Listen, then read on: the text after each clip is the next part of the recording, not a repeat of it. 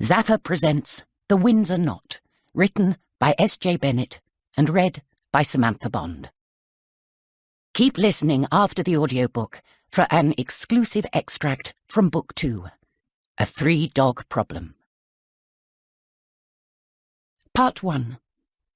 Honi soit qui mal y pense. Evil to him who evil thinks. Motto of the Order of the Garter. April 2016. Chapter 1. It was an almost perfect spring day. The air was crisp and clear, the cornflower sky slashed with contrails. Ahead of her, above the tree line of Home Park, Windsor Castle glowed silver in the morning light. The Queen brought her pony to a standstill to admire the view. There is nothing as good for the soul as a sunny morning in the English countryside. After 89 years, she still marvelled at God's work, or evolution's, to be strictly accurate.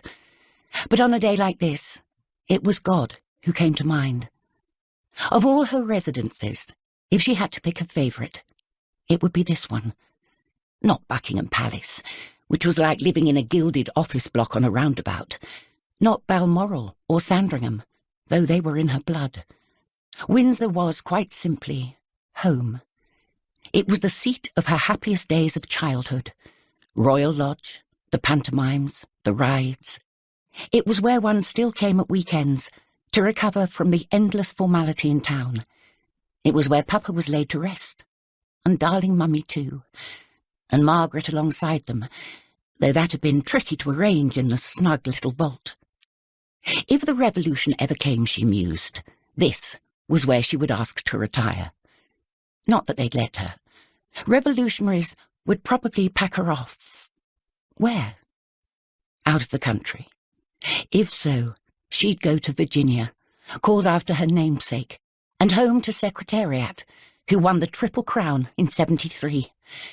Actually, if it wasn't for the Commonwealth, and poor Charles, and William and little George, so nicely lined up to follow him after all the ghastliness, that wouldn't be such a terrible prospect at all. But Windsor would be best. One could bear anything here. From this distance, the castle looked untroubled, idle, and half asleep. It wasn't. Inside, 500 people would be going about their business. It was a village, and a vastly efficient one at that. She liked to think of them all, from the master of the household checking the accounts, to the chambermaids making the beds after last night's little soirée. But today, there was a shadow over everything. A performer at the soirée had been found dead in his bed this morning. Apparently he died in his sleep. She had met him. Briefly danced with him, in fact. A young Russian, brought in to play the piano. So gifted, so attractive. What a terrible loss for his family. Overhead, a dull roar of engines drowned out the birdsong. From her saddle, the Queen heard a high-pitched whine and glanced up to see an Airbus A330 coming into land. When one lives on a Heathrow flight path, one becomes an expert plane spotter, though knowing all the current passenger jets by silhouette alone was a reluctant party trick. The aeroplane noise jogged her out of her thoughts and reminded her she needed to get back to her papers. First, she made a mental note to ask after the young man's mother. She wasn't, to be frank, normally that interested in the absent relations of other people. One's own family was bad enough. But something told her this was different. There had been a very odd look on her private secretary's face when he gave her the news this morning. Despite her staff's endless endeavours to protect her from anything unfortunate, she always knew when something was up. And up, she suddenly realised, something most definitely was. "Walk on," she instructed her pony. Beside her, the stud groom silently urged on his horse in unison. Under the ornate Gothic ceiling of the small state dining room, breakfast was coming to an end. The Queen's racing manager was sharing bacon and eggs with the Archbishop of Canterbury, the ex-ambassador to Moscow, and a few fellow stragglers from the night before. "Interesting evening," he said to the Archbishop, who was seated to his left. I didn't know you danced the tango." "Neither did I," groaned his companion. "Mrs. Gostelow rather swept me off my feet. My calves are killing me." The Archbishop lowered his voice. "Tell me, on a scale of 1 to 10, how ridiculous was I?" The racing manager's lips twitched. To quote Nigel Tufnell, "It was an 11. I'm not entirely sure I've seen the Queen laugh harder." The Archbishop frowned. "Tufnell, was he here last night?" "No. Spinal Tap." The reluctant dancer grinned sheepishly. "Oh, dear." He leaned forward to rub his lower leg under the table and caught the eye of the extremely beautiful, model-thin young woman sitting opposite him at the table. Her wide, dark irises seemed to stare into his very soul. She gave a faint smile. He blushed like a choir boy. But Masha Perovskaya was looking through him, not at him. Last night had been the most intense experience of her life, and she was still savouring every second of it. "Dine," she practised to herself in her head, "and sleep. Dine and sleep. Last week I went to a dine and sleep at Windsor Castle. Oh yes, with Her Majesty the Queen of England. You haven't been to one? They are so lovely." As if it happened every week. Yuri and I had rooms overlooking the town. Her Majesty uses the same soap as we do. She's so funny when you get to know her. Her diamonds are to die for. Her husband, Yuri Perovsky, was medicating an almighty hangover with a concoction of raw green vegetables and ginger made to his personal recipe. The staff was certainly efficient. Yuri had heard rumours that the Queen kept her breakfast cereal in plastic containers. Not that she was joining them this morning. He was expecting the old English shabby chic, which meant poorly maintained homes with inadequate heating and peeling paint. But he had been misinformed. This room, for example, had elaborate red silk curtains, 24 matching gilt chairs around the table, and a pristine carpet of bespoke design. Every other room was equally immaculate. Even his own butler would find little to fault here. The port last night had been excellent too, and the wine. And had there been brandy? He dimly remembered there had been.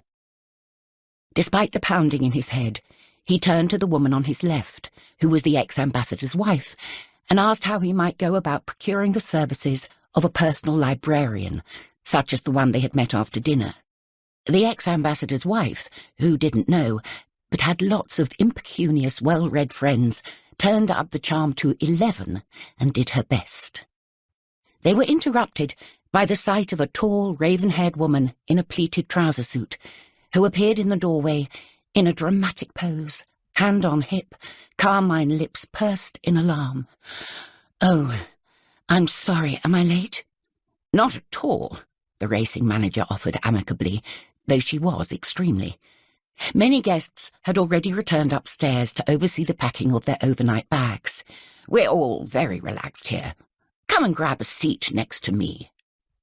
Meredith Gostelow made her way to the chair being pulled back for her by a footman, and nodded heartfelt assent to the suggestion of coffee.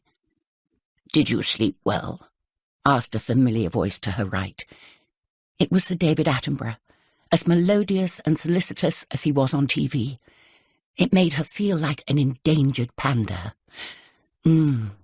Yes," she lied. She glanced around the table as she sat, caught sight of the beautiful Masha Perovskaya half smiling at her, and almost missed her chair. "I didn't sleep," Masha muttered huskily. Several heads swiveled to look at her, except her husband, who frowned into his juice. "I was thinking all night about the beauty, the music, the skaska, how do you say in English?" "The fairy tale," the ambassador murmured from across the table, with a crack in his voice. "Yes, the fairy tale, isn't it? Just like being in Disney, but classy." She paused. This had not come out as she had intended. Her English held her back, but she hoped her enthusiasm carried her through. "You are lucky," she turned to the racing manager. "You come here often, yes?" He grinned, as if she'd made a joke. "Absolutely."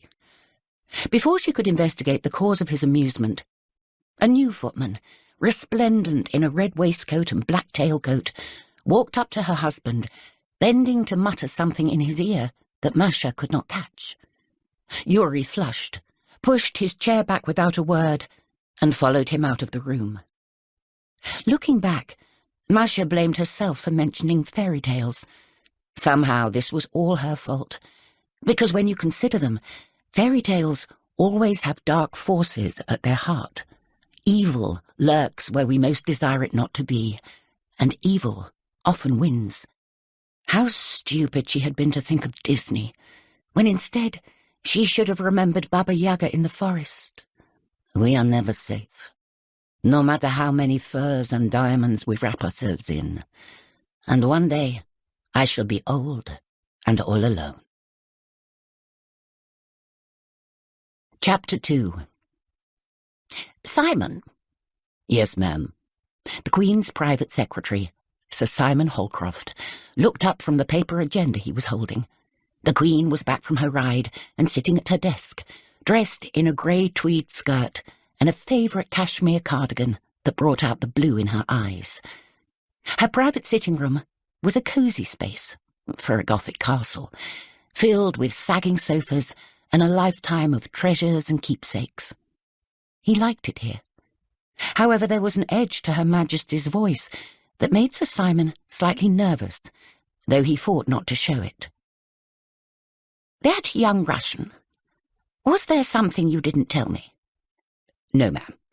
The body is on its way to the morgue, I believe.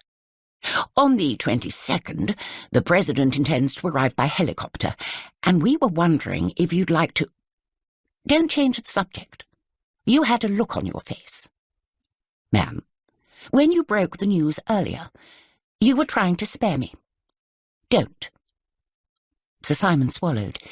He knew exactly what he had been trying to spare his aged sovereign, but the boss was the boss. He coughed. "He was naked, ma'am, when he was found." "Yes." The Queen peered at him.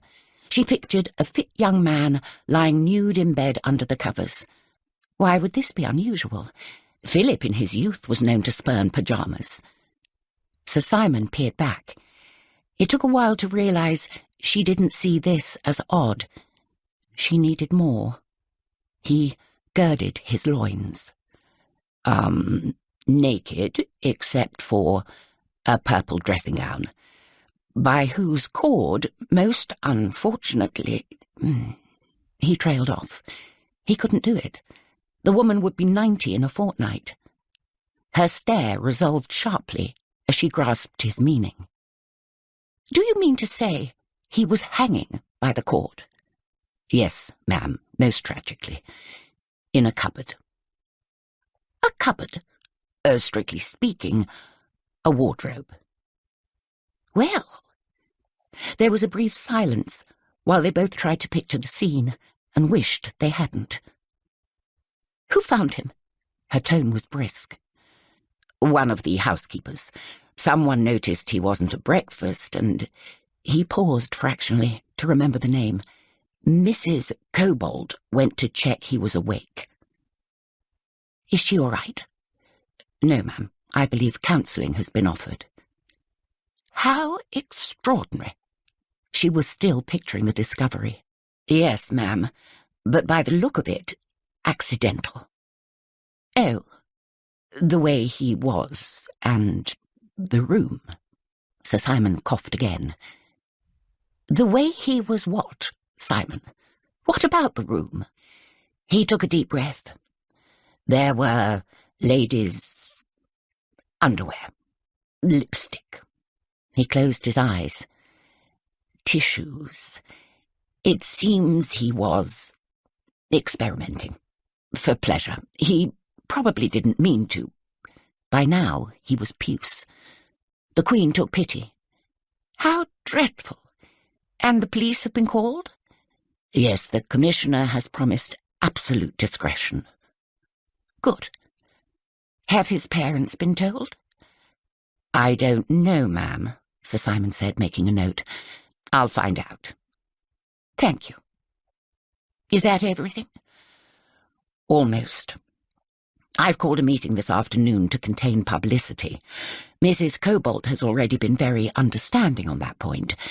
I'm quite certain we have her absolute loyalty, and we'll make it clear to the staff. No talking. We'll need to tell the guests about the death, though obviously not the manner of it, because Mr. Perovsky brought Mr. Brodsky here last night. He has already been informed. I see. Sir Simon stole another look at his agenda. Now, there is the question of where exactly you wish to welcome the Obamas. They returned to business as usual. It was all very unsettling, though. To have happened here, at Windsor, in a cupboard, in a purple dressing gown. She didn't know if she felt more sorry for the castle or the man. It was much more tragic for the poor young pianist, obviously, but she knew the castle better, knew it like a second skin. It was awful, awful, and after such a wonderful night. It was the Queen's habit to spend a month at the castle in spring for the Easter court.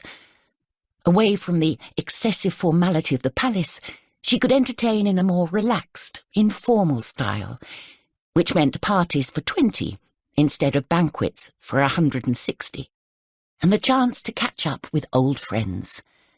This particular dine and sleep, a week after Easter, had been somewhat hijacked by Charles, who wanted to use it to curry favour with some rich Russians for one of his pet projects that needed a cash injection.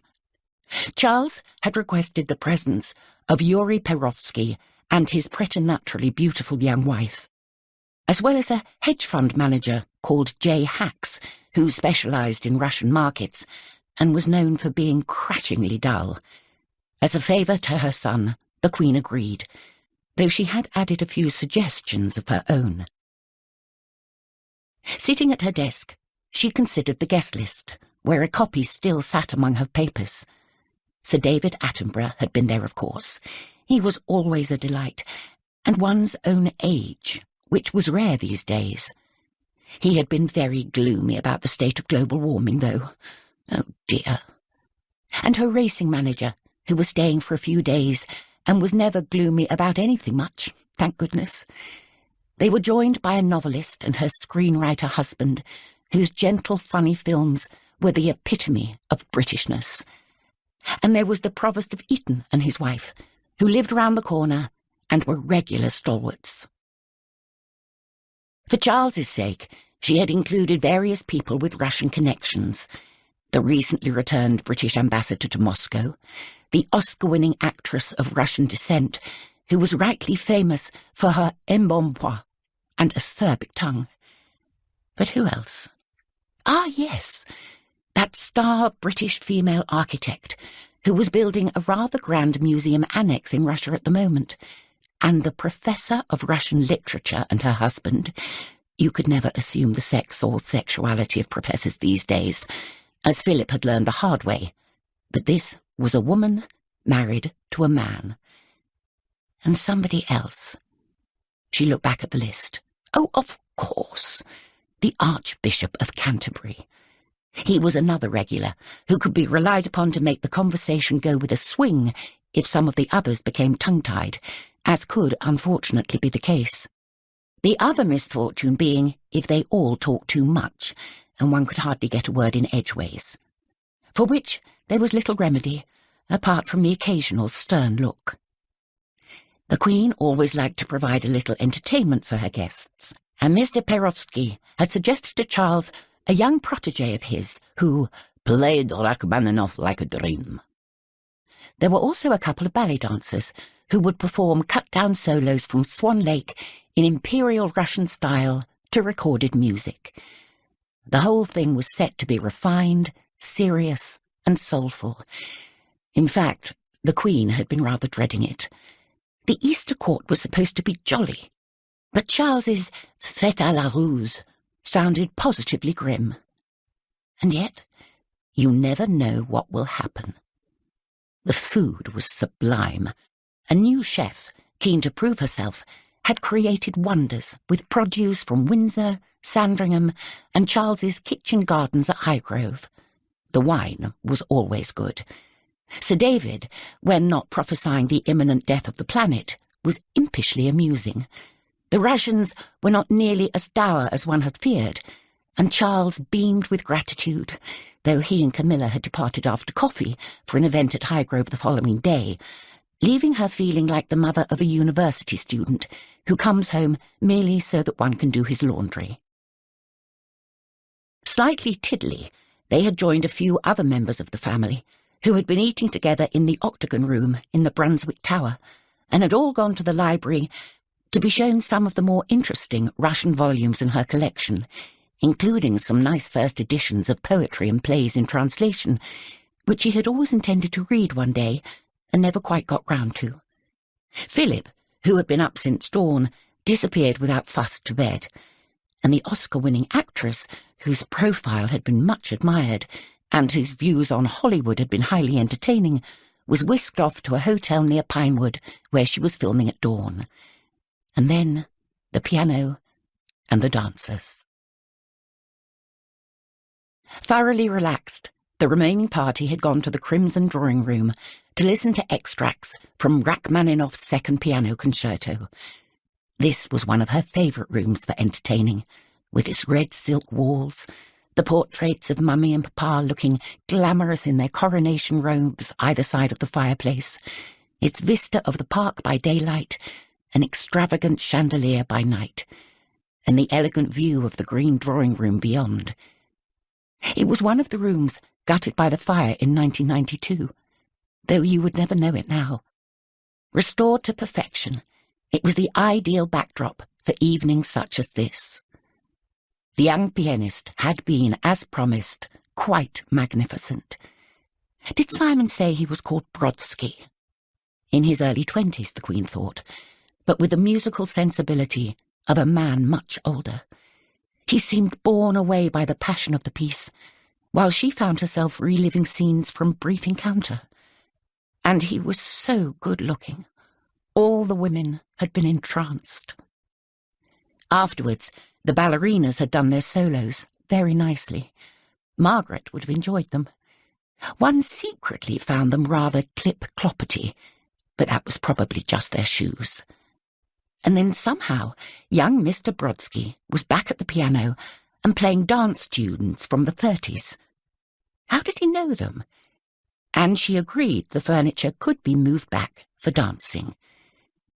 It all started out quite decorously. Then someone else had sat at the piano. Who? The professor's husband, she seemed to remember, and he was surprisingly good too. The young Russian was freed to join the assembled company. With impeccable manners, he had clicked his heels and bowed down to his hostess, with a look of real supplication in his eyes. "Your Majesty, would you care to dance?" Well, as a matter of fact, she would. And the next thing she knew, she was fox-trotting across the floor with no thought for sciatica. She was wearing a light silk chiffon gown that evening, with plenty of swing in the skirts. Mr. Brodsky was an expert partner, reminding her of steps she had forgotten she knew. His timing was flawless. He managed to make one feel like Ginger Rogers.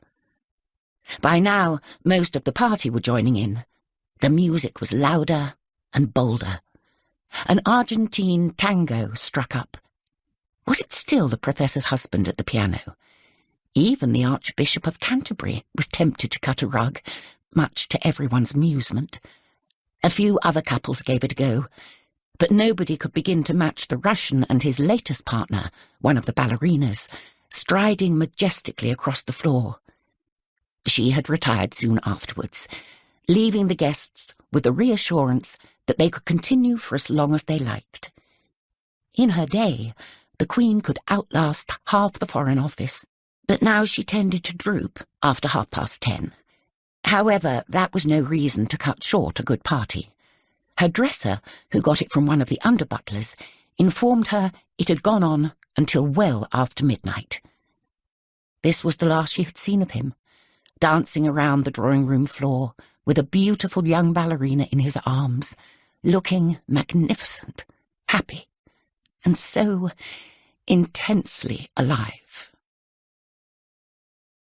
Philip was full of the news when he arrived to share a coffee with her after lunch. "Lilibet, did you hear the man was nude?" "Yes, actually, I did." "Strung up like a Tory MP. There's a word for it. What is it? Auto-sex something." "Autoerotic asphyxiation," the Queen said grimly. She had Googled it on her iPad. "That's the bugger. Do you remember Buffy?" One did indeed recall the 7th Earl of Wandle, an old friend, who had been rather partial to the practice in the 50s, by all accounts. Back then, it had seemed practically de rigueur among a certain set.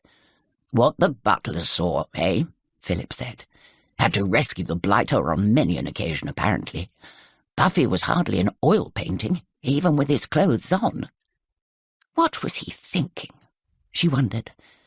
"My dear, I try not to imagine Buffy's sex life." "No, I mean the young Russian, Brodsky." "Well, that's obvious," Philip said, gesturing around him. "You know what people are like in this place. They come here, decide it's the pinnacle of their bloody existence, and need to let off steam. The hijinks that go on when they think we're not looking. Poor bastard." He dropped his voice sympathetically. "Didn't think it through. Last thing you want is to be discovered in a royal palace with your ghoulies out." "Philip!" "No, I mean it. No wonder everyone's keeping it hush-hush. That and protecting your fragile nerves." The Queen threw him a look. "They forget. I've lived through a world war, that Ferguson girl, and you in the Navy." "And yet they think you'll need smelling salts if they so much as hint at anything fruity. All they see is a little old lady in a hat." He grinned as she frowned. That last remark was true, and very useful, and rather sad. "Don't worry, Cabbage. They love that little old lady." He rose stiffly from his chair. "Don't forget, I'm off to Scotland later. The salmon's spectacular this year, Dickie says. Need anything? Fudge? Nicholas Sturgeon's head on a platter?" "No, thank you. When will you be back?" "A week or so. I'll be in good time for your birthday. Dickie's going to stuff up the atmosphere and fly me in his jet." The Queen nodded. Philip tended to run his own diary these days. Years ago, she had found it rather heartbreaking when he disappeared off with who knew who to do God knew what, leaving her in charge. A part of her was jealous, too, of the freedom, the self-determination. But he always came back, bringing with him a burst of energy that cut through the corridors of power like a brisk sea breeze. She had learned to be grateful. "Actually," she said, as he bent arthritically to drop a kiss on her forehead, "I wouldn't mind some fudge." "Your wish is my command." He grinned, making her heart melt with clockwork precision, and strode to the door. Chapter 3.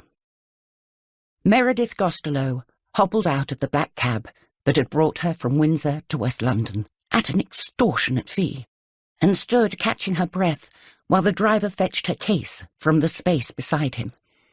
She looked up at the pale pink stucco of her house and felt that she would never be the same again. Something had shifted, and she was terrified and ashamed, and something else she couldn't name. She wasn't sure what she was thinking, but a tear made its tentative way through the powder on her right cheek. Since the menopause had hit her like a freight train, moisture of any sort was hard won these days.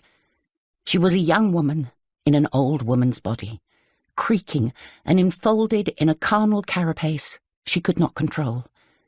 Last night had made it worse. And then this morning, she would have sunk to her knees if she hadn't known it would be impossible to rise up again. "Bye, missus." She glanced round, checking for her case and her handbag, and nodded. She had already paid him by card in the cab. £200! What had she been thinking? But then, who orders an Uber to pick them up from Windsor Castle? She should have gone to the station, of course, and caught the train to central London, like any sensible human who didn't drive. But at Windsor, one thinks differently. Surrounded by liveried staff, one is expansive. One is there because one is successful. One did, in fact, spend 20 minutes last night talking to the Archbishop of Canterbury about a potential commission for a 21st century church building in Southwark. And so one orders a cab and hang the expense, and says goodbye to the price of a large tub of creme de la mer for the sake of getting stuck in terrible, utterly predictable traffic on the M4. She must stop thinking as if she were a tight-fisted version of the Queen. Mind you, HMQ herself was known to mind the purse strings. Anyway, she, Meredith Gosterlow, was alone. A partner would have had the train idea. A partner would have given her a moment to think. A partner would have prevented whatever happened last night. A partner might have driven her here in a nice big car and would now be carrying her case for her up the small flight of steps to the front door, and talking to her, and telling her what to do, and needing food cooked and beds made and attention paid, which would be a nightmare. Meredith had been through this mental rigmarole 1,000 times, and cursed herself for repeating it now. But something had changed last night. Something deep inside. Talking of which, she needed the loo rather badly. She grabbed her case by the handle with one hand, holding her capacious bag to her chest with the other, and hauled herself up the steps. By the time she'd found her keys, opened the door, dumped the bags, and run down the hall, she made it to the loo seat with microseconds to spare. Old ladies, no moisture when and where you need it, gallons of it without warning when you don't. Masha Perovskaya sat in the back of the Mercedes Maybach, listening to the musical, rhythmical sound of Italian phrases as the car inched its way home. Her hands were folded in her lap, and she watched the glimmering light show created by the facets of the yellow diamond the size of a gull's egg on her wedding ring finger. Across the seat, Yuri barked Russian obscenities into his phone. A muscle twitched in his neck. It is astonishing how quickly the best day of your life can become simply another thing you did. In Masha's earbuds, her Italian language app said something about the pleasure of being outside. Or was it wall paintings? She tuned out. Yuri had been quick to tell her how crass she had been, how common, how she ruined breakfast for him by mentioning Disney, how she'd ruined it for everyone. But wasn't it he who had asked to bring his own chef? He couldn't, refused to eat anything that wasn't alkali, and had insisted on applying his own Himalayan pink salt from a rock crystal pillbox at breakfast. The ex-ambassador's wife had been watching at the time, and Masha had seen the look she gave him. The problem with Windsor Castle is that it is a dream. Real people only ruin it. Today, a trade war was brewing. The markets were down. Yuri was incandescent that certain stocks hadn't been traded yesterday when he had given the order. Eventually, he ran out of bile and ended the call with a vicious stab of his thumb. 500,000. You can say goodbye to your gallery. He glared at his wife, furious, wounded. At the word gallery, she finally looked him in the face. Good, he thought. It was why he had said it. The things it took to get Masha's attention. God forbid she should support him while he was fighting to keep everything together for her, for them, for the future. All she cared about was art, collecting it, showing it off, and mixing with people who made her feel clever because she knew the word post-impressionism. That and being worshipped like a goddess.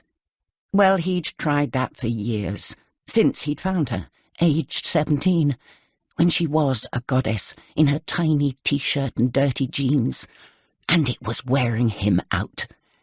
And it wasn't exactly as if he was the only one. By the way, he said casually, the way he'd rehearsed, Maxime's dead. Huh? He watched her face freeze. Died this morning. Heart attack, probably. You liked him, didn't you? For a moment she couldn't speak. When she did, her voice was barely there. A little. All those piano lessons. So many. You must play me some of those pieces you learned.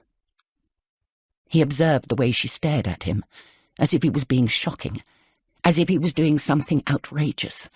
The way she so often looked at him, saying nothing, from her high goddess pedestal up in the stratosphere somewhere, when all he wanted was for her to step down and reach out to him. He wanted her to burn with shame and come to him, soft and humble, and hold him. Why couldn't she understand? She was the villain here. Why did she always make it all his fault? His head was still pounding. Why had she let him drink so much? Had she known what would happen next? She took out her earbuds. The silence enfolded them like a shroud as she worked out what to say. "I will play you something," she mumbled at last. "When we get home." Tears threatened to spill from those heavenly, glistening eyes, but she held them in. She was made of ice, he thought. But one day, he would melt her. At the castle, the Queen tried vainly to distract herself from thoughts of the poor misguided young man in the cupboard. She had spent the afternoon with her racing manager, going through her upcoming entries at Ascot. With the public safely shooed off the premises, she was on her way to inspect one of the tapestries in the grand reception room, which was due for minor restoration, when a warder intercepted her to say Sir Simon needed to see her urgently. "Did he say why?" The warder tapped his two-way radio. "He said to tell you there's been a development, ma'am," he said impassively. She approved of his lack of curiosity. The last thing one needed was staff who practically nodded and winked as they passed on news. Such people never lasted long. With a sigh, she turned on her heel and headed back to her office. If Sir Simon was tracking her down this way, it must be important. She retraced her steps through the semi-state apartments where she'd entertained the guests at the dine and sleep, heading back towards the grand corridor where her private apartments were. As she reached the lantern lobby, she bumped into a small group of people coming the other way. This was where the fire had started. And although it looked splendid these days with its new ceiling, the timbers spreading out like fans, she still felt the occasional shiver walking through it. The group, meanwhile, seemed quite astonished to see her here. They were headed by a distinguished, square-jawed, middle-aged man in a broad-breasted pinstriped suit and a tie. "Governor!" "Your Majesty." General Sir Peter Venn clicked his heels and bowed at the neck briefly. He alone didn't look surprised, because he wasn't. As the current governor of Windsor Castle, he lived in a grace and favour apartment in the Norman Tower, at the gate to the upper ward, and she knew him well. In fact, she could have named, in order, all his postings around the world and quoted from his commendations in half of them. She had known his uncle, too, whom she'd first met as a slip of a lieutenant at a party in Hong Kong aboard Britannia, and to whom she had awarded various medals for operations too secret to name. The Venns were a strong military family. If there ever was a revolution, she would want Peter at her back. Or ideally, just a few paces out in front. "You look busy," she said, as they drew close. Actually, we're just finishing up, ma'am. Very useful meeting. I was about to give a quick tour." She smiled with vague approval at the group, most of whom she had briefly met yesterday. She was about to go on her way, but Sir Peter had a look about him. If he wasn't a die-hard general, built to withstand all eventualities, she might almost have called it excitement. She paused for a fraction, and seizing his chance, he said, "May I introduce you to Kelvin Lowe? He's doing some interesting work for us in Djibouti." Interesting work meant foreign intelligence. Sir Peter had been hosting a meeting on behalf of MI6 and the Foreign Office. A young man with Asian features, wearing some sort of dark hoodie over... Were they? Yes, tracksuit trousers, stepped forward and bowed shyly. He looked utterly overwhelmed by the honour of meeting her. She wished one didn't have this effect. It was really quite trying, although obviously chatterboxes and oversharers, Harry had taught her the term, a very useful modern description for bores, were worse. "Were you here last night?" she asked. "No, your madam." "Oh." He looked up from his trainers, long enough to see that she was still staring at him. "My plane was late," he managed to mumble. Well, she gave up. There was only so much time one could devote to the inarticulate youth of today, however brilliant. The other members of the group hadn't been much better last night, and nor were they today. One of the men trembled like an aspen in the Berkshire breeze, and the young woman next to him looked positively unwell. She bade them goodbye. She wanted to know what Sir Simon had to say, and hurried on to her office, where he was waiting. Outside, the lamps were coming on, casting an opalescent glow across the lawns and paths leading down to the long walk. She was glad they hadn't closed the curtains yet. Inside, it was warm and bright, and time for gin. But first, work. "Yes, Simon, what is it?" Sir Simon waited until she had sat down at her desk. "It's the young Russian man, Mr. Brodsky. I rather assumed as much." "It wasn't an accident." She frowned. "Oh, dear. Poor man. How could they tell?" "The knot, ma'am. The pathologist felt something wasn't right. The hyoid bone was broken. That's a bone in the neck, ma'am." "I know about hyoid bones." She'd read a lot of Dick Francis novels. Hyoid bones were breaking all the time. Never a good sign. "Ah, the fracture doesn't necessarily prove anything because it could happen anyway with hangings. But also the mark of the ligature round the neck was unusual. Even that wasn't conclusive. The pathologist has been working on the case all afternoon because we wanted some reassurance.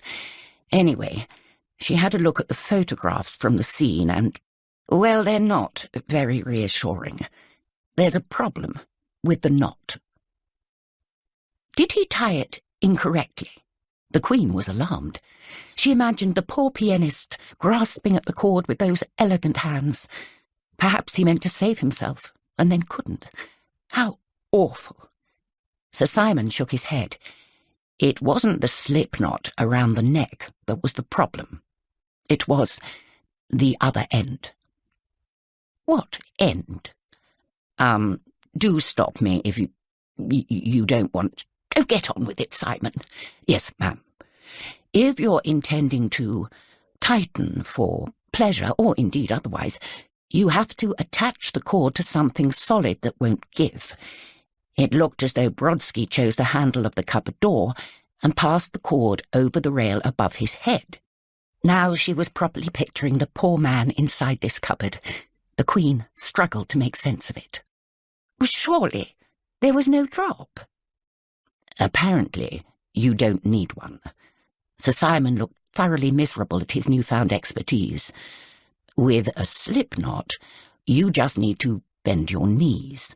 A lot of people who do it for pleasure like to do it that way, I understand, because when they've had enough, They think they can just stand up and loosen the noose, but it doesn't always work, because they lose consciousness, or they can't loosen it after all, and then—" She nodded.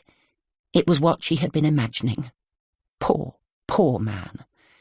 Sir Simon continued, "But none of that matters, ma'am, because that's not how he died." There was a tiny pause.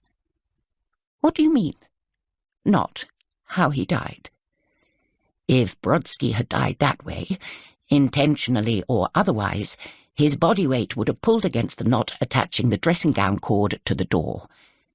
But that knot was still fairly loose. It hadn't been tautened by a falling weight.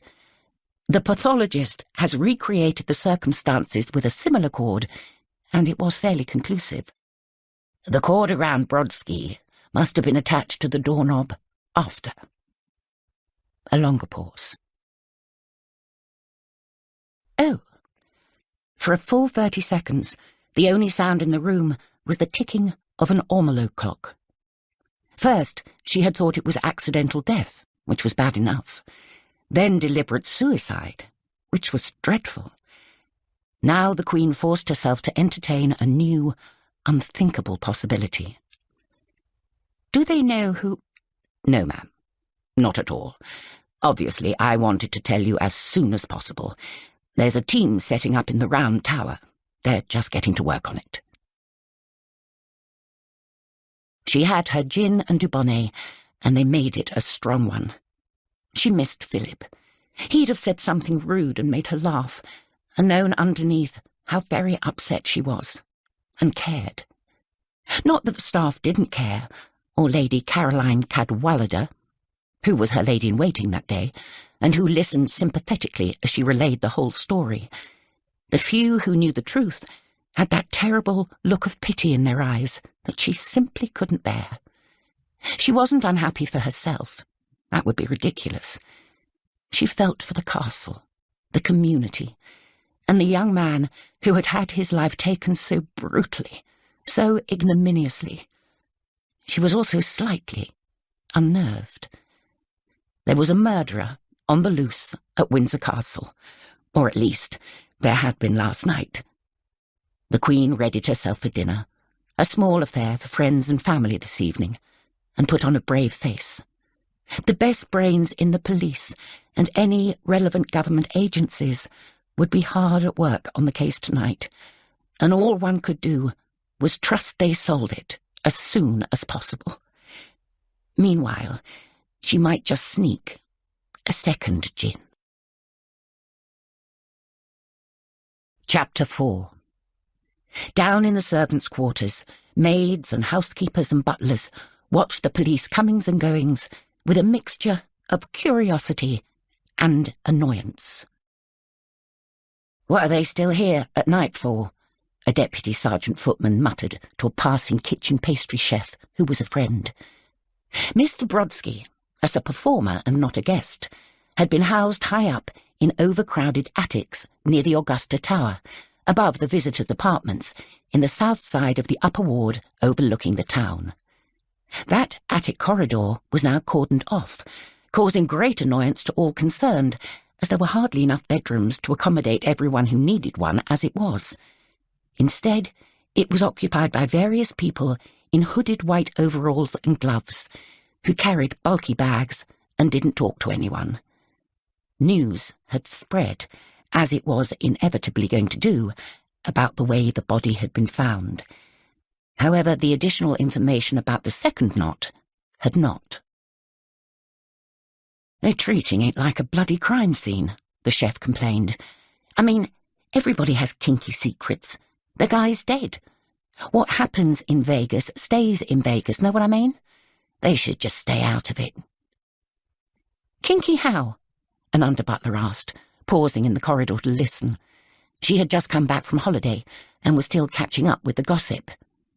"Well, I got it from a security guy who's mates with one of the laundry maids who swore him to secrecy, that he was wearing ladies' knickers and lipstick and had a tie wrapped round his—" They heard fast steps, saw a senior member of the household staff approaching, and tried to look busy.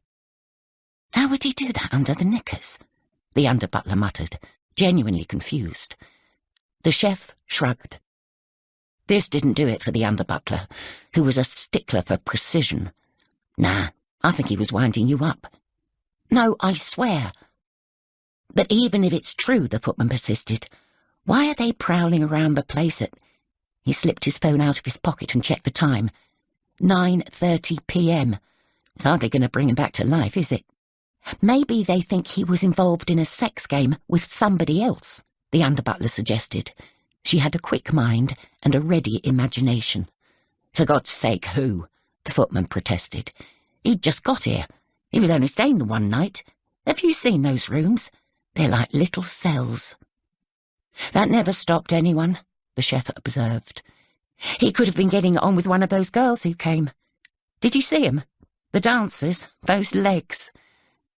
The off-duty ballerinas, confident of their physique, had worn the skinniest of skinny jeans and croppedest of crop tops. It was not typical Windsor attire and had been much admired by half the staff at breakfast. What? And they decided to go all-out kinky here, at Windsor? The footman scoffed. He paused to think. It would have to be both of them, he added, still sceptical. Oh, why? Because the girls were sharing a room. We had a rush on.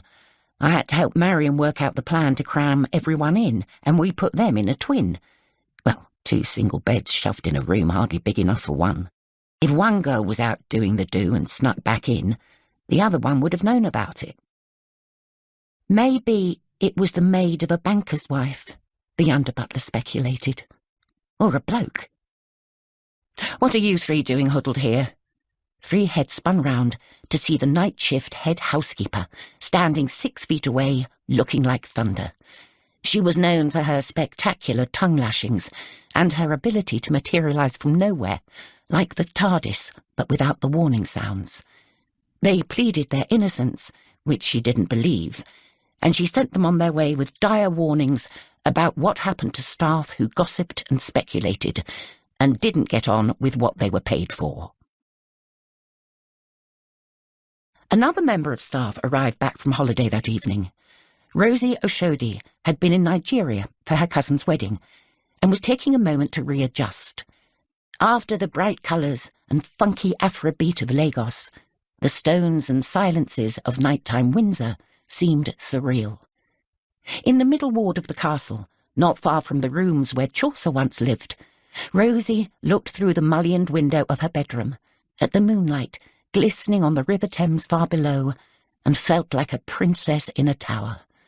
A black princess, whose childhood braids would never have been long enough to let a prince climb up and rescue her. But then, Rozie had worked hard to get her job as the Queen's assistant private secretary. She didn't need rescuing. Instead, she needed to find out what on earth was going on. Sir Simon had sent 5 messages for her to call him. Rozie had tried to as soon as her much-delayed flight had landed, but now his phone was going to voicemail. Super-smooth Sir Simon was not the sort of person to panic, and this week was supposed to have been extra quiet. It was why she'd been given the time off for Cousin Fran's wedding. To be strictly accurate, the wedding had been organised around this potential gap in Rosie's schedule, a fact she was too embarrassed about to linger on for long. The royal family always came first, and if Fran wanted Rozie there, fresh from her star-new appointment at the palace, this was the week it had to happen. For the 10th time, Rozie checked the news on her phone. Nothing unusual. She shivered in the cold. For a brief moment, she flirted with the idea of climbing into her pyjamas and collapsing into bed, knowing she would be up early tomorrow, with a full day of work ahead of her and several days of partying to recover from. Sir Simon could update her in the morning, when she was fresh. But that was the jet lag talking. Rozie knew things didn't work that way in the royal household, and that's what you signed up for when you joined. You were always prepared, always informed. So she unpacked, humming one of the tunes they had played in every Lagos nightclub. She smiled at the plastic keyring, with the bride and groom's faces grinning at her, to which she now attached her most precious possession, the key to her Mini Cooper. Then she sat on her narrow bedstead, fully dressed and still in her coat, scrolling through her phone to favourite the best photographs of Fran and Femi from the 100 she had taken, waiting for Sir Simon's call. It finally came at 1 a.m, when his working day was over. Rozie made her way over to Sir Simon's quarters in the castle. He had a suite of rooms in the east side of the upper ward, not far from the private apartments. They were crowded with pictures and antique furniture, yet somehow immaculately tidy. Like Sir Simon's mind, Rozie thought. He stared at her for a moment, having opened the door to her. She stared back. "Is there a problem?" "Your hair. You've changed it." She ran a nervous hand over the new cut, which she agreed to on a whim in Lagos. Since the army, Rozie had always kept it short and crisp, but the new look was sharper still, with asymmetric angles. She wasn't sure how her middle-aged home counties colleagues would respond. "Is it okay?" "It's, different. Gosh, it's fine. Sorry, do come in." Sir Simon could be awkward with her sometimes, but at least it was friendly awkward. Rozie made him feel old, she thought, and short. She was a good 2 inches taller than him in heels, while he made her feel underinformed about the royals, the Constitution, pretty much everything. They made it work. However, tonight, they were both tired. As they sat facing each other on chintz-covered chairs, Sir Simon sipped from a cut crystal tumbler of single malt to keep himself awake. Rozie, fearful that whiskey would have the opposite effect on her, stuck to sparkling mineral water. She made notes on her laptop as he brought her up to speed on the new police investigation. "Bloody mess," he sighed. "Total nightmare. About 50 suspects and no motive. God, I pity those detectives. You can imagine the headlines when the Mail gets hold of it." He had outlined the basics of the case, and Rozie could indeed imagine. "Russian in death-sex romp at Queen's party," or words to that effect. The headline writers would slaver at the chance to create the greatest clickbait of all time.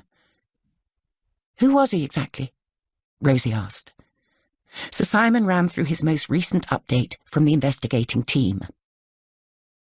Maxim Brodsky, 24 years old, musician, based in London. Not a full-time professional, he was scraping a living playing in bars and hotels, teaching, doing the odd concert gig for friends in the business. It's not completely obvious how he paid his rent, because he shared a decent flat in Covent Garden.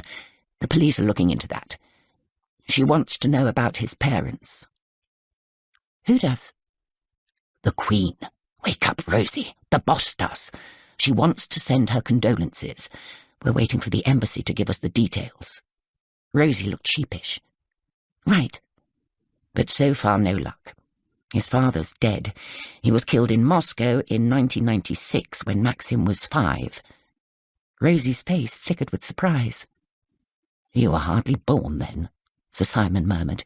He gave her a lopsided smile. "I was 10. "Lord," he sighed. "Anyway, back in the 90s, murder on the Moscow streets was a daily occurrence. It was the time of Yeltsin. The Soviet Union had collapsed. Capitalism was running amok. It was like Chicago in the 20s. Gangs and thugs and corruption. Anyone with any money lived in fear of being bumped off by one side or another. I had friends in the city, with family back in Moscow, who lived in constant terror." "What happened to Brodsky's dad?" "Knifed outside his flat. He was a lawyer, working for a venture capital fund at the time. The authorities said it was a street gang that did it. But 10 years later, when young Maxime was 15, he won a music scholarship to an English boarding school. The rest of the fees were paid by a company based in Bermuda. So was his holiday accommodation, according to what the police have unearthed. He spent Christmases and summers at an upmarket B&B in South Kensington." "At 15? Apparently so. A couple of Easter holidays was spent with a school friend who had a house in Moustique. But I'm more interested in Bermuda.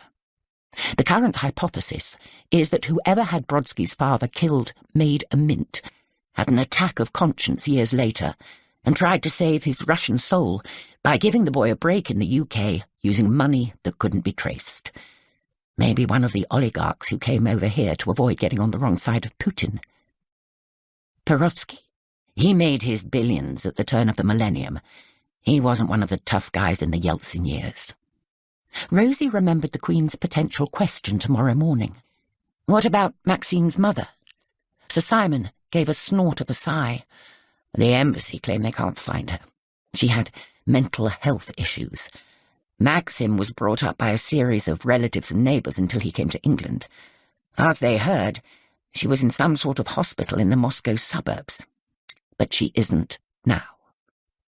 So he was effectively an orphan, apparently. Sir Simon eyed his whiskey tumbler ruminatively, and Rozie thought how much Maxim Brodsky's early life resembled a classic spy biography. Did real spies actually grow up like that? She decided not to show her ignorance by asking a stupid question. Possibly, Sir Simon said. I'm sorry? You're wondering if he's FSB. It's possible. He's not on our list. Rozie simply nodded and tried to keep her expression neutral. But she was still new to this job, and she was thinking how incredible it was that a year ago she ran a small strategy team at a bank, and now here she was, casually discussing whether or not somebody was a Russian spy with someone who knew, or at least was supposed to know. The Official Secrets Act was a scary thing, but she had sworn to obey it, and now the secrets just seemed to tumble out on a daily basis. She was still getting used to it. And what about the other killer? The one last night, I mean. Sir Simon took another sip of Glenmorangie. That's where the bloody nightmare begins. A team of top detectives, one nude Russian found dead in a castle surrounded by armed guards. After sundown, nobody gets in or out without security verification, not even you or me. Everything is monitored and recorded. Everyone's vetted, and new visitors have to show their passports on arrival, which they all did. They thought they'd have it sorted by tea time, and yet... He shrugged. He looked very tired. Rozie knew how relentless his job was. Brodsky was brought down here by Perovsky, he continued. So it seems most likely it was someone in his entourage. There's the valet, who had the room next to Brodsky. He went up to the Perovskys' room after the party at their request, which isn't unheard of. He hardly knew Brodsky, from what the police have ascertained. There's certainly no rumour of any relationship or quarrel. Mrs. Perovskaya brought her lady's maid, who did know him quite well, but the woman is tiny, apparently. It doesn't look as if she'd have the strength to wring out a hanky, never mind subdue and strangle a fit young man. And from the shape of the ligature, it looks as though he was strangled first lying down, then strung up afterwards. I'm sorry, not a nice way to say it. It's been a long day. Rozie looked up from her laptop. Not a problem. There are other suspects, then? Well, 2 ballet dancers performed after the dinner. Strong as oxen, I should guess, but they claim to have only met him in the car on the way down from London. The girls were sharing a room, and one of them was FaceTiming her boyfriend half the night, and all of them swear neither of the girls left the room except to go to the loo or have a quick shower. Neither of which would have given them enough time to have a sex romp with a stranger, kill him, and stage an accidental suicide. He rubbed his eyes and went on. At a pinch, any of them could have done it, but it's not obvious. A couple of dozen other people were sleeping in the visitors' quarters that night, scattered about the castle. There were conferences and meetings and all sorts going on. It was Piccadilly bloody circus. I mean, is there a visitor's Tinder I know nothing about? And did I mention the 2 o'clock cigarette? Rozie looked up from her laptop, frowning. She shook her head. Sir Simon lifted his glass to the lamplight and stared into the amber glow. One of the policemen on duty found Brodsky smoking a fag on the east terrace, practically under Her Majesty's bedroom. He said he went out to enjoy the night air and got lost.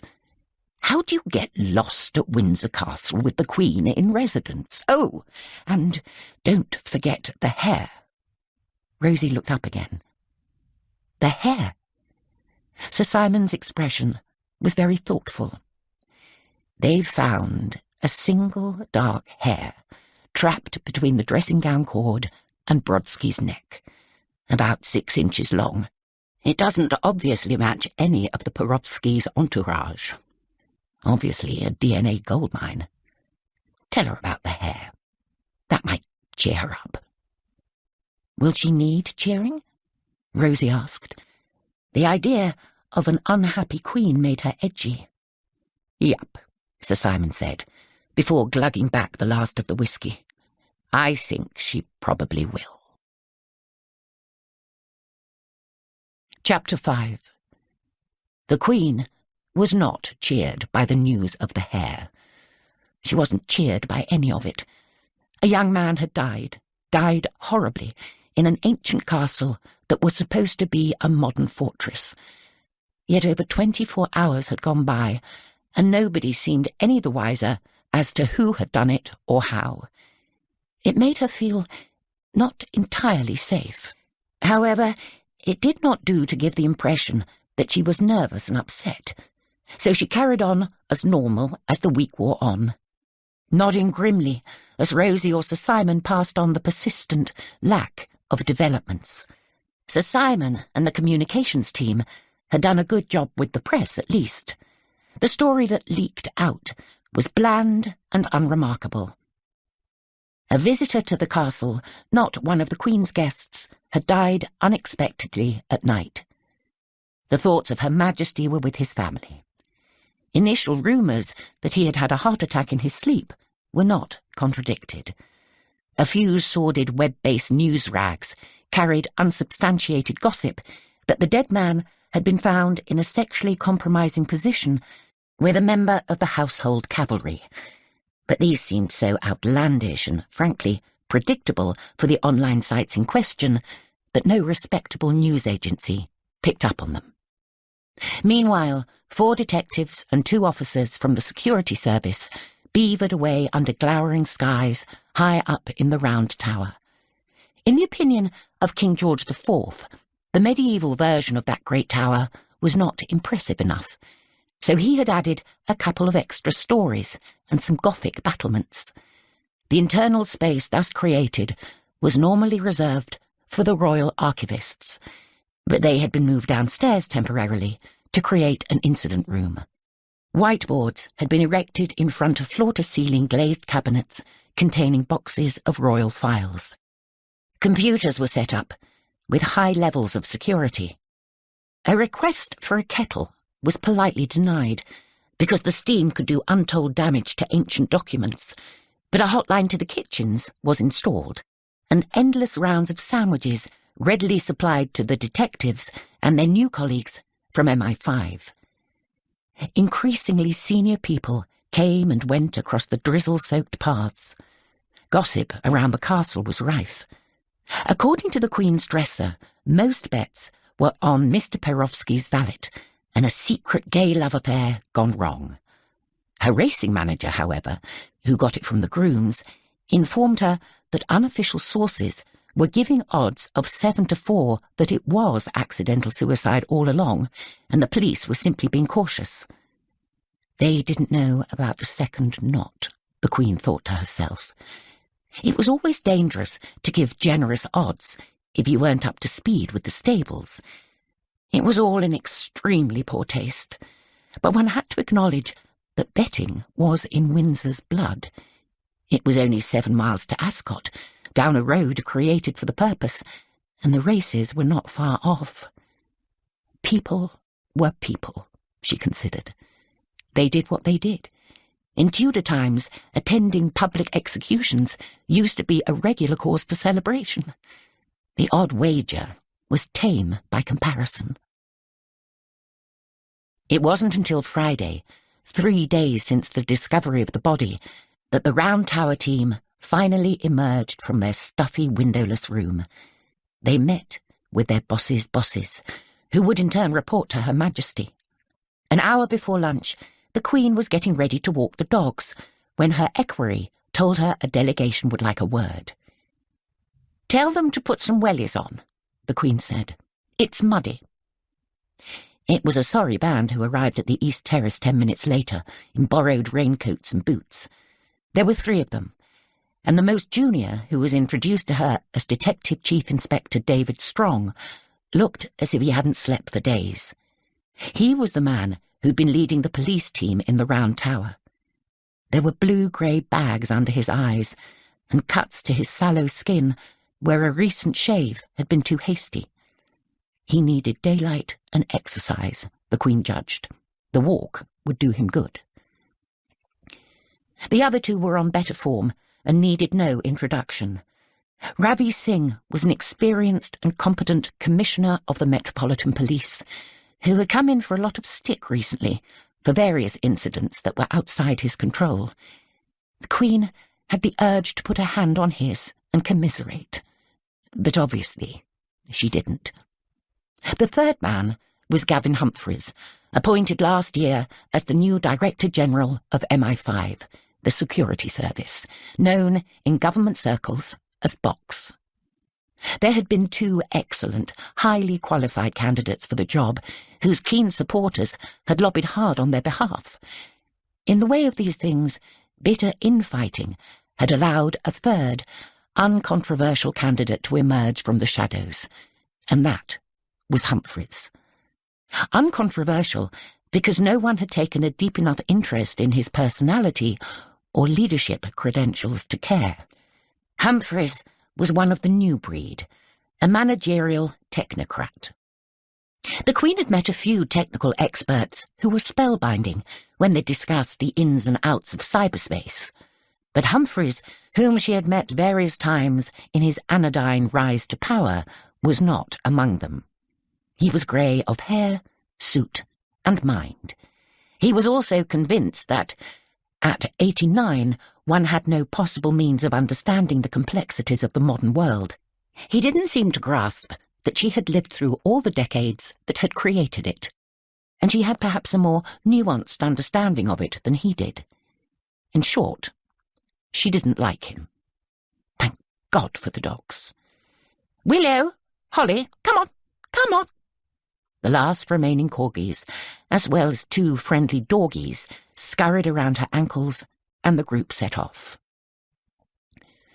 "I'm sorry it's taken so long," Humphreys said, as they headed downhill towards the gardens.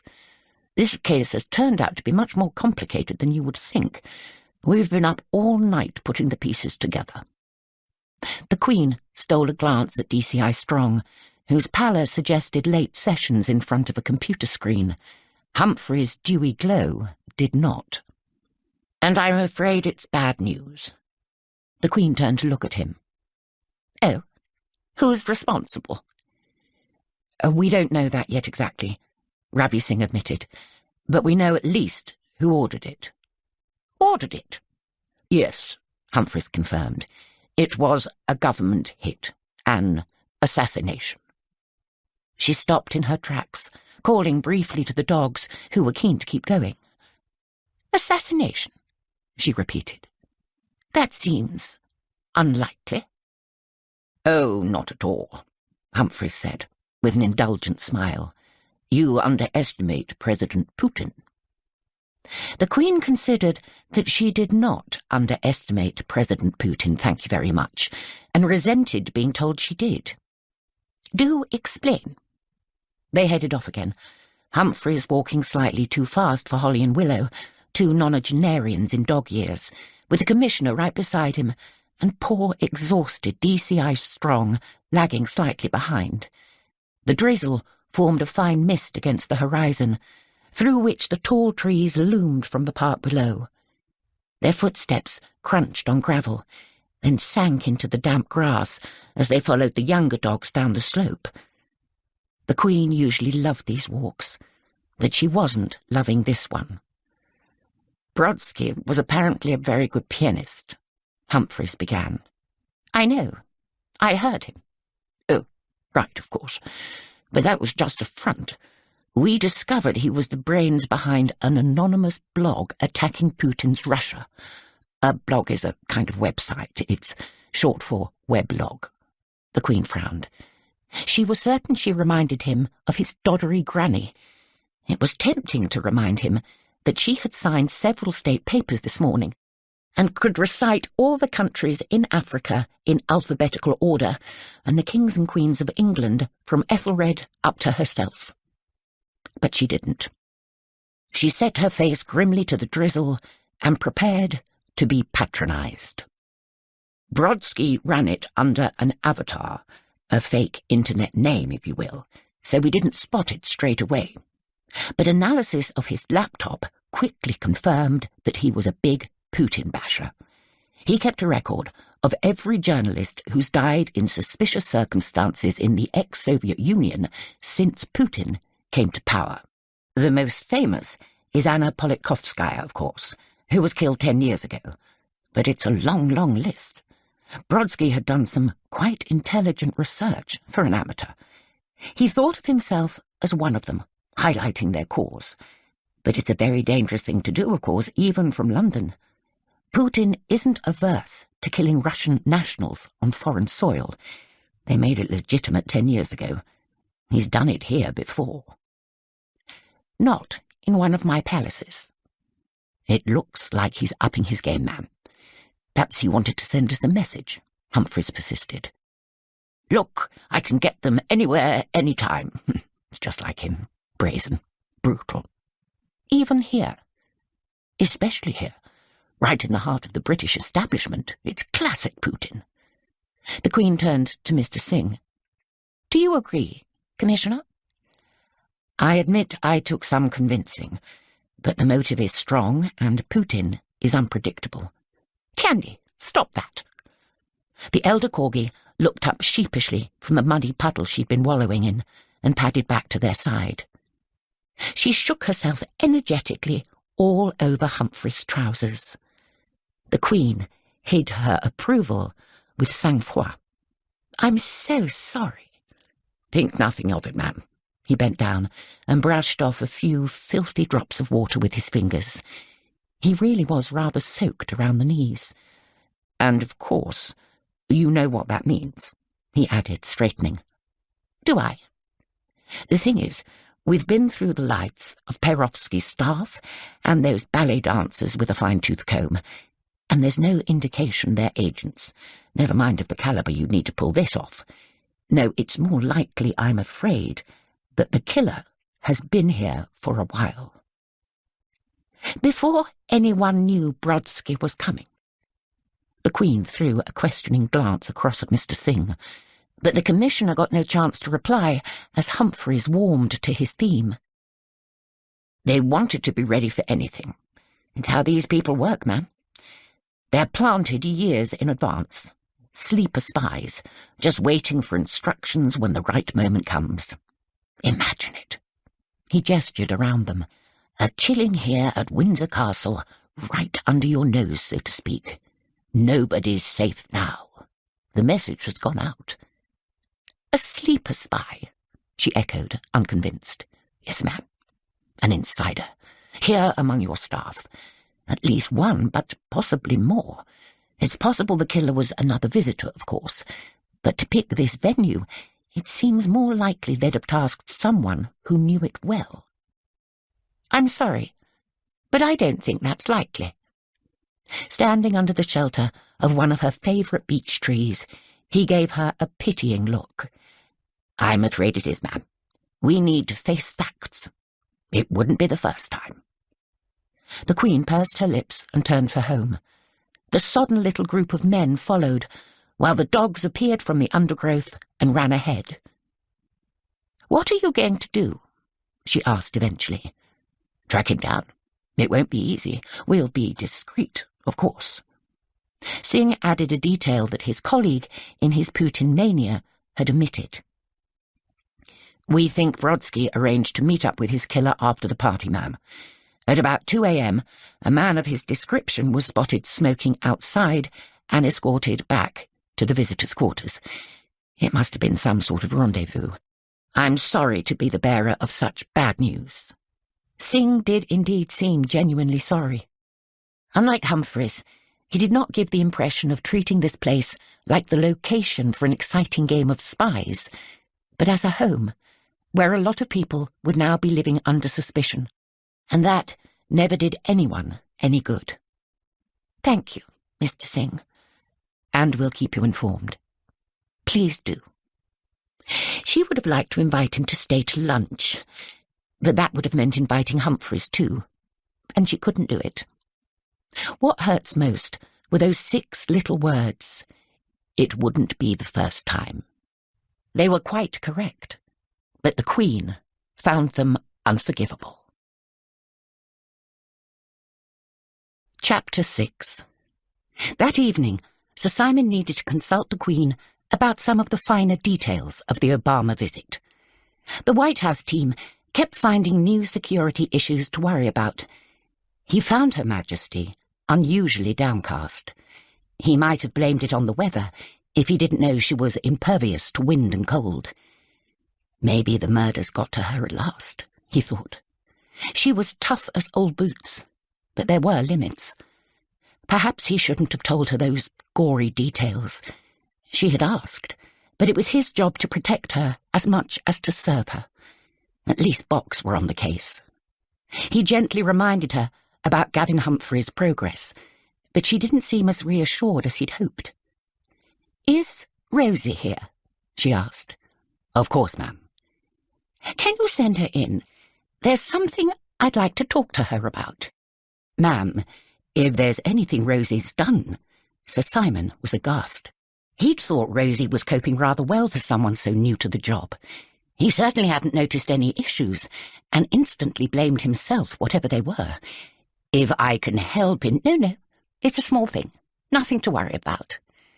Rozie arrived 10 minutes later, looking puzzled. "Your Majesty, you wanted to see me?" "Yes, I did," the Queen said. She fiddled with her pen for a moment, deep in thought. "I was wondering if you could do something for me." "Anything," Rozie offered, with more passion in her voice than she'd intended. It was true, though. Whatever the boss wanted, she would do.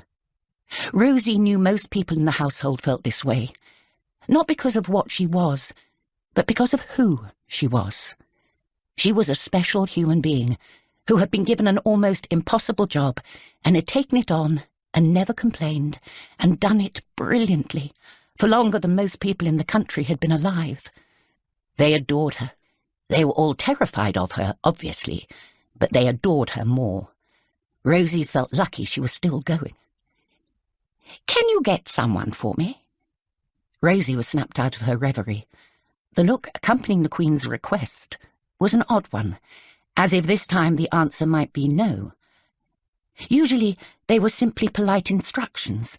This one seemed more philosophical. "Of course, ma'am," Rozie said brightly. "Who?" "I'm not sure exactly. There's a man I've met before, an academic from Sandhurst or Staff College, I think, an expert on post-Soviet Russia. He has scruffy hair and a ginger beard, and his first name is Henry, or William. I'd like to invite him to tea, privately. Actually, I think he'd like to meet my friend Fiona, Lady Hepburn. She lives in Henley, and I'm sure she'd be happy to host. She can invite me to tea, and him too, and we can talk." Rozie stood in front of the desk, trying to decode what was happening. She wasn't sure exactly what she'd been asked, but that was a detail. She'd work out how to do it later. "When would you like?" "As soon as possible. You know my schedule." There was a pause. "And Rozie." "Ma'am?" The Queen gave her another odd look. This one was different from the last.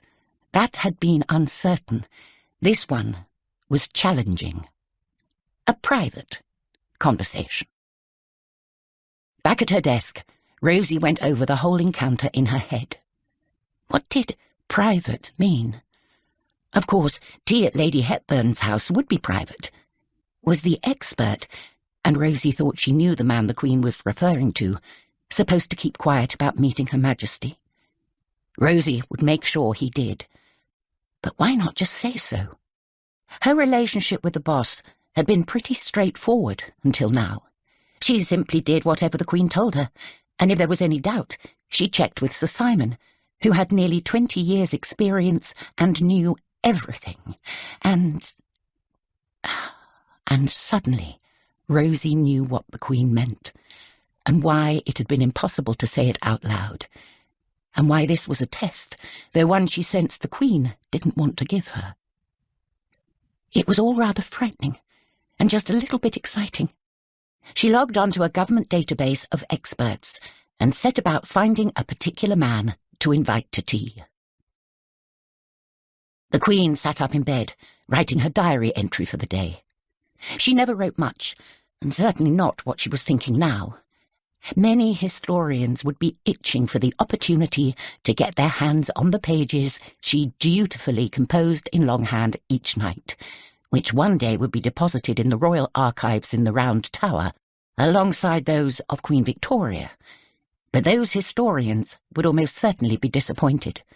Whoever read this document in the 22nd century would find it a detailed source of racing information, observations on the dullness of certain prime ministers, and minor family anecdotes. Her deepest thoughts she kept between herself and God. And God knew Vladimir Putin was an infuriating individual, definitely a cruel one, but not stupid. You didn't become the richest man in the world, as rumour had it, by making lazy mistakes. Nor was he the sort of person to ignore the unspoken accord among the ruling classes, among whom he was so proud to count himself these days. Princes simply did not tread directly on the patch of other princes. One might spy, certainly, if one could. One might seek to undermine one's enemies in negotiations or elections. But you did not commit lese majesty and cause havoc in their palaces. If you did, who knew? Perhaps one day they might do the same in yours. Even dictators understood this. Technocratic heads of MI5, it seemed, did not. The Queen had not bothered to try and correct Mr. Humphreys. He seemed so certain of himself and so little interested in her opinion, even though she had met Putin and ruled alongside him, temporally speaking, for decades. Dogs. They knew. Like Candy this morning, the corgis had hated Mr. Putin on sight and tried to nip his ankles during a state visit. Even a minister's guide dog had barked, she remembered. Dogs have such natural instincts. Putin used them to his advantage. He knew that Angela Merkel was afraid of them. Was that because she was brought up in East Germany, the Queen wondered, where they were more likely to be trained as guard dogs rather than pets? Armed with this information, he had ensured the German Chancellor was met by 2 aggressive German shepherds when she came to visit him in the Kremlin. The poor woman. It was a mark of the smallness of the man. The Queen did not always agree with Mrs. Merkel's politics, but she was fond of her. Merkel had managed to stay at the helm of a great democracy for a decade. She was a woman in a man's world, as it most certainly had been when she started, as it still was. If one went by the photographs at meetings of heads of state, Merkel's the only trouser suit in a sea of trousers. The Queen knew very well how that felt, although of course she did not share Merkel's rather Teutonic sense of fashion. She realised she hadn't written anything in her diary for about 10 minutes, and tried to get back to the sentence she had left half-finished, but her mind continued on its train of thought. Putin was absolutely the sort of man who would seek to make a woman like Merkel uncomfortable. He was a bully, an ex-KGB officer with an unhealthy fondness for control. His attitude to canines, and theirs to him, said it all. Yet this did not mean he would have a very junior young expat killed on one's own turf, when such a thing was so unnecessary. According to Humphreys, this cold and calculating man had established a spy in her household just in case one of his enemies should come to visit, a very junior enemy indeed, so that he could show off the extent of his power. And when that moment had come, this sleeper, who had presumably been in place for years simply waiting, had set up an elaborate attempt to suggest suicide and failed to check the simplest of knots. Why suggest suicide at all if you wanted to make a statement about yourself? Was the idea that the police would realize it was murder after all? If so, surely there were more subtle ways of doing so than to make the whole sordid affair look so ham-fistedly botched. She liked to think that if one did have a traitor in one's midst, he would at least be half competent. Oh, the whole thing was unutterably ridiculous. And yet, it wouldn't be the first time. Well, no, it wouldn't. And that had seemed impossible too. Anthony Blunt was her first surveyor of pictures, having worked for her father before her. What an erudite, cultured man, so at home among the courtiers. A Cambridge don, he was an art historian, an expert on Poussin and the Sicilian Baroque, and a member of MI5 himself. He had saved her Uncle Edward from embarrassment by rescuing some of his letters during the closing stages of the war. He was also, as he later confessed, a long-term committed communist and a Soviet agent. He and his friends had caused untold damage to the people she held most dear. He had remained at work at the palace for years after she was told, to spare the shame and embarrassment of admitting how far he had come, until Margaret Thatcher let the cat out of the bag and Blunt had to go. He seemed repentant for some of it, but one could never be sure. She couldn't pretend that all her servants were above reproach. There had even been a play, and the BBC had made a film of it, with a comic actress who portrayed her as a prig and a frump. Not the Crown's finest hour, in any sense. Gavin Humphrey's words brought back unpleasant memories and made her doubt herself, which was not something she particularly liked to do. Nor did she enjoy having to rely on Rozie O'Shodey when the girl was so new and so young. But one did what one had to, and hoped to be pleasantly surprised. She wrote another paragraph about something else entirely, and drifted off, with difficulty, to sleep. Part 2. The Last Dance. Chapter 7. What's this in the diary for tomorrow? Rozie looked up from her keyboard at Sir Simon, who had popped his head round her office door. She tried to keep any hint of nerves from her voice. The afternoon, you mean? Yes, she's supposed to be visiting her cousin in the Great Park after lunch. It's been in for weeks. I know, but unfortunately Lady Hepburn's brother died recently, and the Queen wanted to see her. When the invitation to tea came, she asked me to accept. When? Yesterday. You didn't tell me. It didn't seem important. Sir Simon sighed. It wasn't important in the great scheme of things, but he was a control freak, and that's why he was so good at his job. He tried to relax and delegate. If you didn't trust your subordinates, where were you? Even so, something rankled. How did Her Majesty know? About the invitation, I mean. I didn't see anything. Rozie paused for half a second. Sir Simon saw every email, every log of every phone call, every message of any sort. And if he didn't, he could check it out. He probably wouldn't bother, but what if he did? I heard about Lady Hepburn's brother from Lady Caroline. She was improvising as she went. Sir Simon was not close friends with the Queen's lady-in-waiting. She simply had to pray he wouldn't check with her. In fact, Rozie had had a brief conversation with Lady Caroline about Lady Hepburn first thing this morning, but it had been the other way around. Rozie had engineered it, having noticed that they had houses near each other in Henley. She had wondered whether it might be presumptuous to assume that rich titled neighbours knew each other. But no, That turned out to be a thing, and they were friends. Lady Hepburn's brother died a few weeks ago, didn't he? Heart attack in Kenya. Sir Simon knew everything. Yes, and Lady Caroline said that Lady Hepburn was still very upset about it. She hadn't. When I mentioned it to the Queen, she asked me to pass on her sincere condolences, and when I did, Lady Hepburn invited her to tea, and Her Majesty said yes. Was this even possible? Did such things happen? Rozie held her breath.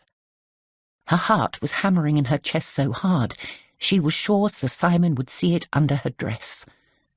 Sir Simon frowned to himself. This was most unusual. The Queen liked to visit Fiona Hepburn, but not on a whim. The boss was not a whimsical person. How very odd. Perhaps it was a sign of advancing age. Not dementia, surely. No, that didn't make sense at all. But there was something about Rozie that didn't quite... He stared at her for a moment. Rozie wouldn't make anything up, surely. What would be the point? He made a mental note to double-check with the Queen that she really did want to go on this consolatory visit, and went back to his desk. About an hour later, Rozie's heart stopped hammering. She didn't know whether to be very proud of herself or deeply ashamed. She had just lied to her immediate boss about the words and deeds of two lady aristocrats and the British monarch. In the privacy of the ladies' loos, she sent her sister a Snapchat of various goggle-eyed expressions. Fliss would have no idea what it was about, but it helped. The weekend was a difficult one. The Queen was already starting to notice the first ripples of a pebble dropped by MI5 into the household pond. The maid who delivered tea and biscuits to her bedside did so this morning with a doubtful expression and a biting of lip, suggesting huge discomfort and a need for reassurance. Had the Queen not known better, she would have asked a question and enabled a conversation. Usually, one could quickly solve the problem if one nipped it in the bud. But today, she had no reassurance to offer. Similarly, the page who later poured her Darjeeling in the breakfast room did so with a querulous look. She had known the man for years. Sandy Robertson started as a beater at Balmoral, widower with 2 children, one of whom was at Edinburgh University studying astrophysics, and could easily read the unspoken message in his eyes. They've questioned me, and not just me. We're all worried. What's going on, ma'am? The look she gave him back was just as easily translated. I'm sorry. It's out of my hands. There's nothing I can do.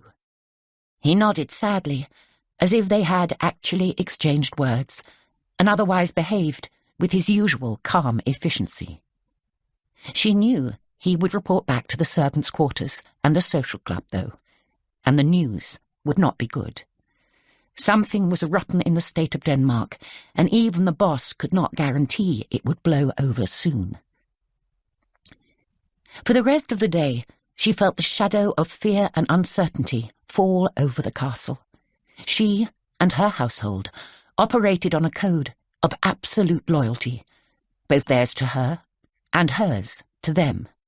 They did not blab, did not sell stories to the Sun or the Daily Express, did not ask for or expect the exorbitant salaries they could command from the likes of Mr. Perovsky, did not ask impertinent questions or allow the inevitable below-stairs ructions or personal concerns to punctuate the smooth running of her affairs, or not often, anyway.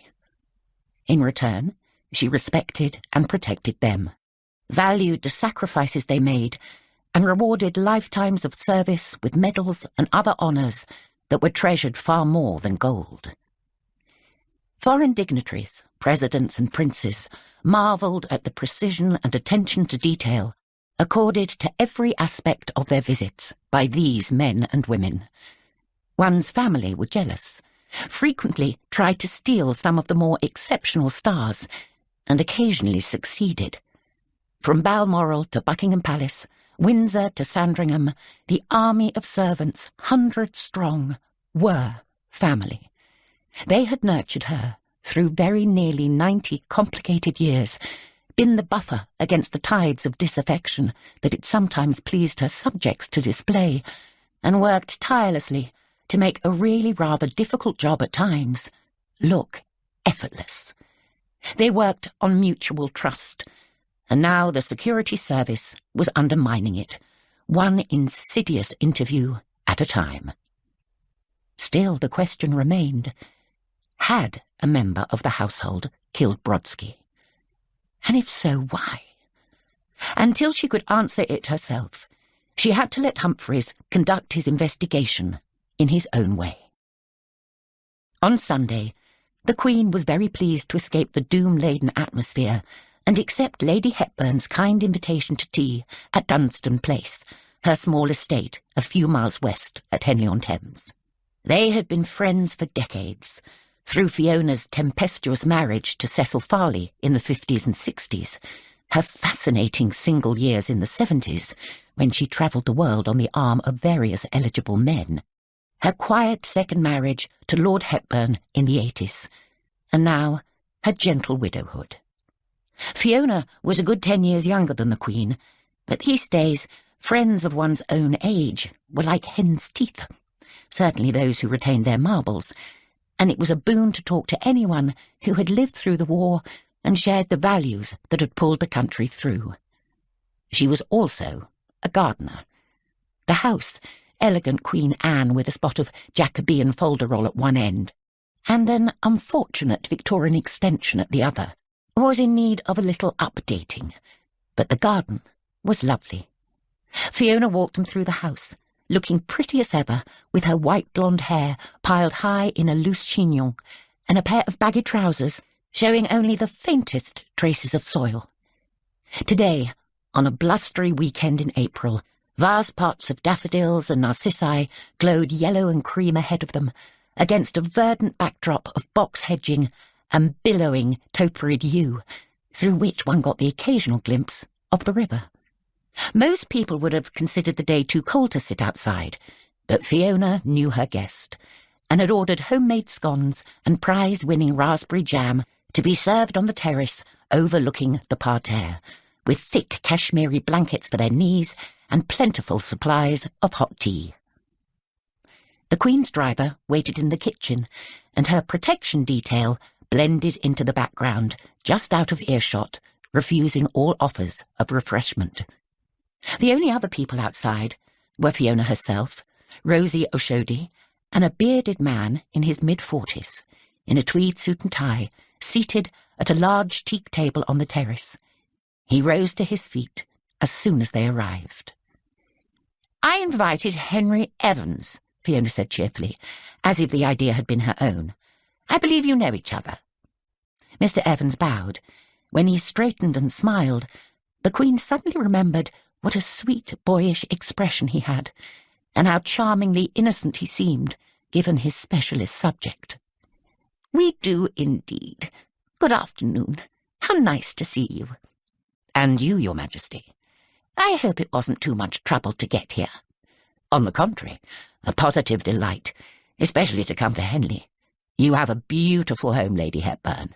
"Oh, Henry, you charmer," Fiona grinned. "Have a scone."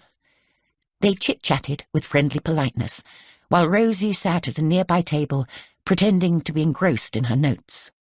She was impressed that Henry Evans managed to talk animatedly about the journey from the Royal Military Academy at Sandhurst, where he worked as a lecturer, without showing the slightest concern about why he'd been summoned in the first place. Rozie hadn't been able to explain much on the phone, beyond mentioning how much she, personally, had enjoyed his lectures when she had done her officer training there. That wasn't relevant to today's meeting, though, so she made do with a brief smile of recognition and kept herself apart. After a while, Lady Hepburn made some excuse about checking with the lady from the village who was helping out in the kitchen, and they were alone. "Now, Mr. Evans, I wanted to ask you something," the Queen said, almost without pause. "Yes?" "The suspicious deaths of Russians on British soil. You've been studying them for a while. haven't you? A couple of decades, ma'am. You contributed to that report I got last year. I remember you accompanying the minister to the palace. That's right. And you believe the Russian state has been murdering its enemies here in Britain with impunity? Not exactly the Russian state, ma'am. Putin and his allies, specifically. I know he can be seen to embody the state these days. It's all a bit murky. Did the list include any journalists? Only Markov, who worked for the BBC. He was the Bulgarian dissident writer, killed with the ricin bullet, fired from an umbrella in 78. Before Putin's time, of course, but it set a precedent. The Queen nodded. On Waterloo Bridge, I remember. Exactly, ma'am. It seemed almost too le carré to be true. She nodded at the reference. People assumed she didn't read. God knows why. She probably read more papers in a month than most people did in a lifetime, and she was fond of a good spy story. Henry Evans understood her better than many of her ministers. How many deaths have there been since then? On British soil, 5 or 6. The first was Litvinenko in 2006.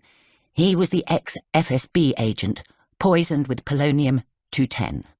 Horrible business. Right. And yet no one was arrested or charged for any of them?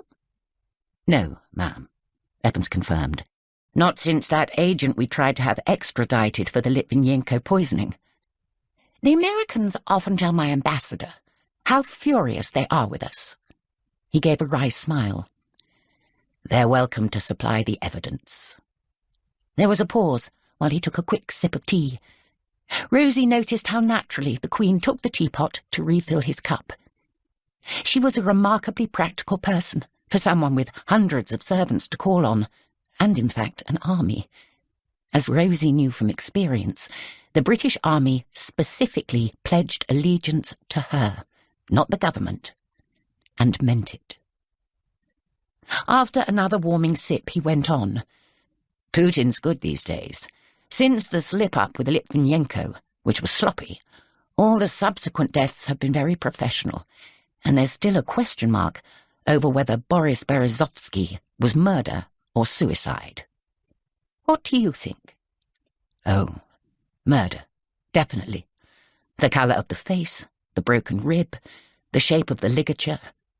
But one could, of course, argue, as they did, that he was found in a locked bathroom and he was certainly depressed.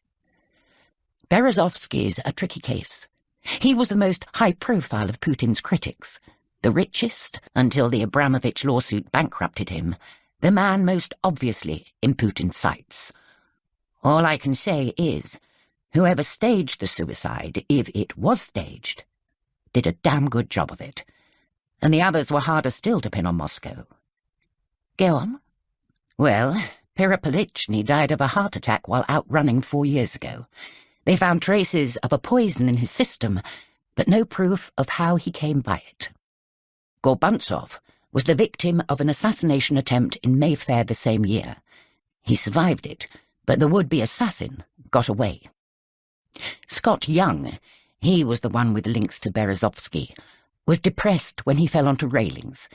It's not that we don't suspect Russian involvement, it's that we don't want to start a diplomatic war without incontrovertible proof of why we're doing it. Naturally. They all died in their own homes or public places? Yes. He seemed surprised that she would ask.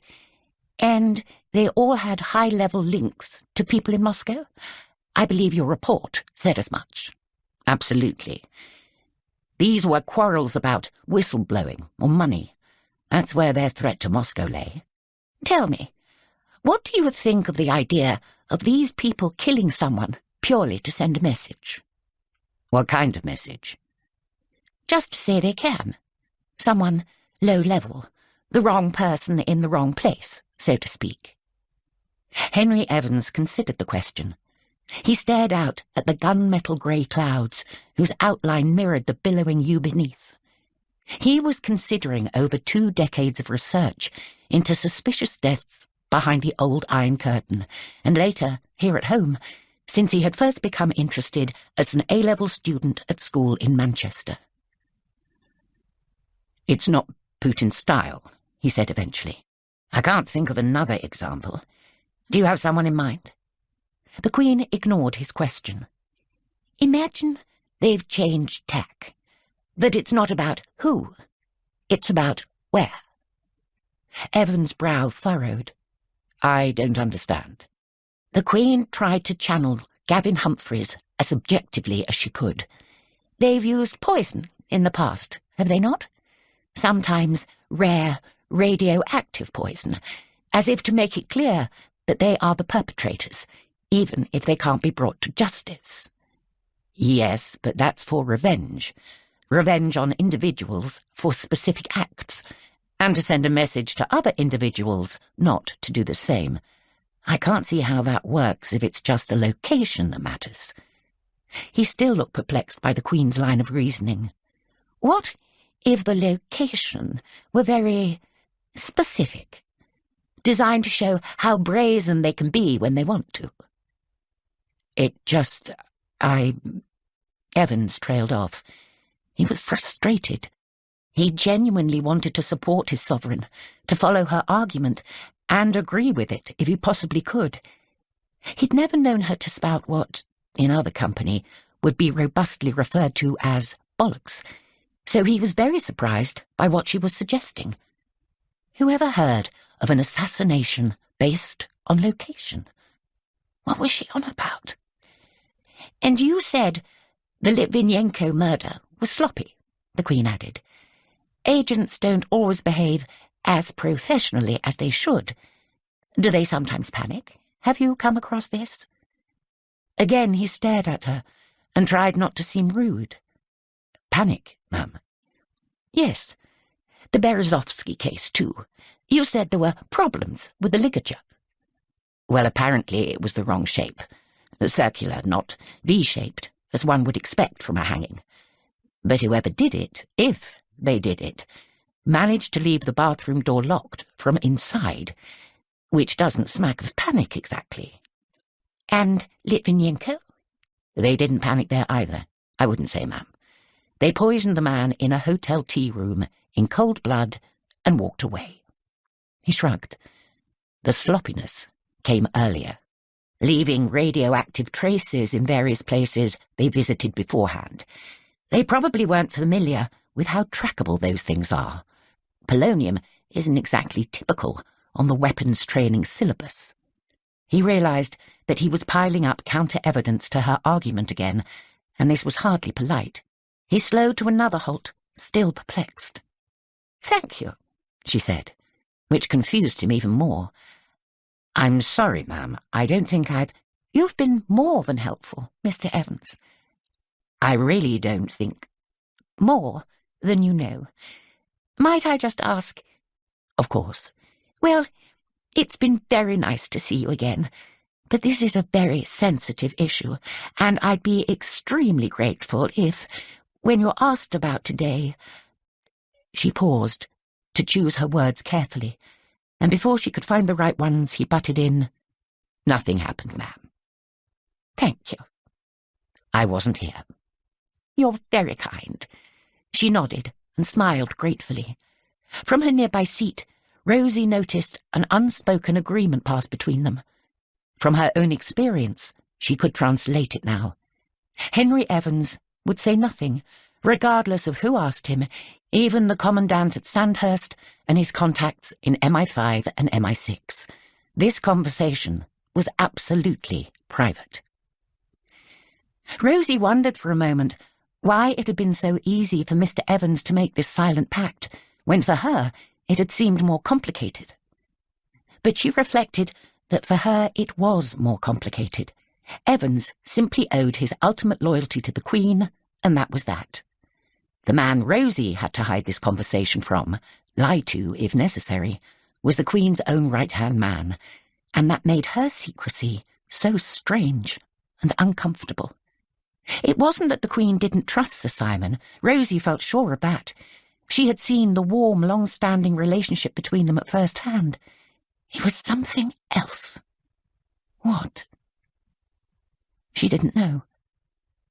Meanwhile, by some telepathic trick, Lady Hepburn returned right on cue with a fresh brewed teapot and a coffee and walnut cake that she had made herself that morning.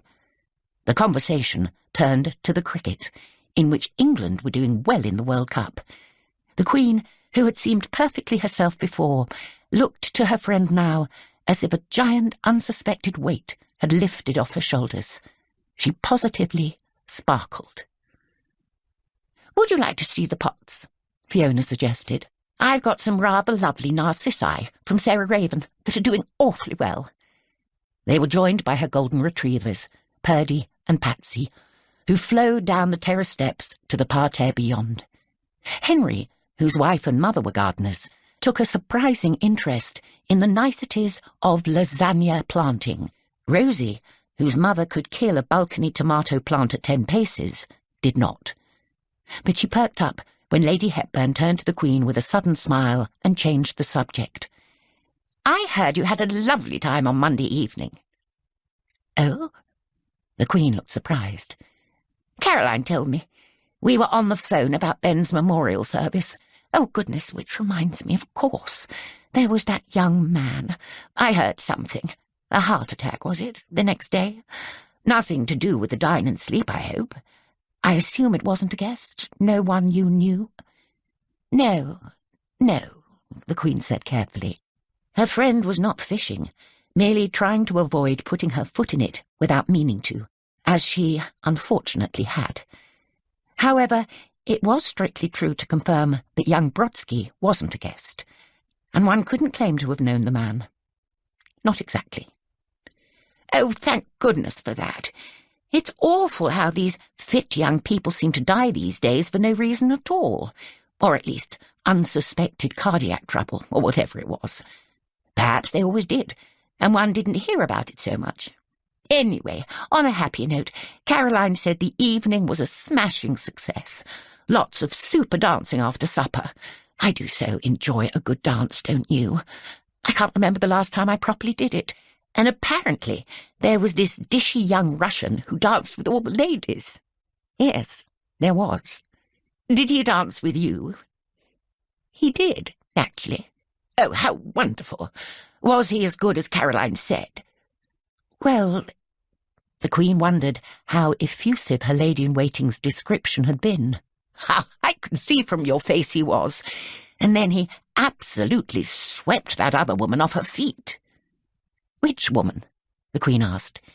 "He danced with a ballerina, I remember." "Caroline said he danced with 2 of them, to perfection, just like something off Strictly. But then he got together with another lady, a guest, and they simply went mad. It might have been after you went up. She said it wasn't the dancing exactly. They did the tango, but it was something between them. Electric." Lady Hepburn twirled her wrists and spread her fingers. "Almost too personal to watch, like Fontaine and Nureyev." "Oh, I doubt that," the Queen scoffed. "Well, almost. Caroline might not have mentioned Nureyev, come to think of it, but that's what I like to imagine."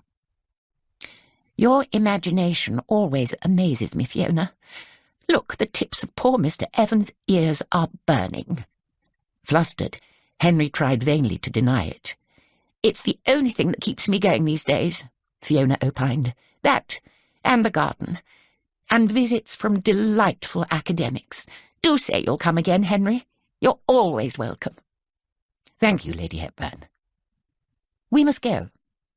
The Queen had spoken these words to Rozie, who glanced at her watch and saw that exactly 60 minutes had passed since their arrival. She hadn't seen the boss consult a timepiece once, but her punctuality was legendary. "I'll get the car, ma'am," she said, and soon they were on their way home again, the Queen sitting upright in the back of the Bentley, hands neatly resting in her lap, eyes fluttering closed in the very definition of a power nap.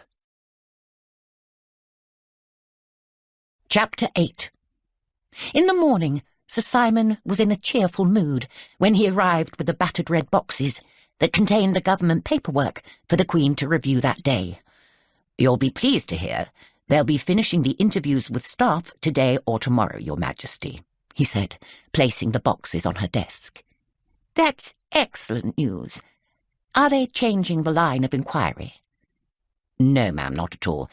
Apparently they've uncovered 2 members of staff with surprising links to Russia who were sleeping in the castle that night. It's lucky in a way this happened. I know it's tragic for poor Brodsky, of course, but who knows what havoc they could have wreaked in time." "Oh dear. Who are they?" Sir Simon took a small folder from under his left arm and consulted his notes. "Alexander Robertson, your page, and an archivist called Adam Dorsey-Jones, both based at Buckingham Palace, but Sandy Robertson is here with you for the Easter Court, of course, and Adam Dorsey-Jones was visiting the Round Tower to consult the library. He's working on the project to digitize the Georgian papers. I believe he joined about 5 years ago. I can check if you like." "Yes, please." "Ma'am." He made a lightning note and continued. "They've been relieved of their duties and put on extended leave while the police test their alibis and Box do more background checks. There are a few more people they want to question just to be on the safe side, but Mr. Humphreys is pretty sure they have their man." "Not Sandy!" she exclaimed, exasperated. "You know him, Simon. His father was a gillie at Balmoral. They've been with us since Andrew was small." "Yes, ma'am, but that might make him an ideal sort of person to target. Apparently his wife was very ill for a long time. Big medical bills." "What about the National Health Service?" "Well, perhaps she went abroad for it. I don't know.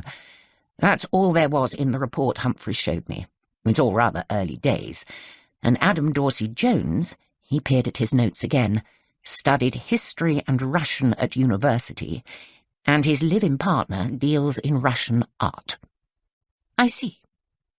"He asked to come to Windsor at the last minute to look at some letters, and the theory is he might have been instructed to get himself down here when they discovered Brodsky was going to be in the Perovsky party." "They being his Russian handlers?" "Yes, ma'am." "Did you say Mr. Dorsey-Jones joined 5 years ago?" "Indeed." 5 years, she mused.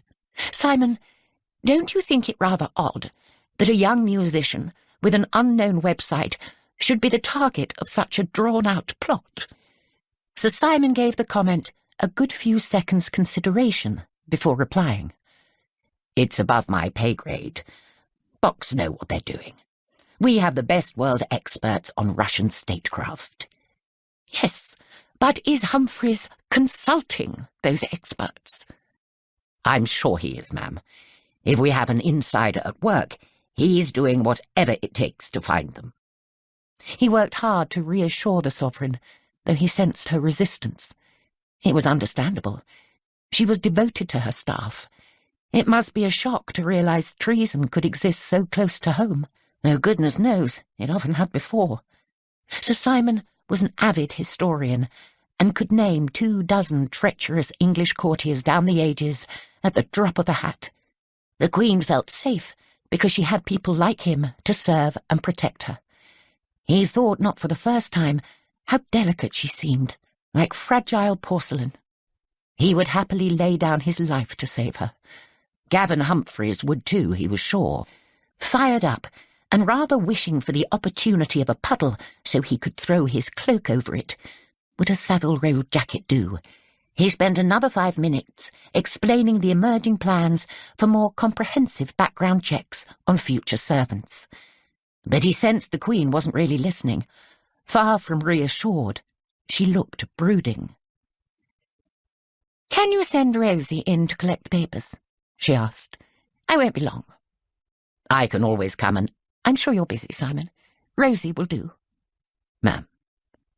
Alone at last, the Queen looked out of her sitting-room window at a plane on its landing path against a watery blue sky. She was furious and frustrated, and a few decades ago she might have railed at her helplessness. But not any more. One learned one's lessons.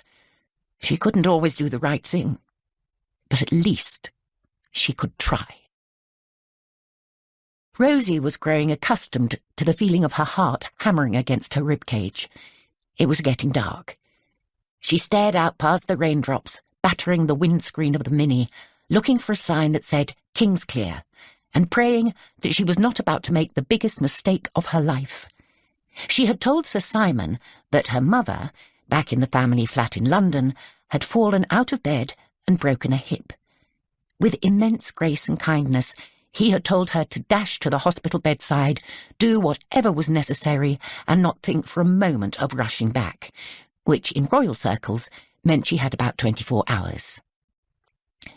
Her mother was still safely in Lagos, visiting the extended network of aunties and uncles, and fit as a flea. A part of Rozie wondered whether Sir Simon would check the flight manifolds for the last few days and find that out. She chided herself not to be so paranoid. Sir Simon was lovely, the ideal boss in many ways. It was not his fault that she was habitually making up stories to get round him. But enough was enough. She needed to know at least why she was doing it. This morning, the Queen had asked her to do some further research into the night of the dine and sleep. She had 3 interviews lined up in central London for tomorrow, and none of this was to be mentioned to Sir Simon. Her mind was racing. The boss was up to something. Surely such tasks should be left to the professionals, not entrusted to an ex-banker with 3 years in the Royal Horse Artillery to her name. The Queen had the whole of MI5 and the Metropolitan Police to call on, or the Prime Minister, or, if she liked to keep it close to home, Sir Simon himself, or her equerry. So, why me? And then she remembered an offhand comment from her predecessor during the handover a few months ago. Katie Briggs had been the assistant private secretary for 5 years, before succumbing to mental health issues that were never fully discussed. Rozie admired the fact that Katie's privacy had been maintained throughout, that Sir Simon and the Queen were never anything but kind when talking about her, and that she had been quietly provided with accommodation on the Sandringham estate, so she didn't have the stress of worrying about somewhere to live while she got better. During the final handover day, when they were briefly alone, Katie had said, "One day she'll ask you to do something strange. I mean, every day will be strange, but you'll get used to that. One day it will be super strange. You'll know it." "How?" "You just will. Trust me.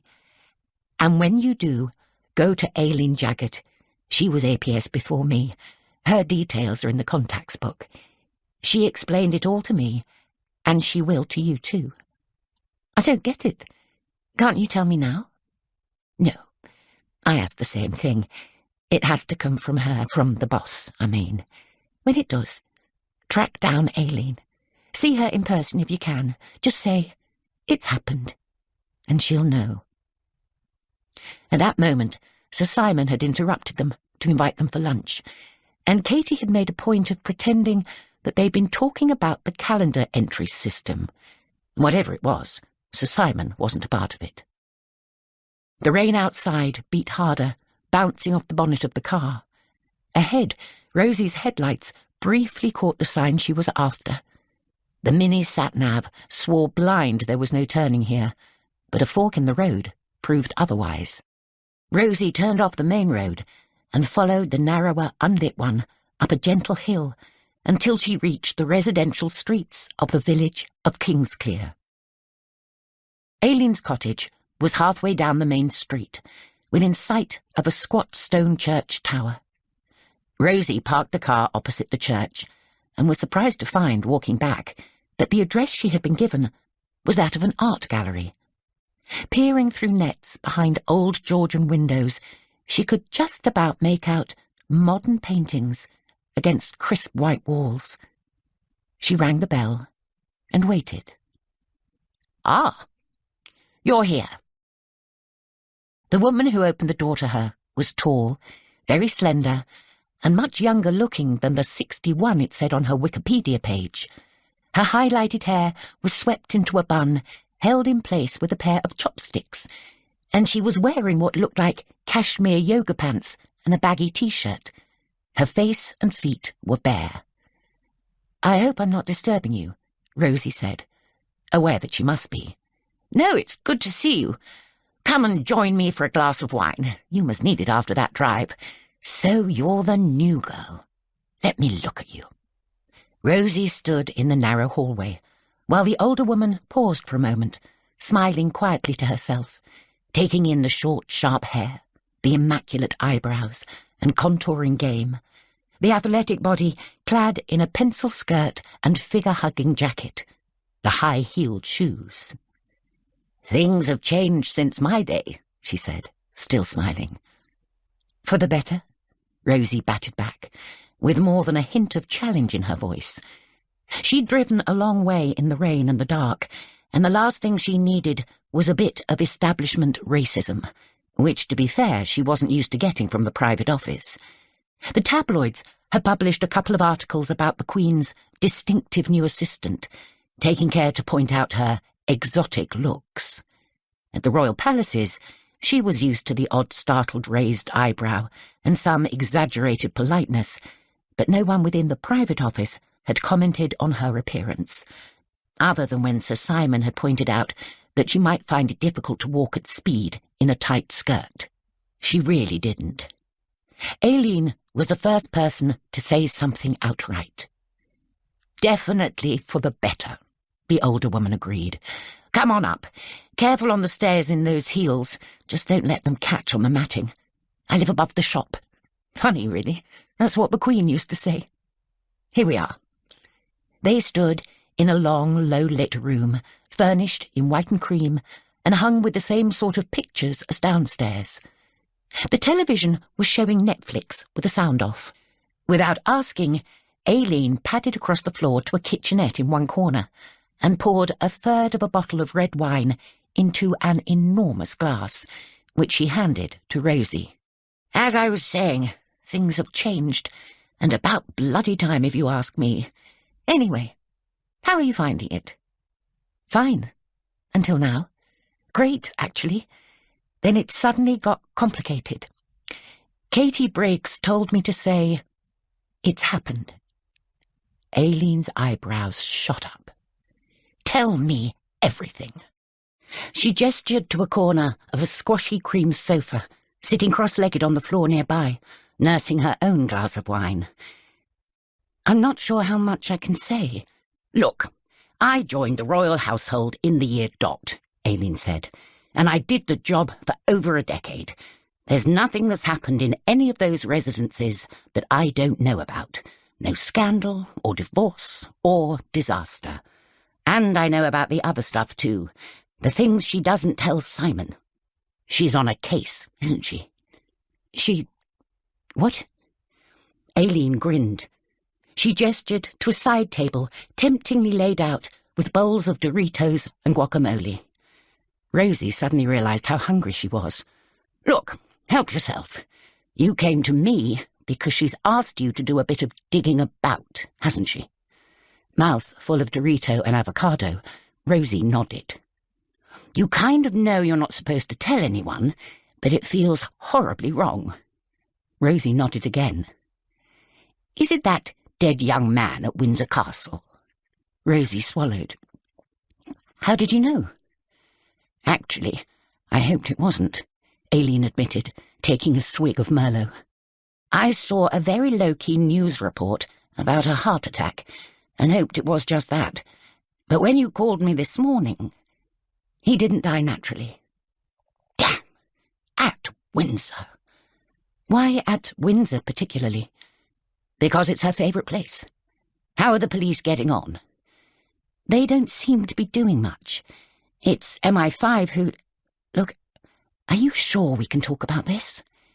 Aileen gave Rozie a sympathetic look and shrugged. "You called me. We're not being bugged. Katie warned you something odd would happen, yes?" "Yes." "And it did, and here you are. You have to decide if you want to trust me. But I'm you, remember? If we can't trust each other, who is there?" Rozie had already thought about this. She quelled the panic that the Official Secrets Act always induced and took a deep breath. The head of MI5 thinks Putin ordered a hit, but the Queen's going in a totally different direction. The victim was an entertainer at the Dine and Sleep. She wants me to talk to one or two of the guests. And Box? They suspect the household staff, sleeper agents. Oh, God, she'll hate that. I think she does. And let me guess, Simon's fine with it. He seems to be, yes. I mean, it's a nightmare organising the interviews with them all, and the atmosphere is terrible and that's upsetting, but he's getting on with it. He would, Aileen said, with some finality. Rozie was confused. I mean, yes, why wouldn't he? Aileen stared into her glass for a moment. I don't know exactly, but I do know that if the boss thinks it's a bad line of investigation, it probably is. Has she tested it out? Well, yes, she has. At last, the meeting with Henry Evans made proper sense. She met with a man who studied the subject for years, Rozie explained. The death at Windsor didn't seem to fit the pattern at all. The victim wasn't high-profile or well-connected, like they usually are outside Russia. He wasn't in his own home, and the murder was sloppy. She seemed to know the details didn't fit. Aileen laughed. Ha, yeah. She doesn't just trust her instincts. She trusts her experts, and she's the best at knowing which ones to pick. Well, you would be, after 70-odd years, wouldn't you? I guess, Rozie said. 64 years, I suppose, officially. Oh, she's been doing this for much longer than that. What do you mean? An enigmatic smile stole across Aileen's face. She closed her eyes briefly and rolled her shoulders.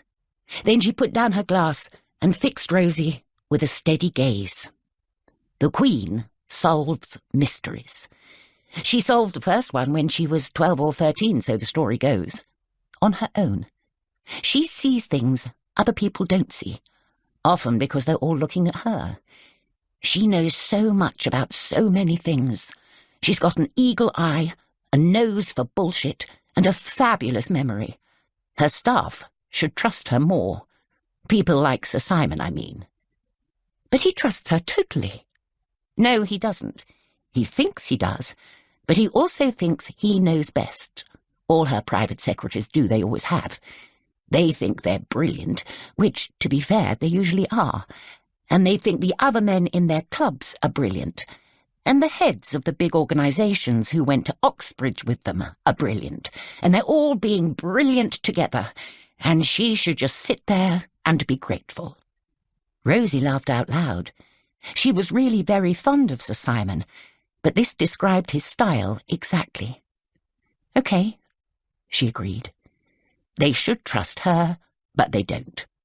She's one of the most powerful women in the world, supposedly, but she spends her whole bloody time having to listen to them and they don't listen back. It drives her bonkers. I mean, she grew up with it. She was a girl in the 30s. Male domination was normal. God, even now I bet you get it too, but at least we know it's wrong. She's had to work out for herself how good she is, what she can do. And what she can do is notice things, see when some things are off, find out why, unpick the problem. She's a bit of a genius at it, actually, but she needs help. Rozie bit into the last green, dip-laden Dorito and looked regretfully at the empty bowl. Female help, she said thoughtfully. Uh-huh. The help of someone who isn't trying to constantly buck her up, someone discreet. A listener. Our help. Oh, look, you're still starving, aren't you? Let me get the pasta on. They moved to the kitchen corner, and Rozie put together a small salad from the leaves and tomatoes Aileen set out in front of her, while her hostess whipped up a dish of smoked salmon, cream, and tagliatelle in what seemed like no time at all. Did you help her a lot? Rozie asked, as they sat down either side of the kitchen bar, and Aileen lit a candle and topped up their glasses. A few times. Thank God mysteries don't crop up every day. But Mary, she was my predecessor's predecessor back in the 70s, she could tell you a dozen hair-raising tales of missing ambassadors and stolen jewellery and goodness knows what. They were a real team, those two. The Queen must miss her. It must be odd when your 50s were 40 years ago, don't you think? Rozie shrugged. Her 50s were still 20 years ahead. She couldn't begin to imagine them, really, never mind life beyond. Also, she was wondering about something else. So how come, if she's solved all these mysteries, nobody talks about it? I mean, even at the palace? Not a whisper? Aileen's face lit up. Ah, good. I'm so pleased. It's because that's her style. My favourite part. She'll get you running round like a mad thing, finding out details, lying like a trooper where you have to, and then, when it comes to the big showdown, it never happened. What do you mean? You'll see. You'll have to savour the moment. But I really don't understand. You will. Trust me. Ah, I envy you a little. Aileen reached for the thin stem of her glass and lifted it until the bowl glowed blood-red in the candlelight. Here's to the real Queen of Crime. Rozie lifted hers too. The real Queen of Crime. God save her. Chapter 9. The Queen surveyed the outfits laid out for her today. After lunch, she would change from her comfortable skirt and shirt into a raspberry wool dress and diamond brooch, because later there was a Privy Council meeting to attend. Windsor was not all fresh air and fun. Her thoughts were in London, though, where she felt the answer to the death of Maxim Brodsky lay.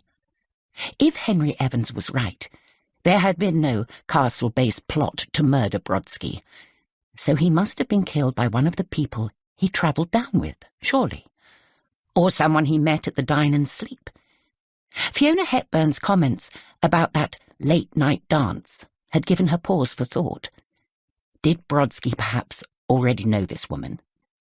Did they meet up later? It was an interesting idea. She wanted to know more. And what about Perovsky?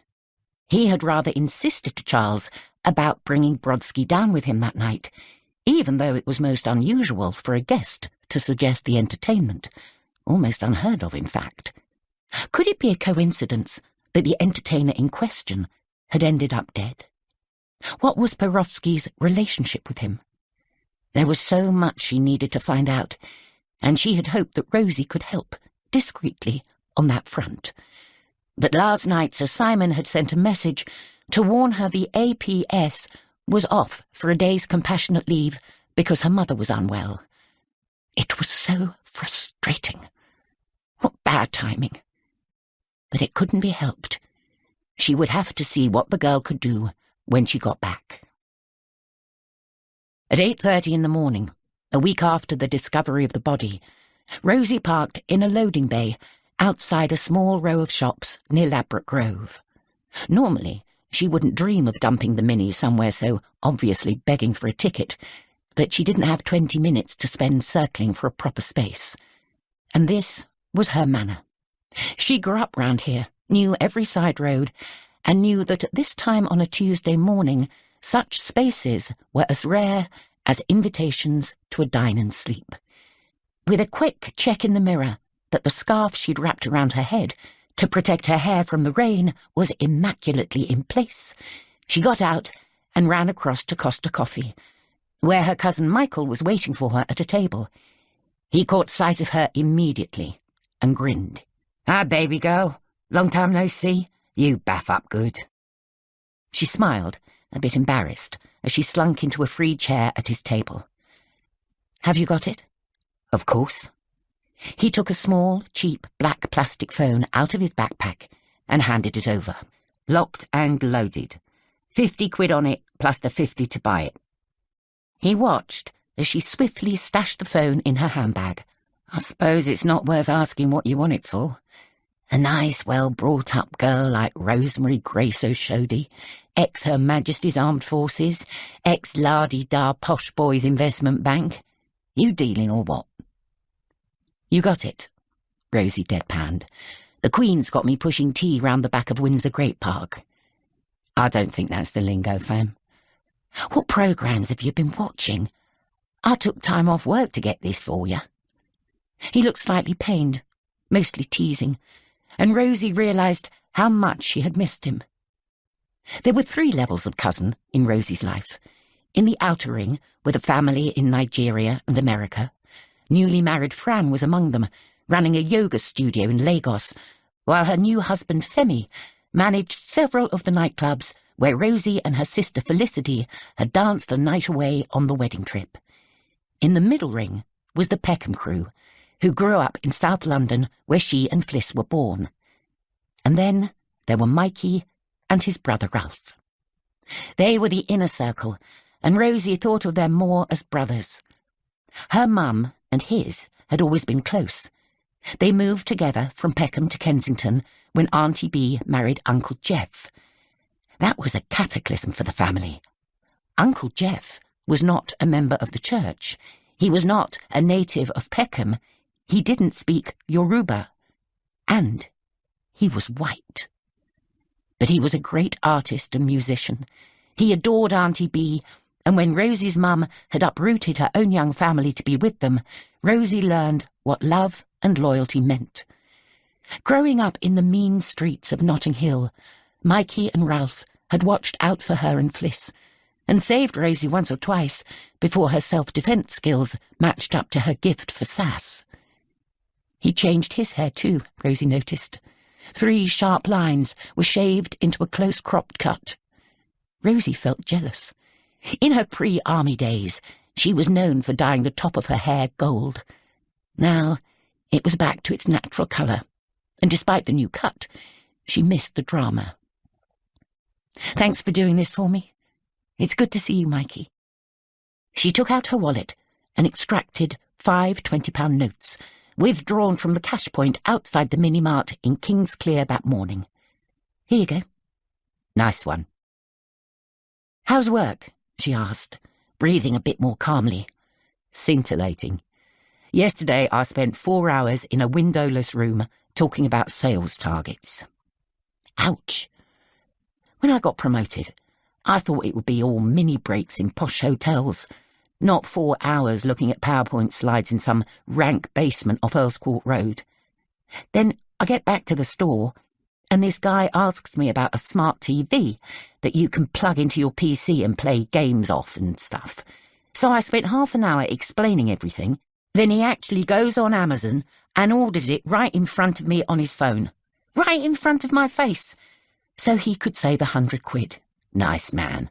You go right ahead and use me like a walking Wikipedia. I'm sorry, Mikey. Not your fault. I bet you at least go outside before you get stuff off Jeff Bezos. I'm kidding you. But you didn't need me for that. He indicated the cheap phone stashed in Rosie's bag. I mean, anyone can buy a pay-as-you-go phone. You could have got it yourself, you know. I didn't want it to be traced to me. So you asked your cousin, who works for PC World? I was in a hurry. Rozie knew it was hardly perfect tradecraft, but at least a call to Michael wouldn't look unusual on her phone records. You should be flattered I trust you. With your burner phone. He raised an eyebrow and flashed her a grin. Rozie decided it was time to change the conversation. Mikey was studying part-time for a degree now and had a girlfriend she'd never met because they couldn't afford to fly out for Fran's wedding. She had so much to catch up on. How's... she asked, hesitantly. Jeanette. Was that the girlfriend's name? She nodded. She's cool. Always busy. You'd like her. I'm sure I would. And Fliss? He asked. She doing okay? How's Germany? Rozie fought to keep her smile in place. Her sister's recent move to Frankfurt hurt like an open wound. She's doing great. She loves it. It was true. Fliss worked as a family counsellor and therapist. Last year, she had fallen in love with a German on one of her courses. Her skills were in such high demand that she could work almost wherever she wanted, despite her rudimentary grasp of the language at the time, although by now, being Fliss, she was nearly fluent. Rozie remembered how the world had spun around her the day Fliss told her of the plan. "But you've got your new job," Fliss had insisted. "Your fancy career. You'll hardly notice I'm not here." This was at Christmas, a few months after Rozie started at the palace. The worst Christmas she could remember. The long and the short of it was, she noticed. She also noticed that Mikey hadn't asked just now if Rozie herself was hooked up with anyone, and he was correct not to bother. It was never going to happen, not in this job. Mikey was staring at Rosie's hands, and she realised she was fiddling with her car key. "I've got one of those too," he said. "Fran sent it to me, to remind me of their perfect love." With a sickly smile, he fished in his pocket and showed Rozie an identical keyring to the one she was using, featuring the heart-shaped shot of the happy couple on their big day. Rozie remembered the mini. She made a face and got up. "Sorry, I've got to run. I'm on a double red. Give my love to Auntie B. I wish I could stay, but duty calls," he finished for her with his best fake posh accent. "Queen and country." She nodded. Mikey pulled her in for a bear hug. "Give her Madge and the Duke a high five from me." "Will do." Back in the car, Rozie thought of the phone in her bag, in the passenger footwell, like an unexploded bomb. A burner phone. For goodness sake, she was turning into Jason Bourne. She had discussed the idea with Aileen late last night, wondering how the helpers had coped without getting caught by their own assignments before the age of prepaid phones. It was easier then, apparently. The various residences were full of rooms you could nip into unobserved, all with a landline you could use, and no one to say for certain who'd made the call. Not anymore. Smartphones were great, but you paid the price for convenience with traceability. By now, Rozie had already done as much as she dared on her office mobile, which was the only one she had. If questioned, she could just about cobble together an excuse for each call she'd made so far, but any more would look beyond suspicious. And if questioned, she knew she would never drop the boss in it. She would take the rap. And then who would look like the sleeper agent to MI5? She navigated expertly through familiar roads, past building sites, flash new blocks of flats, and old ones, dressed up in fancy cladding, mentally running through the list of calls and messages she needed to send before her first proper meeting. This was not the job Sir Simon had so graciously explained to her that glorious day in Buckingham Palace. She might joke about being a weed dealer to Mikey, but that's how it felt. Rozie had tried all her life to do the right thing and stay out of harm's way. Now, she was literally using her family to stay one step ahead of the security service. No wonder the Queen had given her that strange look that day in her office when she had first mentioned Henry Evans. She had known it would inevitably lead to days like this. Westbourne Grove was not far from Ladbroke Grove geographically, but it would never have occurred to Rozie to meet Mikey here. Coffee shops adorned their mid-century modern chairs with sheepskin rugs. The single charity shop was full of designer cast-offs, and all the independent boutiques set out to appeal to the ladies who lunched and lived in pastel-coloured, multi-million-pound houses around the corner. The number of black and brown faces among the white ones diminished with each passing street. From that point of view, it was a bit like being back at work. Rozie found a parking space eventually, a proper one this time, and checked her watch. 10 minutes to spare. She rubbed her hands with some shea butter and consulted the bright Ankara notebook she had bought as a souvenir on a shopping trip with Fran and Fliss in Lagos. After a few pages of bad poetry to put a casual reader off the scent, all information relating to the Brodsky case was captured old-style, in pencil, on the notebook's ruled paper, for fear of leaving a digital trace.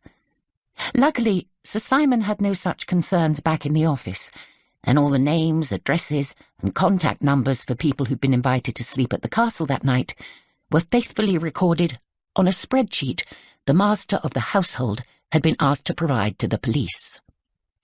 Rozie had accessed the file and copied them out yesterday morning. She called one of the numbers now. There had been no response yesterday, and spoke to a young man who agreed to meet her late in the afternoon. It would be her 4th interview of the day. Then it was time to head to Meredith Gostelow's flat in Chepstow Villas. The woman who met her at the top of the steps looked nervous and distracted. She was wearing an emerald green floor-length robe above oversized retro trainers. Wild wisps of hair poked out of an extravagant red half-turban. Her only makeup was a slash of matching red lipstick. But there were bags under her tired blue eyes, laced with traces of yesterday's mascara, and she avoided Rosie's gaze while ushering her in. "Come this way. I didn't know what you wanted." She led the way down a black and white tiled hallway to a small, untidy kitchen overlooking a shady garden. "Tea? Lovely. Whatever you've got." Meredith pulled 2 spotted mugs from a shelf, fished out a couple of tea bags from an old dented tin, and sloshed in water from a kettle. Milk came from a fridge whose shelves exuded the odour of something long past its sell-by date. Rozie steeled herself for the interview to follow, and was not remotely surprised when she felt something rub at her ankle and looked down to find a tortoiseshell cat staring back at her with impassive green eyes. Of course the mad old bat would have cats. The architect took a mug and wandered back down the hallway. Rozie picked up the second one and followed on, just in time to catch the emerald robe disappearing through an open doorway. She followed and stood, amazed. The room was long and wide, with windows framed in lavish pink silk curtains. The walls were painted a delicate china blue, but they were almost hidden by a patchwork of paintings, lithographs, and textiles in mismatched frames, a vast antique mirror, and floor-to-ceiling shelves of books, immaculately arranged. Furniture was simple and geometric, but clearly expensive. A couple of console tables displayed collections of jade and little bronzes. The effect was breathtaking, and it was something to do with the hidden lights, the artful use of colour, the way the eye was constantly drawn to different details, and the confidence and perfect finish of it all. Meredith Gostelow simply did not care about kitchens, Rozie realised, or making tea. She cared about entertaining spaces, and she was a bit of a genius at creating them. "Excuse the mess," she said, picking up a paperback from a sofa seat, the only object out of place, and installing herself among its comfortable cushions. The tortoiseshell came to sit beside her. Rozie sat down on the matching sofa opposite and put her tea on the table between them, itself a work of art in bronze and glass. "This isn't what I expected," she admitted. "Oh, what did you expect?" "I don't know exactly. I don't know any architects. Something white and minimalist." Meredith sighed. "Everybody does. As if architecture stopped at Norman Foster.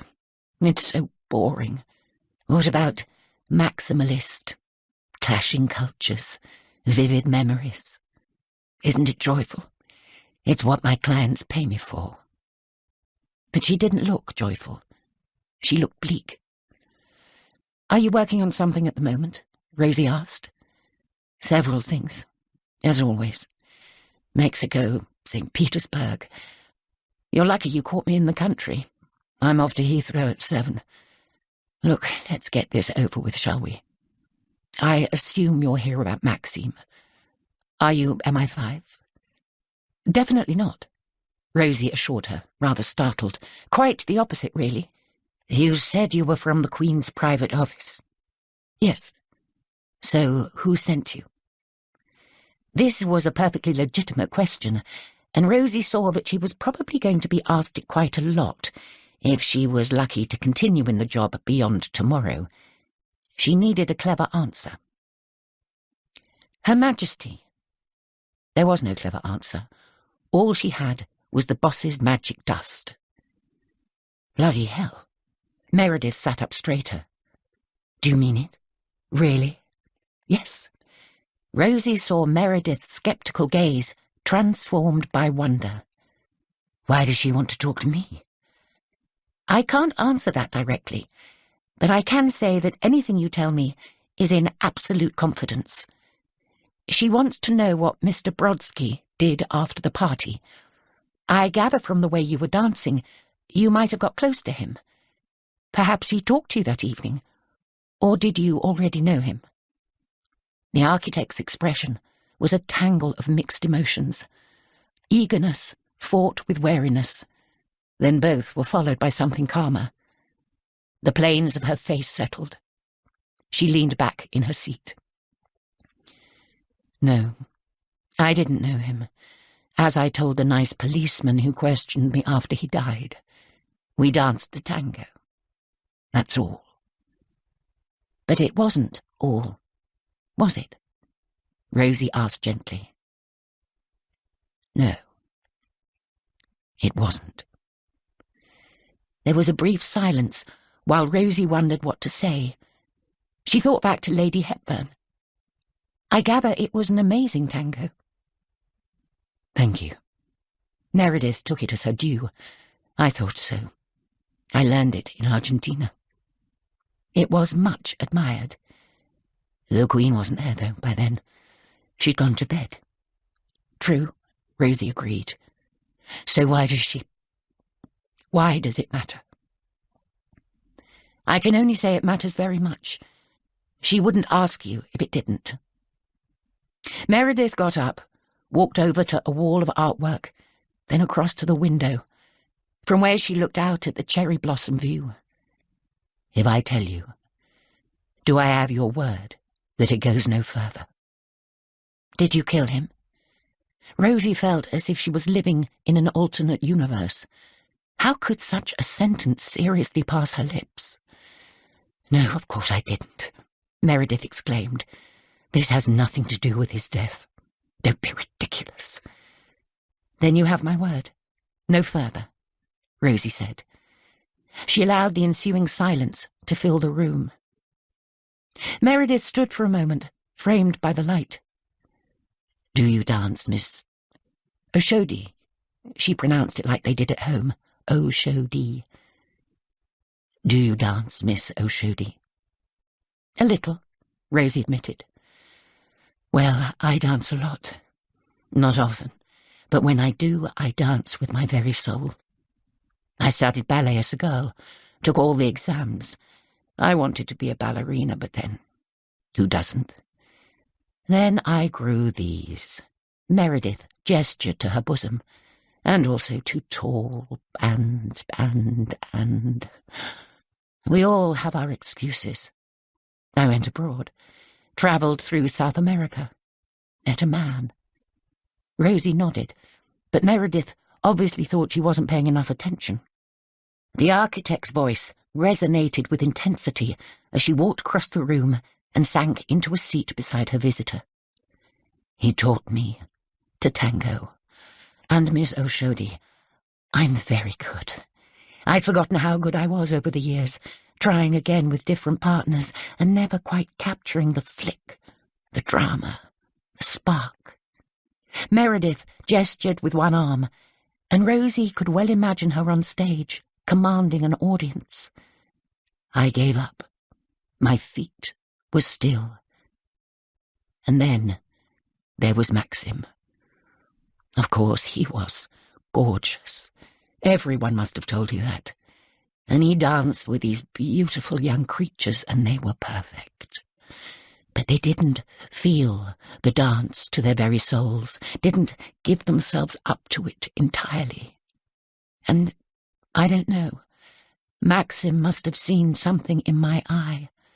He asked me onto the floor of that crimson drawing room, and I said no. How could anyone follow those ballerinas? But he insisted and insisted, and someone said something encouraging beside me, and the next thing I knew, he was holding me and saying something to the pianist, and whoever that was struck up a brilliant version of Jalousie, and we were off. I wish I'd been there. I wish I hadn't, Meredith rasped. She got up again and started pacing the carpet. That dance brought out the 18-year-old in me, and at the same time something ageless in Maxim. You'd think he'd lived 1,000 years, not 24 or whatever he was. You see, I don't even know his age. We hadn't even spoken during dinner. Even then, our bodies did most of the talking. And yes, when they say dancing is the vertical expression of horizontal desire. Rozie sensed where this conversation was heading, but couldn't quite believe it. She fought to keep her expression neutral. Would it even have been possible? You became very close? She ventured. We became absolutely intertwined. You get very physical with the tango, together and apart. When he pulls you in. It was obvious he wanted me. Of course I wanted him. I mean, it's absurd, isn't it? I can see from your face you think so. I'm sorry, I didn't mean... A 57-year-old woman and a 20-something man. A woman like me. Meredith glanced down disdainfully at her breasts and belly. Rozie had seen flair when she first saw the emerald robe and trainers, but Meredith only saw the 2 stones in weight she had put on since the menopause. She moved more slowly, ached more frequently, had to work harder every day not to feel invisible. I just meant, how did you do it? At the castle, Rozie asked. Sleep with him. Meredith's smile was both wry and triumphant. Have you ever had one of those moments, Miss O'Shody, when you absolutely need to be with someone, and it makes no sense, and it's probably wrong, but nothing else matters? Rozie swallowed. You know. Well, Maxim and I both realized on the dance floor that this tango was just the start of something. We had to continue it. It was utterly, utterly mad, and the most exhilarating feeling I've had in years. He whispered filthy things in my ear, and when I whispered filthy things back, he laughed. He didn't see our ages, this. It just didn't matter. He asked where I was sleeping, and when I told him where the guest suites were, he said he'd sort something out. He had a word with that fabulously beautiful Perovsky woman, who he obviously knew quite well, and I saw her smile and mutter in return. Then he told me he'd meet me in my room within the hour, just to wait for him there. So it was your room you went back to, not his? Yes, Meredith said. She sounded puzzled rather than anxious at being caught out in a lie. And did you go to his room at any point? No, of course not. Mine was much nicer. I had this gorgeous suite with Regency furniture, and I imagine he had a rabbit hole somewhere. Why would we go to his? I'm sorry I interrupted you. You went back to your room. Meredith nodded. I said goodnight to everyone, and ostentatiously went up on my own. I was sure the feeling would wear off as soon as I was alone, but it didn't. I just fizzed. Here I was in Windsor Castle, and every cell in my body was alive. I wanted to laugh and make love all night. I felt... Meredith paused to find the right words, and bleakness stole back across her features. I felt like me. Le neige d'antan, like I hadn't done for a very long time. And he came. Meredith threw Rozie a look and screwed her face into a smile. You could say that. He knocked at the door about 30 minutes later. He was clutching a spare bottle of champagne. We drank some of it, and as you say... Rozie gazed down at the piled-up art books on the coffee table. She couldn't catch Meredith's eye. Mm-hmm. Meredith laughed. He stayed for about an hour, or two, I have no idea. And that is all I am going to tell you. I hope it's enough. His phone went at some point, a text. He rolled over and looked at it, and reluctantly said he must go. And he did. I smiled and said nothing. I was certain I'd see him again. Not as a long-term lover. Don't misunderstand me, Miss Ashodi. I didn't think it was the start of a beautiful relationship. A friendship, perhaps. But the next thing I knew, he was dead, and it was all. The bleakness was back. She looked hollow. Over. Do you know what he did while you went up to your room? Not exactly. But he was wearing different clothes, come to think of it, when he came in with the champagne. A suit. I remember thinking it was a shame, because he looked so gorgeous in his dinner jacket. But then, he wasn't wearing the suit for long. Did you have the impression he was meeting someone after you? Meredith sucked in a cheek while she considered. No, not really. He might have been. He just said, "Don't tell anyone about this." But he said it laughing, not as if he was ashamed, but as if he wanted it to be our secret. Thank you for being so honest. I know I should have told the police, but as far as I know, those were his last words. And I didn't promise not to tell anyone out loud. But in my head I did. I keep my promises to the dead. And yet she had told the story now. It was the Queen's magic dust that did it. Rozie felt powerfully the trust that Meredith had bestowed on her. She didn't see how it helped explain Brodsky's death, but perhaps the boss would spot something she had missed. She got up and thanked the architect once again. Actually, you've helped me, Meredith said. I couldn't really make sense of it until I said it out loud. I thought I'd done a terrible thing and been punished for it. But really, it was lovely. Rozie smiled. I'm glad. Apart from the cystitis. There was a second silence while their eyes met, and Rozie tried to bottle up the laugh bubbling in her throat, but she couldn't do it. Then Meredith laughed too, throwing her head back and hooting. In the end, they hugged each other. Meredith accompanied her guest affectionately to the hall. God, imagine you telling the Queen about my sex life, she said, opening the door. I'll do it gently, Rozie promised. Only the salient details. Do it with brio, Meredith urged instead. Do me justice. Don't forget about that tango. Chapter 10. The council meeting was long and dull. The Privy Councillors themselves, carefully chosen over the years, were a decent bunch whose wisdom and support had proved invaluable in difficult times. The Queen was a ruthless chairman who conducted the meeting standing up and never liked these things to overrun. But unfortunately, there were myriad arrangements for the celebration of her upcoming birthday, and somehow they had found themselves on the council's agenda.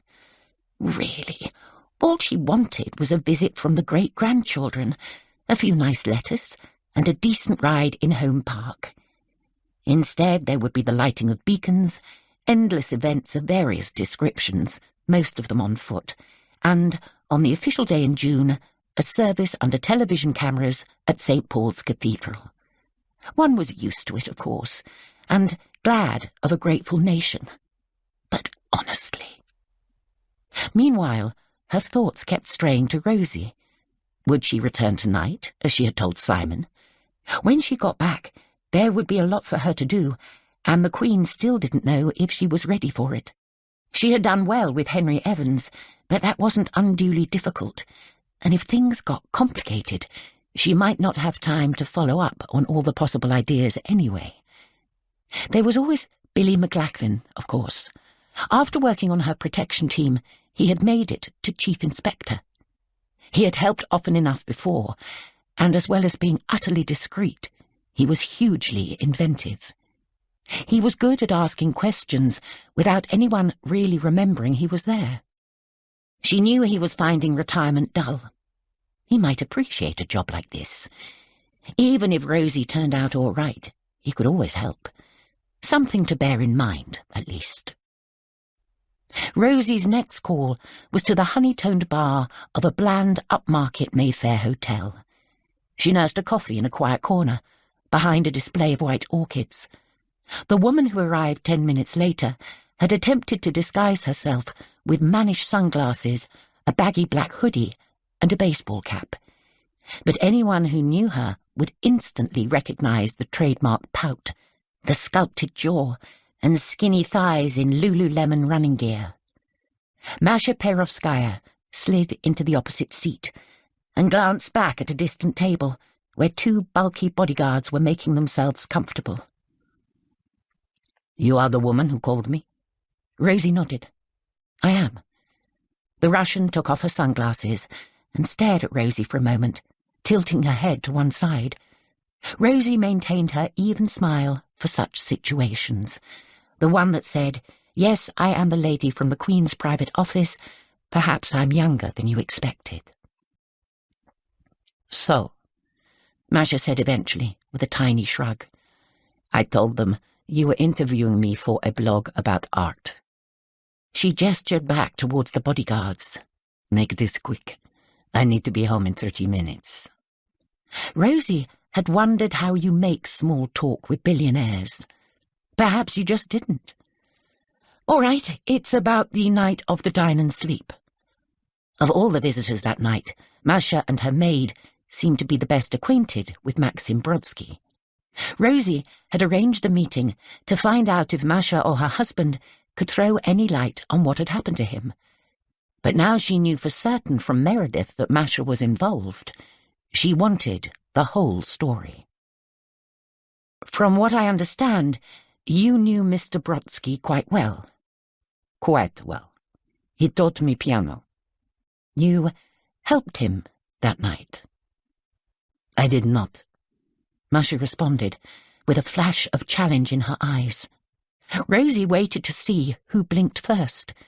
She had played this game since primary school. "You say you don't have much time," she observed, "and I'm not asking if you helped Maxime. I'm saying you did.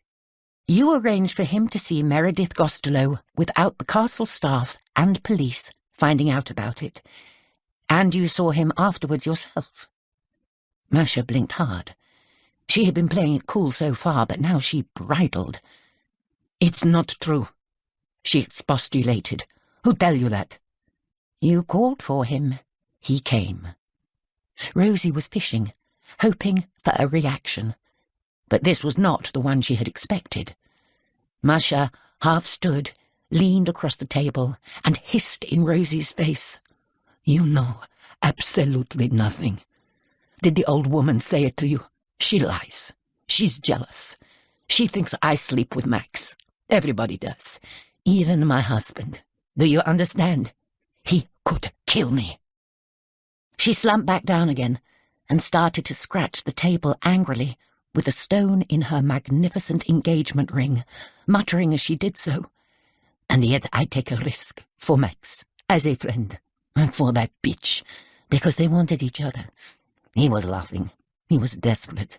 He said, "You can get me up there, to her bedroom. I know you can. Make it happen." And they did. "How did you manage it?" Rozie asked, more gently than before. This was a woman who needed to feel appreciated, she realized. She adapted her style to fit. Masha's eyes glittered. I think of the plan in moments. I tell him to go back to his room and change into clothes such as Vadim might wear. Vadim is Yuri's manservant. He wears smart suits, smarter than Max. But your queen's staff do not know that, I think. Max must say he is Vadim and go to the bottom of the stairs leading to the guests' sleeping quarters, where I will meet him and say to the servants I need his help. I give him some champagne, I find. We go up the stairs together. Yuri is outside with his friend Jay at this time, smoking cigars and drinking port and talking about his space trip and all the things they talk about. His space trip? Rozie interrupted, unable to help herself. Yes, he wants to go into orbit. He has paid for a flight in 2 years' time. It cost $10 million. Masha looked at Rozie as if this was the most obvious, boring part of her tale, like saying Yuri wanted to get a puppy or a flight to New York. But I did not know for how long they talk. And maybe he called Vadim for real when he come upstairs. So I said to Max I will warn him when Yuri comes to bed. And I did. That is all. She practically snarled this last sentence. And Maxim took this as his cue to go back to his room? I suppose so. Wasn't there a danger he might pass Vadim on the stairs? What would he have said? That was his problem. Masha shrugged. He had plenty of time to think about it. Did Vadim come in the end? Yes. Yuri was so drunk he could not undress himself. Masha looked matter-of-fact about her husband's inebriation. But he did not call him for a while. He tried to make love to me first. She maintained her deadpan look as a challenge to Rozie, who deadpanned back. I see. I did not stop him. He came towards the bed and said all the usual things and quoted Russian poetry to me. Pushkin. Do you know him? Not really. You should. Lermontov also. I let him say those lines and take down the straps of my nightdress. But then he looked at me as if he's suddenly disgusted, and he turned away. That's when he called for Vadim.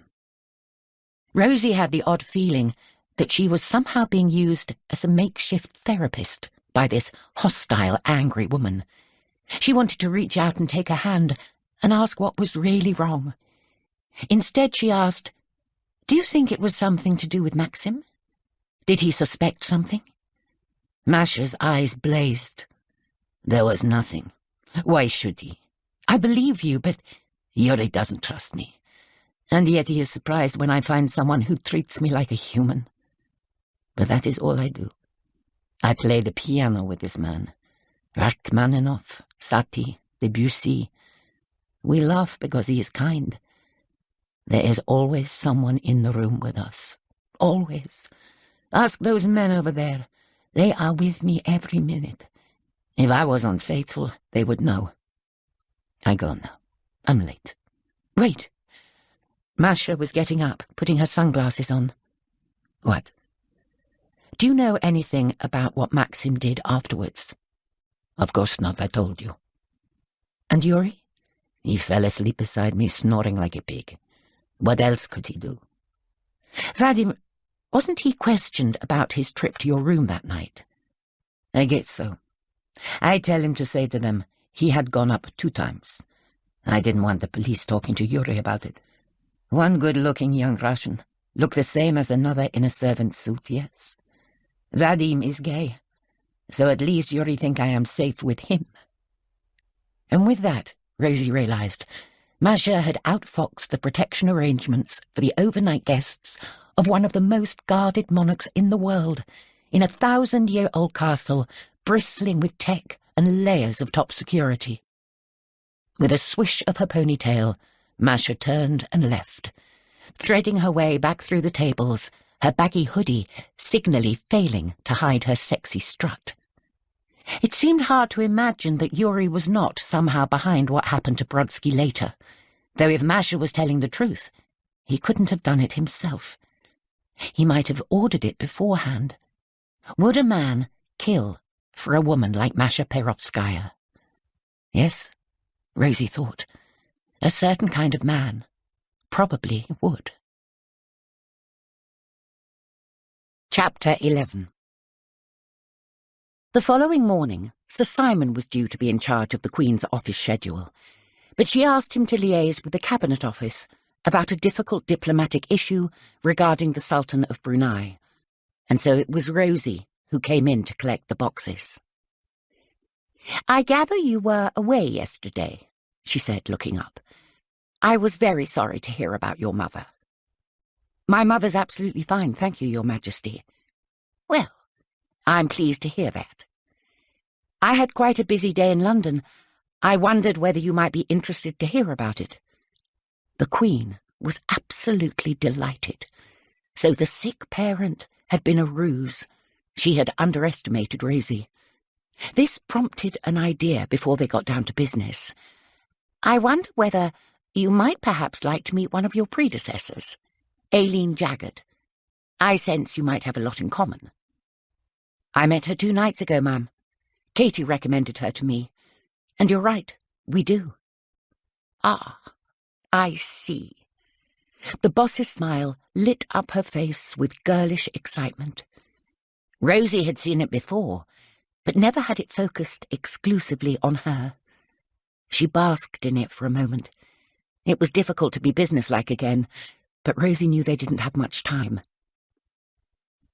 "I had a conversation with Mr. Brodsky's dance partner and discovered what he did that night." "Go on." Rozie recounted her discussions with Meredith and Masha, skirting over the sex, but noticing that the boss wasn't remotely fazed by any of it, though surprised and at times amused. "They were very generous with their time," the Queen observed. "Do you believe what they told you?" "I do, ma'am. I'm no expert, but they didn't need to tell me anything. I think they wanted you to know the truth. Meredith swore me to secrecy. She wanted me to tell only you." "And you promised?" "Yes, ma'am." The Queen frowned.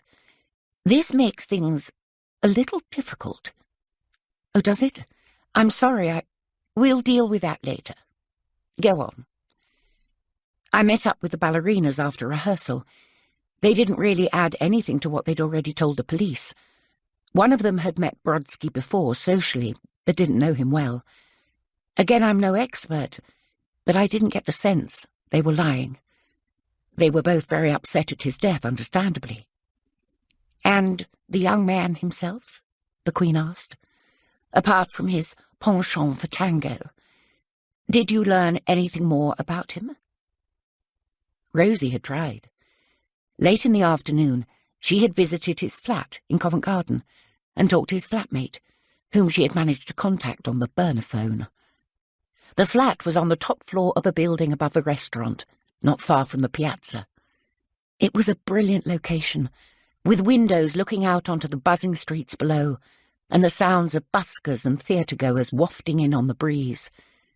The interior was basic, though, painted white and furnished with second-hand finds and badly made pieces from IKEA, untidily strewn with clothes and pizza boxes, smelling of musky men. It did not reek of offshore money and hidden bank accounts, as she had half expected it to. Rozie had said she was from the Russian embassy, warming to her role by now, keen to understand if Mr. Brodsky had any debts, such as rent, to pay, with a view to helping, if possible, in such difficult times. But the flatmate, Vijay Kulandaswamy, assured her the rent was in his name, paid for by his job in the city. In fact, he was looking for someone to replace Brodsky to cover the extra costs, though he'd often paid those himself too. Maxim had been hard up as long as he'd lived with him. Rozie was surprised. "According to our records, he went to an expensive public school." Vijay had laughed. "So did I. Same school. It's how we met. But it doesn't necessarily tell you much. He had the fees paid for him, I think, but that all stopped once he left. And whoever paid them didn't hang around. Some boss or mate of his dad's, I think. He didn't talk about it much. I got the impression he was kind of grateful, kind of furious. He liked his life here, and he loved the music, but he felt dislocated, like he didn't really belong anywhere. It made him kind of restless. Maxim thought maybe one day he'd become a writer, Vijay said, but meanwhile he was trying to make it as a professional musician, supplementing his income with piano lessons and tutoring rich teens in maths and computing. He spent a lot of time on the internet, as they all did. No, Vijay hadn't known he ran a blog until the police told him about it. Maxim wasn't a hacker, or super tech-savvy either. You didn't need to be, to teach GCSE computer science. The syllabus was still in the dark ages. Vijay had friends at work who were big tech guys, and they said he wasn't remotely in their league. Maxim hadn't talked about Russia much, except in the context of Putin and his cronies. He was definitely political. Even at school, where he was a couple of years below Vijay, he was known for his rants about the suppression of opposition politicians in Moscow and the deaths of dozens of journalists. He was compiling a spreadsheet. Truth was a dangerous game in Russia, he'd said. If a tree falls in the forest and there is no one around to hear it, does it make a sound? And if a journalist falls from a window, does anybody care? He used to get pretty depressed about it. At this point in their conversation, Vijay had remembered that he was talking to a member of the embassy and clammed up. Rozie, too, had been jolted back to her cover story.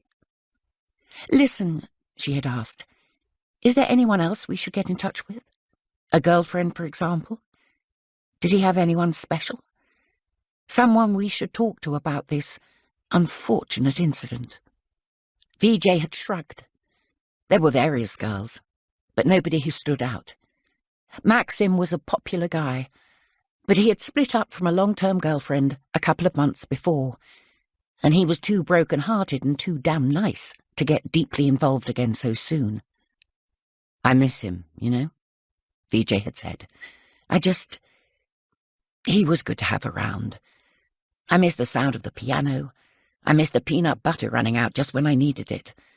I miss girls calling and having to tell them he's busy because he isn't interested. He owed me like a few £100 in utility bills and stuff, and I just don't care. He'd have paid me eventually. It didn't matter anyway. Vijay sighed deeply, looking a bit lost. Like I say, he was a good guy. No one deserves to go like that. He looked after himself. He seemed so healthy. I had no idea about his heart. It came home to Rozie then that a real human being had gone that night, not just a case. She didn't know if envoys from the Russian embassy gave people consoling hugs, but she decided that in this case, they did. Rozie reported the basics of this conversation back to the Queen. "I was trying to find out who in Brodsky's past, or his home life, might have wanted him dead," she said. "Apart from maybe Mr. Perovsky. But I didn't find anything, ma'am, unless you think I missed something." "No," the Queen agreed. "From that point of view, I fear Humphreys is right, and the motive is here somewhere. Sir Simon told me this morning that Mr. Robertson and Mr. Dorsey-Jones have been sent on leave and put under a sort of house arrest. That must be difficult for them." Rozie remembered the Queen's conversation with Henry Evans and what she obviously felt about Humphrey's theory. The Queen merely nodded. "I imagine it is. I have another job for you, Rozie. Do you mind? I do understand this is not in your job description. It might mean working on your day off." "Whatever you want, ma'am." The Queen gave her swift instructions.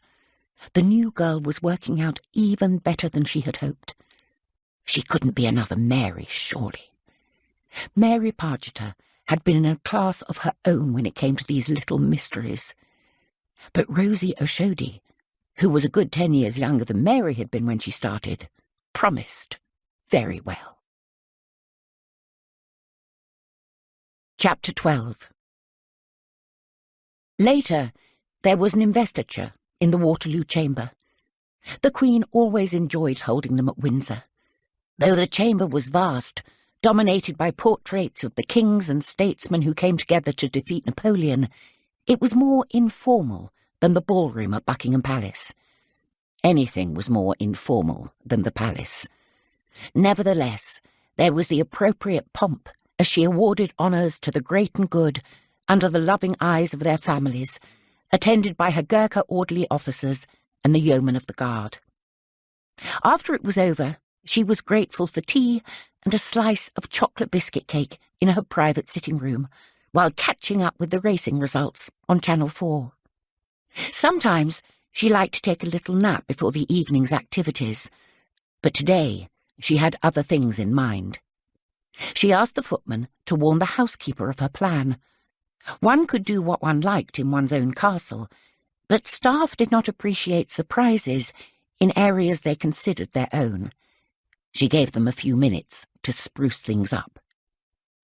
It had been a while since she had last set foot in the attic corridors above the visitors' apartments.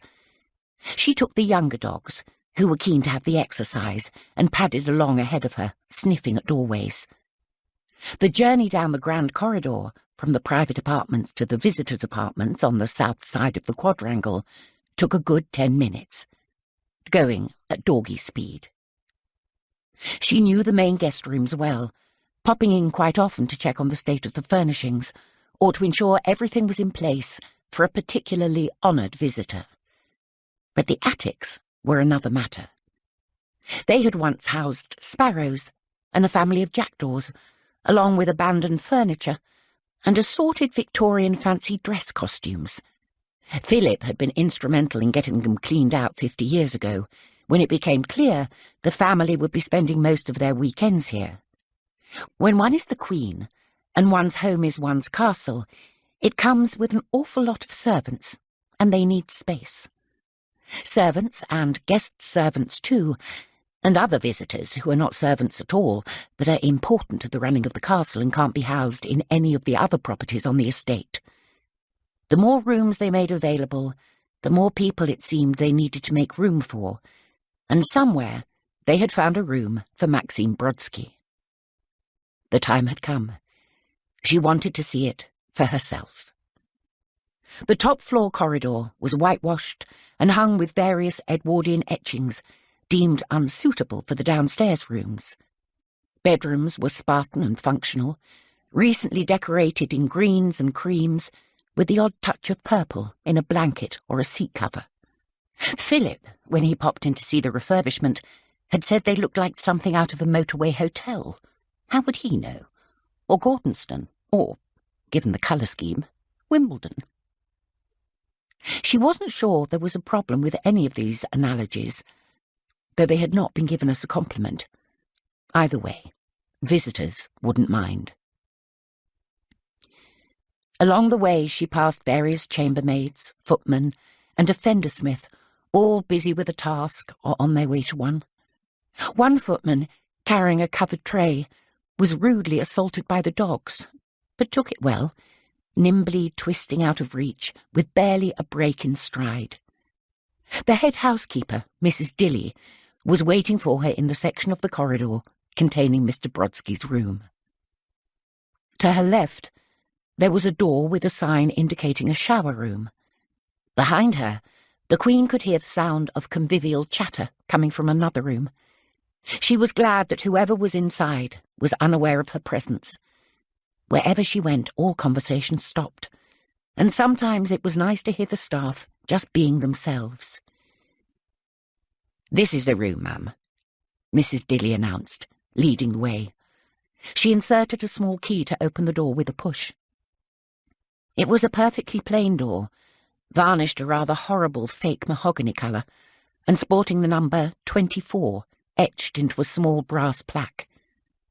There was a laminated paper notice on the front, saying something about "Do not enter." The last time the Queen had visited, she was sure such rooms were locked from within using an old-fashioned bolt, if so desired, but many of the doors had stood open. The castle of old used to assume that the inhabitants would respect each other's person and possessions, and it was rather cosy that way. Now, everyone assumed the worst, and doors closed with the click of a latch. Valuables were safe, but the air of informality had gone. Brodsky had probably known his killer, she reflected as she entered the room. Unless he left the door on the latch, he would have had to open it to him. Why do so in the middle of the night to a stranger? Mrs. Dilly went to stand near the head of the single bed, waiting patiently while the Queen looked round. There wasn't much to see. A small window to the right of Mrs. Dilly's head showed only a thin grey patch of sky between open purple curtains. All the bedding and any extraneous objects had been stripped out. There was a bare mattress on a wooden base to her left, against the wall beside the door. Next came the wall with the window, under which sat a side table and a hardback chair. They faced a wall with a small chest of drawers missing half the handles. One must get that fixed. And in between, against the wall opposite where she was standing, was a narrow, modern wardrobe that stood open to reveal nothing. There were no stains, no sign of life or death, no sense that anything important had happened in this place at all. The Queen stole a closer look at the open wardrobe door, whose D-shaped handle had housed the second knot. The whole thing looked flimsy, hardly strong enough to hold a man, never mind hang him. What sort of person would look at such a thing and think, instrument of murder? She cleared her throat. It must have been very difficult for the housekeeper who found him. Mrs. Dilly looked up. Mrs. Cobalt. Yes, awful, ma'am. She couldn't get in at first. She had to go to the office and get the master key. Then she opened the door, and there he was, right ahead of her, with that cupboard door open and his legs sticking out. She nearly fainted. But she's much better now, ma'am. Everyone always sought to reassure one, except Philip. He was the only person she could trust to be perfectly straight. Back tomorrow, Sir Simon had told her, and not a moment too soon. I'm glad to hear it. Is she back at work already? Oh, no, ma'am. Next week, possibly. But Mrs. Dilly looked doubtful. So not as much better as all that. Well, not surprising. Thank you, Mrs. Dilly. Ma'am. I hope it hasn't been too much of an inconvenience, with the police here at all hours. No, ma'am. Just rather dreadful for all of us. Mrs. Dilly caught the Queen's eye and held it, woman to woman, and there was huge sympathy there. She knew how much it must mean to her, this tragedy so close to home. The Queen looked away and called to the dogs, who had been milling about in the corridor. They padded in now, circling her legs, and giving the room a brief semblance of normality. Candy, Vulcan, time to go. The walk downstairs and back along the grand corridor seemed twice as long this time. She took it slowly. She was unprepared for the shock she felt, not by what had been in the room, but what hadn't been, which was any sense of the life that was lost. Brodsky had vanished from the world, it seemed, without a trace, and one felt somehow responsible. Sir Simon would have told her not to go had she consulted him, which was, of course, partly why she hadn't. He would have said it was unnecessary, which was quite untrue, and that it might be upsetting, which was so infuriatingly right. The thought of it pricked her, even though she had not given him the chance to say it. She batted it away. As Queen Mary had always insisted to her as a little girl, it did not do to dwell. Instead, She thought about the door that could not be opened from the corridor without a key.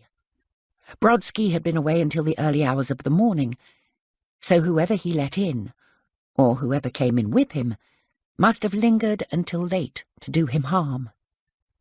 A spy could have had a master key cut, she supposed, all part of this big plan Humphreys insisted on imagining. And yet the failure to tighten the second knot suggested it was an improvised attack. It couldn't be part of a long-running feud, as Brodsky didn't know anyone here.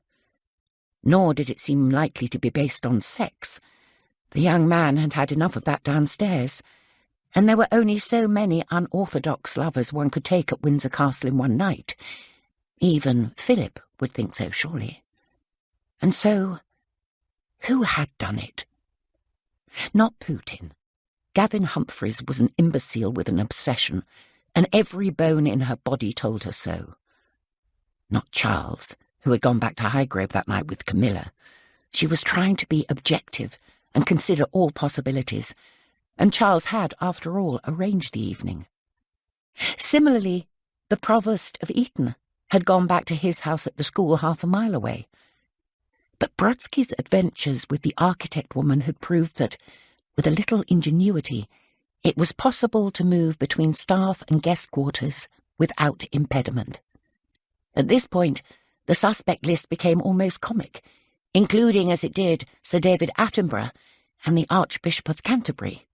No, honestly, no. If one could not trust these men, one might as well give up. Nevertheless, even excluding them, the range of possibilities remained disconcertingly wide. There was no reason to suspect the ex-ambassador, but it was not impossible that his life in Russia had created links to young Brodsky that she was not aware of. The police had uncovered no connection between the young man and the novelist, or the professor, but Blunt had been an academic. Of course, most of them were pillars of the establishment, but one never quite knew. Then there was the architect herself, the woman who had danced the last tango. The Queen pondered for a minute, trying to create some kind of motive from what she knew from Rosie's account, but everything in the tragic story suggested quite the opposite. The poor woman had been besotted. That left Perovsky, his wife, his hedge fund manager friend, and their servants. This was where the police should be focusing, surely. At this point in her walk, she passed a policeman guarding the entrance to the private apartments, and in nodding to him, the Queen was reminded of the madness of this location.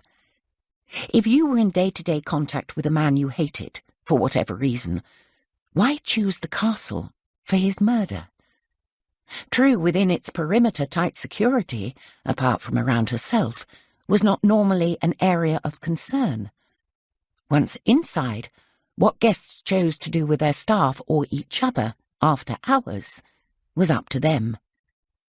True, too, the perpetrator had got away with it so far.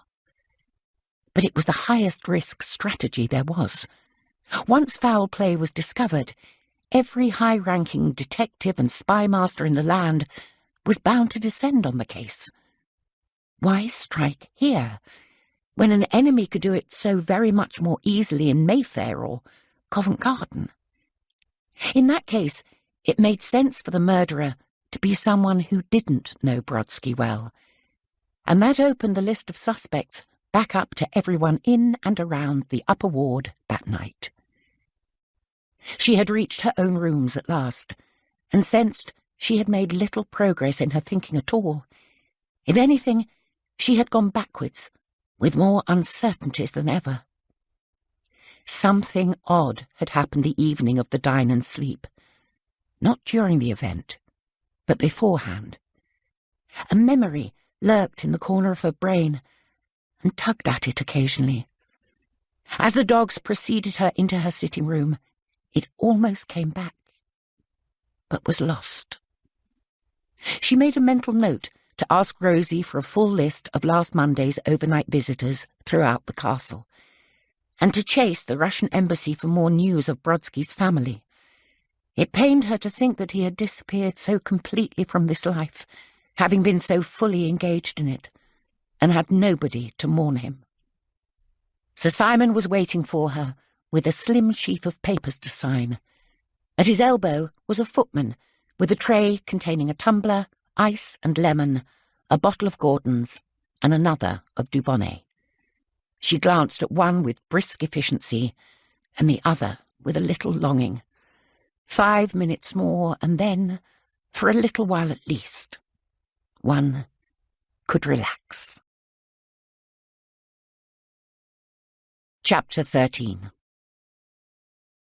Morning, Cabbage. Everything under control? Sitting at the breakfast table on Thursday morning, Philip looked as if he'd never been away. I thought you were arriving this morning. Got in last night. Quick dinner with some friends in Bray. God, you look ghastly. Have you been sleeping? Yes, thank you. She tried to say it crossly, but he had such a grin on his face. There was always the hint of a joke in his eyes, unless he was furious with someone. He was perfectly dressed for the day, as always, in a checked shirt and knotted tie. The radio was on, there was toast on the table again, and already it felt as if the place had come back to life. She couldn't help smiling. Did you bring me the fudge? Damn. Forgot. Have you seen the pictures of William and Catherine in the papers? Cover to cover, practically. I told William he'd enjoy India. Did you see them at that safari park with the elephants and rhinos? Lucky buggers. Beat sticking medals on breast pockets. The Queen refused to rise to the bait. How was the salmon? Bloody impressive. Caught 4. I brought them down with me in an icebox. Thought the chef could do something with them for your birthday. Thank you. Mind you, they probably decided the menu 6 months ago. They had. But they can always change it, he mused. That wasn't going to happen, but she would think of something. She was really very touched that he had been thinking of her birthday, and that he had thought 4 large fish an appropriate present, which they absolutely were. Salmon was always being recommended for one's diet. Good for the brain, apparently. And it was a nice reminder of days out by a fast-flowing river. Companionable silence reigned for a while, apart from the radio in the background, until he looked up from his toast and said, That bloody Russian. Tom said it was foul play. Philip's equerry, Lieutenant Commander Tom Trender-Watson, was good friends with Sir Simon, and usually up to speed on all the details of the castle. He was also reliably discreet, thank goodness. Have they found the bugger that did it yet? Philip asked. I haven't heard anything. No, they haven't, she said. The security service think it was Putin. What? In person? No, in the guise of a royal servant. Bloody idiots. That's rather what I thought. Have you got someone in mind? She stared into her tea and sighed. Not exactly. The place was full that night, but I can't see why anybody here would want to kill him. Half the ladies would have wanted quite the opposite from what I heard. Yes. She was tempted to tell him about Brodsky's after-midnight shenanigans with the architect, but she knew he would love the story and share it widely with his staff who, equerry accepted, were bound to spread it like wildfire. At the moment, even she wasn't supposed to know about it, so she kept her counsel. Well, they need to sort it out sharpish, Philip observed. Does nobody any good worrying about consorting with murderers. And by God, it needs to be fixed before the press get their hands on it. They'd have a field day. The Queen, who knew all of this, merely obliged him with another, You should have a word with whatever police Johnny is in charge of it. Ignore Box. Putin! Pah! With that, he pushed back his chair and opened the paper. The Queen was, in equal measure, mildly infuriated by being told to do what she had been about to do anyway, and relieved that he was home, so she could be reassured by words like Putin. Pah! He honestly kept her sane. Ravi Singh was reminded, more than anything, of the time he won the Year 9 debating competition at school. His hands trembled slightly in exactly the same way, and he could feel his blood pulsing in his head. It was the only time he had been called in to see Mrs. Winkless, the headmistress, who lurked in a panelled office down a long tiled corridor at the posh end of his grammar school's rambling site. She had a bowl of flowers on her desk, he remembered, pale, mop-headed things he had subsequently learned to recognise as hydrangeas, and an electric blue dress that encased a larger expanse of bosom than a teenage boy was entirely comfortable with. The oak room, where the Queen had granted him an audience, was not the same as that panelled room, of course. It was bigger and oddly shaped, owing to its position in a sort of tower. It had white walls, comfortable sofas, and a roaring fire, alongside unexpected details such as one of Her Majesty's TVs. But the sense of meeting a powerful woman whom one was, without knowing exactly why, slightly afraid of, and feeling guilty even though he had, as far as he knew, done something good, was identical. "I am the Met Police Commissioner," he reminded himself as he sat down. "I have reached the top of my profession. She is not going to tell me off." The Queen sat opposite him on a small sofa, near a large, elaborate window overlooking the quadrangle he'd just come from. She was indeed all smiles, and the offer of a biscuit to go with his tea. The dogs made themselves at home near his feet. He wasn't in trouble. He thought of the sharp look Humphreys had given him when he'd heard about the requested meeting. "Make sure you tell me everything, word for word.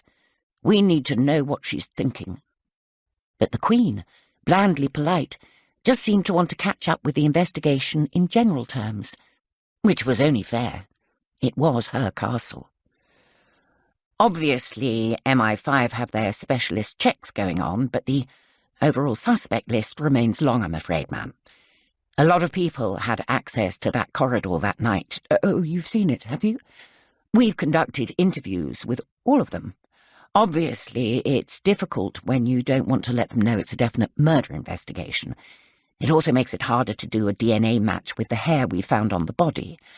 Obviously, once we have a firm suspect, we will." He realised he had said "obviously" 3 times, and he was perspiring under his jacket. Her Majesty was a lovely woman who hadn't asked a single difficult question, but this was worse than doing the Today programme on Radio 4. "I'm sure you're doing everything you can." "Of course, ma'am. I mean, we're clearly focusing on the people who knew Brodsky or had Russian links. The manservant who had the room next door, the maid, the ballerinas, though their computer records suggest their FaceTime alibi checks out. There's a librarian who's an expert on Russian history, but she lives in rooms halfway across the site. The archivist, well, Mr. Humphreys can tell you more about him, I imagine." "And Mr. Robertson, is there any news of him?" "Nothing yet, ma'am, nothing certain. It turns out he does have an explanation for some payments that were of concern, but the investigation is ongoing." "I see. And is that all? Who else have you talked to?" The Commissioner consulted his notes. "The communications team were having a bit of a conference, ma'am, so there were about 5 of them visiting from the palace, plus those who already work here. Various staff who stay on a regular basis, a group of guests of the governor." "And my guests on the floor below?" "They're out of the picture, ma'am. You can't get between the guest suites and the visiting staff quarters without passing 2 sets of security, and they didn't see anything." The Queen gave him a smile, which, if it hadn't come from Her Majesty, he would have called playful. "Oh, There have been some rather surprising stories over the years, Commissioner. Philip was reminding me only this morning about a famous time when the French ambassador managed to smuggle a cabaret artiste up to his suite, disguised as a housemaid, for a bet. Not this time, ma'am, Singh assured her, making a mental note to share that one with the lads back at New Scotland Yard. Well, that's a relief. The Queen knew that at this point it was her duty to tell him what Rozie had learned from Meredith Gostelow and Masha Perovsky. But equally, Rozie had promised secrecy. The Queen felt this had been unwise. One never knew what one might be required to do or say. However, telling Mr. Singh anything would bring Rozie into the story, and ultimately herself, which of course one must avoid at all costs. If the Commissioner was primed with the possibility of staff and guest shenanigans, perhaps he could find out for himself. For now, she graciously accepted his reassurance. And is there any news from the embassy? Ma'am? About Brodsky's family. Has someone come to take the body? Singh paused for a moment. Nobody had asked that question recently. No, ma'am. I imagine it's still in the morgue. Would you like me to find out what we know? Yes, please. That's very kind. And do tell me, how are the new stab vests working out? With that, following her lead, Singh pivoted on a sixpence and talked instead about the new uniform his staff had been issued, about which the Queen was remarkably well informed. She misses nothing, he thought. Now she reminded him of his great-grandmother, Nani Sada, who was, if anything, more terrifying than Mrs. Winkles in her panelled office. But at least he could tell Gavin that she was happy with the way the investigation was progressing. Chapter 14. The block of flats was long and low, 4 stories of reddish-brown brick with matching balconies and modern plate-glass windows. It might have been built in the 1960s, Rozie thought, though she was no expert on architecture. It was not a prepossessing building in itself, but what marked it out was the view. Beside the River Thames, overlooking the massive hulk of Battersea Power Station through the trees. This was Pimlico, home to many an MP's London pad, and an odd mixture of posh, stucco-fronted houses and post-war flats like these. It would be about half an hour's walk to Buckingham Palace from here, she reckoned. A nice one on a sunny morning, and not a bad place to come back to with that view. She manoeuvred a wicker hamper marked with Fortnum and Mason's distinctive F&M logo from the back seat of the car. It had been a hair-raising drive from Piccadilly, racing through the morning rush-hour traffic, knowing she had 2 deliveries to make and must still be back by 3. A day off in the Queen's private office really meant half a day, and lateness was not an option. She closed the car door with her knee, locked it with a key fob dangling from her fingers, and carried the hamper to the nearest entrance. The inside door to flat 5 was opened by an unshaven man with salt and pepper hair, wearing baggy gym shorts and a sweaty T-shirt, with a towel around his neck. He had only answered on the 3rd ring of the bell. At first, she was horrified to think how he had really let himself go. But then she realised he'd been exercising. This was encouraging. Mr. Robertson? Yes. He was staring at the hamper, which was as large as could fit in the back seat of the Mini, and seemed out of place in the narrow communal corridor where she was standing, with its strip lighting, peeling paint, and missing carpet tiles. I'm here from the private office. He would know which one. This is for you. What? He rubbed the side of his face with the towel. You'd better come in. She followed him across a little hallway that somehow managed to seem immaculately tidy, despite containing 2 road bikes, a coat rack, several framed photographs, and a shelf of running shoes. The room beyond it was the kitchen, which was half the size of Meredith Gostelow's in Westbourne Grove, but had the benefit of uninterrupted views towards the abandoned power station's iconic chimneys. Surfaces were white or stainless steel and gleamed. "Can I offer you something?" he asked. "No, thank you. I'd better be quick." She put the hamper on the counter next to the sink and smiled at the royal page. "My name's Rozie. The office wanted to give you this as a token of our understanding of everything you're going through. I really must emphasize that it's from the office, not Her Majesty personally." Lady Caroline, in passing on the Queen's message, had been very specific about this. Also, she must not apologize. One did not say sorry for the things one's public servants, such as the security service, did in one's name. That would be hypocritical and wrong. Sandy Robertson rubbed the side of his head again, looking perplexed. "You must emphasize that, must you?" he echoed. His voice was deep, with a gentle Scottish burr, and very pleasant to listen to. Rozie imagined him offering drinks to the boss, pulling out her chair, ensuring everything was just as she wanted it. He seemed the sort of person you would want to have around. "Well, let's have a look at it." He unbuckled the hamper and lifted the lid.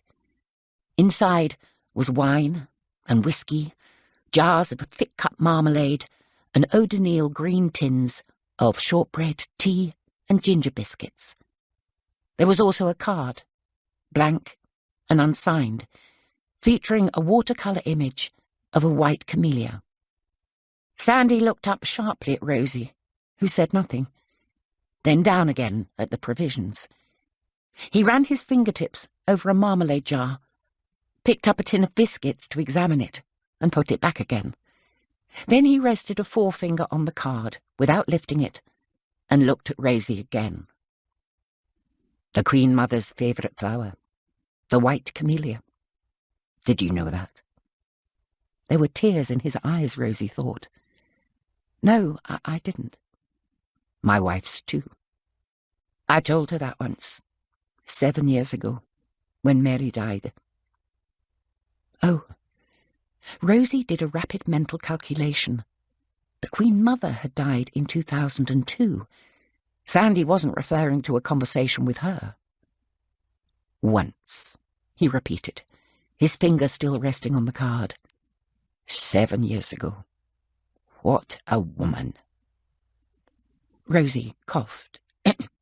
"As I say, we at the office just wanted to... We probably shouldn't have, but we..." "Tell her, thank you," he interrupted, in his Highlands burr. "Thank you very much." Rozie found she had a lump in her throat.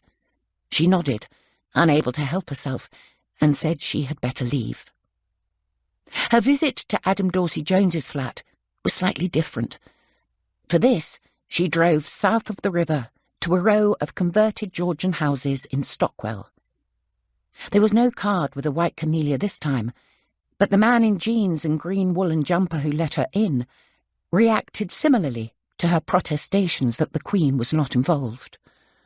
"Of course she wasn't," he said. "You did this out of the goodness of your heart." "You could say that." "Well, thank you very much, Assistant Private Secretary Lady I've never met." "You're welcome." "You're very generous." Rozie fought not to grin. He put the hamper on the coffee table of his art-filled living room and said, "You obviously don't think that because I have a boyfriend who's been to St. Petersburg, I must be a Russian spy." "I'm not qualified to say," Rozie told him evenly. "And yet this hamper..." "It's just from the office." He sat her down then and told her about the 2 years he had spent on the digitization project he'd been put in charge of. He recalled his excitement at finding long-lost papers from George II, the nights he'd worked late to meet the deadlines they'd given him, the fact that he'd missed his boyfriend's birthday party to go to Windsor Castle to get the final info he needed before giving a progress report to visiting dignitaries a fortnight ago. "They won't tell me what they think I've done," he said. "But it's obvious from their line of questioning they think I'm KGB or FSB or whatever it is. They seem to think that if you like Russian literature, you must be a fan of the Kremlin. I wrote my thesis on Solzhenitsyn. If you really want to see how they tortured the human spirit, read Cancer Ward. Jamie's gallery specializes in early 20th century art, when the Russians were leading the way in abstraction and experimentalism. The revolutionaries hated it. They killed or exiled practically everyone, or just made their lives impossible. Doesn't endear you to the Russian state. But what do I know?" "This will blow over," Rozie said. She knew she didn't have the right to reassure him. She could see herself as a minor character in a historical analysis 20 years from now, the naive figure from the palace who took pity on the spy. But she felt his bitterness at the way he had been summarily cast aside, and thought that could possibly be the greater danger. "I'm sorry." He looked across the coffee table at her. "Yeah, I do believe you are." On the way home, she listened to Radio 4 as she negotiated her way back through heavy traffic on the Cromwell Road. The World at One was full of the latest sightings of the Cambridges on tour in India. Rozie couldn't quite believe that in a couple of weeks she'd be seeing them in person at the castle, and probably hearing some of their adventures firsthand. Among other news stories was a report about 2 city analysts found dead from cocaine overdoses. The journalist, her voice brimming with urgency, wondered, is recreational drug use in the square mile reaching a dangerous level? And how far are middle-class drug takers responsible for fueling the deadly trade that decimates communities in South America? But by now, Rozie wasn't listening. The reporter had named the 2 analysts. A 37-year-old man called Javier something who worked at Citibank, and a 26-year-old woman called Rachel Stiles, who worked for a small boutique investment firm called Golden Futures. Rachel Stiles and Golden Futures were familiar names to Rozie. She had seen them on the spreadsheet listing all the visitors given rooms in the castle the night of the dine and sleep. The one the master of the household had pulled together for the police, and that the Queen had asked for. Golden Futures had stood out to Rozie because it seemed to hold so much promise. And now, at the age of 26, the girl was dead. Part 3. Belt and Road. Chapter 15. "It's nothing to do with the Russian," Sir Simon assured the Queen that evening, after Rozie had mentioned the coincidence. Chief Inspector Strong checked with the local CID team in Shepherd's Bush, where Dr. Stiles died. She had a bit of an alcohol problem. Goodness. Did she? The city takes its toll, I suppose. She took a lot of pills, then the cocaine on top. Almost certainly accidental. Tragic, of course. He meant it. Sir Simon and his wife did not have children, but his niece was 27. She, too, had worked in the city, before setting up a company that seemed to mean she worked day and night from her laptop at home. She was a beautiful young woman, an only child with a shining future ahead of her. Sir Simon knew his brother and sister-in-law would never recover if anything happened to her.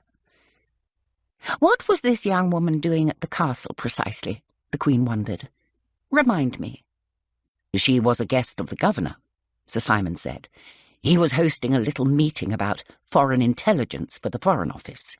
Ah, yes, the young man from Djibouti. Ma'am, I remember the governor was very impressed with a man who had flown in from East Africa, though I had rather thought his meeting was more about China. I must ask him about it sometime. Yes, ma'am. That would make sense, actually. Dr. Stiles was an expert on the Chinese economy. Oh. She had a PhD in Chinese infrastructure funding.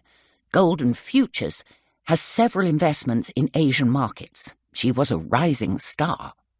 You're very well informed, Simon. I try to be, ma'am. There is another thing. Yes?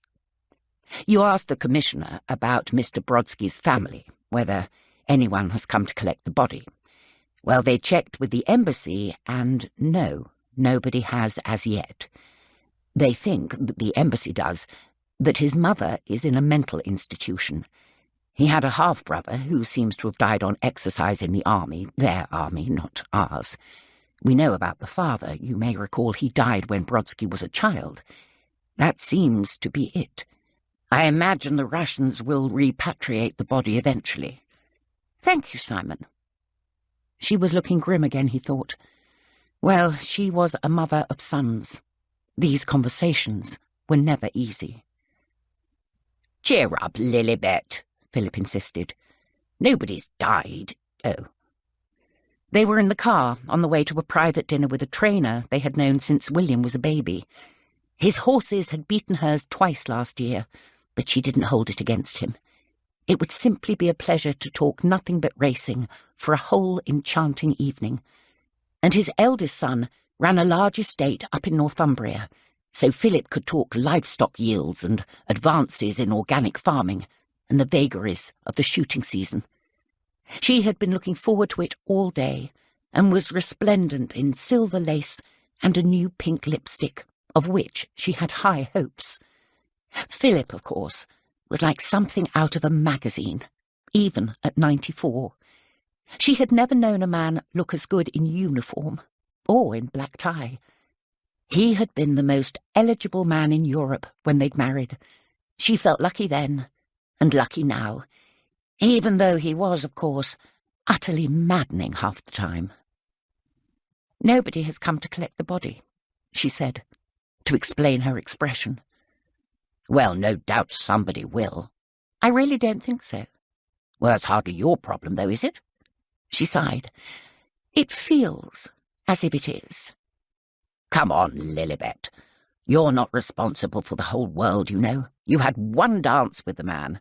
That hardly constitutes a date. Philip, really? She looked out of the window at the cars overtaking the Bentley, which resolutely stuck at 69 miles per hour, and was so smooth it hardly seemed to be moving at all. This car was a treat. They saved the Bentley for special occasions, so it still smelled of fresh leather rather than old dog, and the cleaning fluid they used to disguise the smell of dog, with limited success.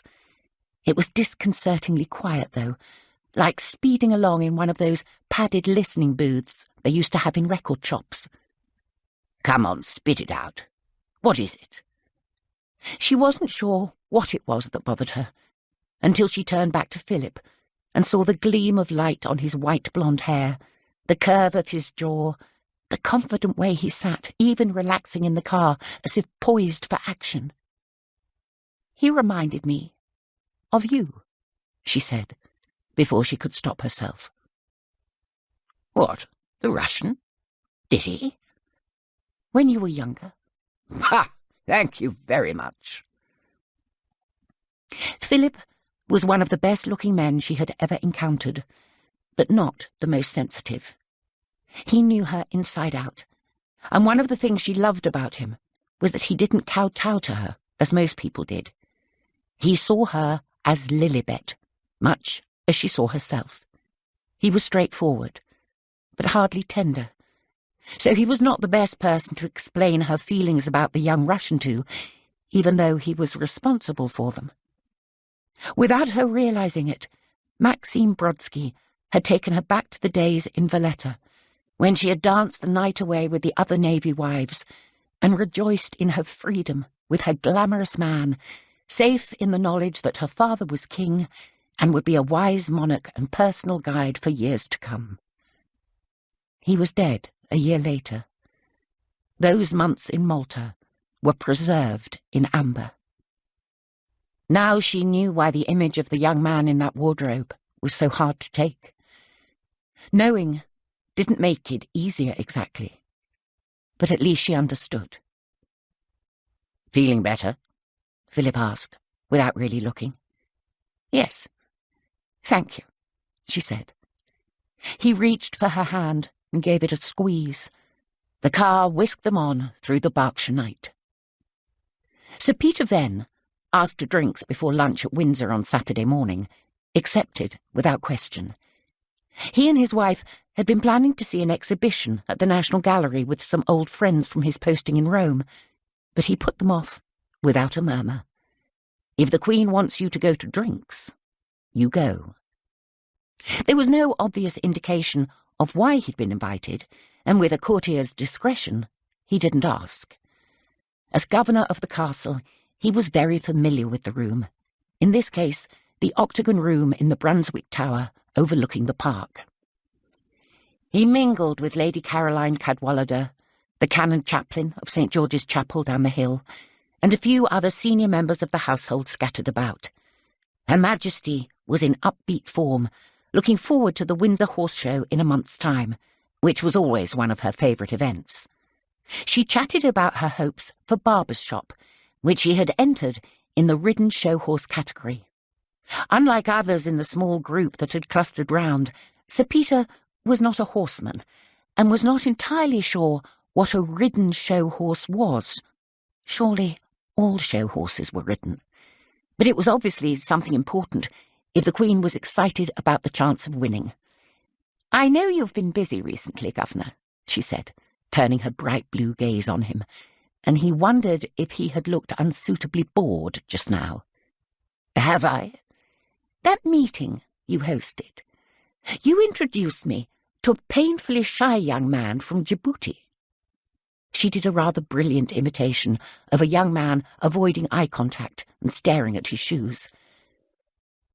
The rest of the group, having the finest honed diplomatic skills in the country, realised that they were not needed for this conversation and melted away. Sir Peter, who had been somewhat disappointed by Kelvin Lowe's failure to shine that day, was pleased to have the opportunity to talk about him a little bit more. "You remembered, ma'am. Yes, Kelvin's rather a genius. He started working for us a few months ago. He's already unearthed untold amounts of information about the Belt and Road." "The Belt and Road?" "Yes, that was the real focus of the meeting. China's grand plan to connect Asia, Africa, and Europe. Awfully confusing, really, because Belt is for the land bits, which are often roads, and Road is for the sea bits, which never are, except metaphorically. The Chinese are very metaphorical, I find." "Oh," it rang a bell. "Is that the same as the new Silk Road? We talked about it when President Xi came last year." "Well, that might be a romantic name for him, ma'am, but it's anything but. I'm not an expert myself, but I was glad to be able to host the meeting here at the castle. It was a classified thing the Foreign Office organised, with help from MI6. Having it here gave everyone the privacy they needed, and it was useful for Kelvin being so close to Heathrow. He was able to fly in and out quickly on his way to a conference in Virginia, although, of course, his plane here was delayed by bad weather, so he was rather late for everything. We put off the main part of our meeting by a day to include him, because he has such an intriguing insight into what the Chinese are doing in Africa. I'm sorry, is this more detail than you were hoping for, ma'am?" "No, it's fascinating. Do go on."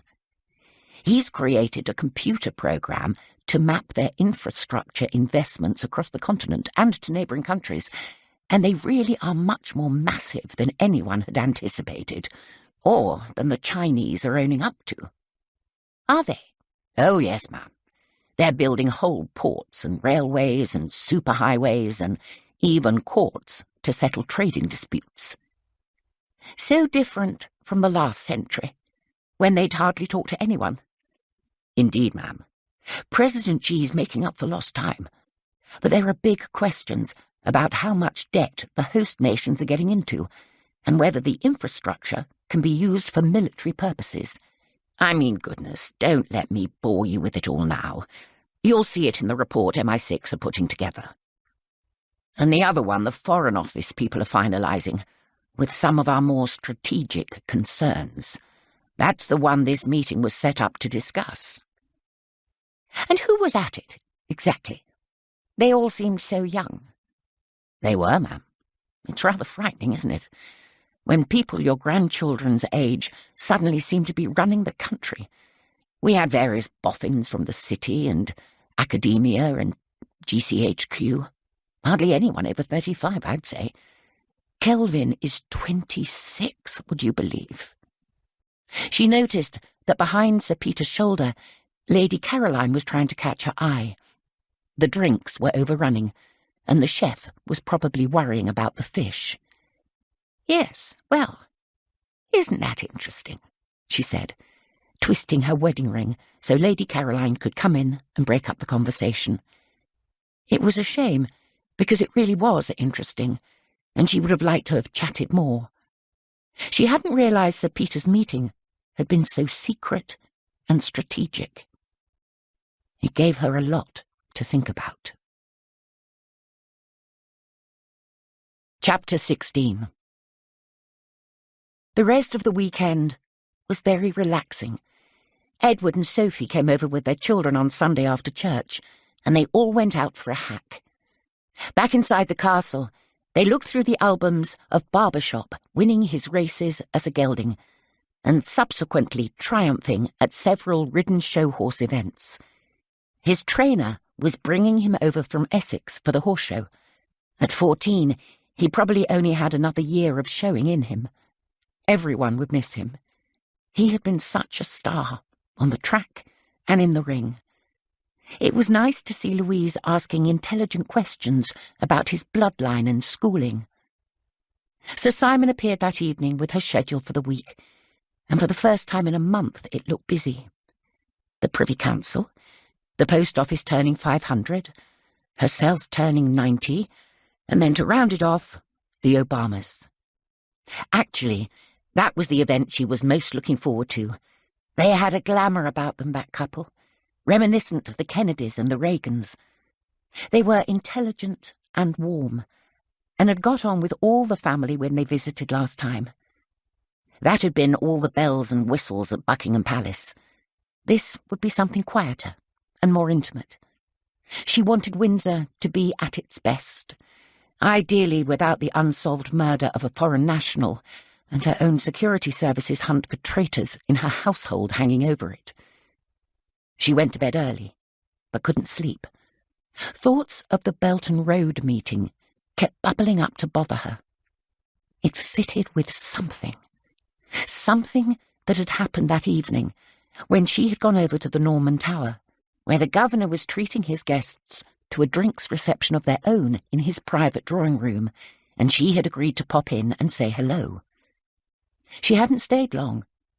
There were about 8 of them in the drawing room, she recalled, most of them ridiculously young, and Sir Peter had made the introductions.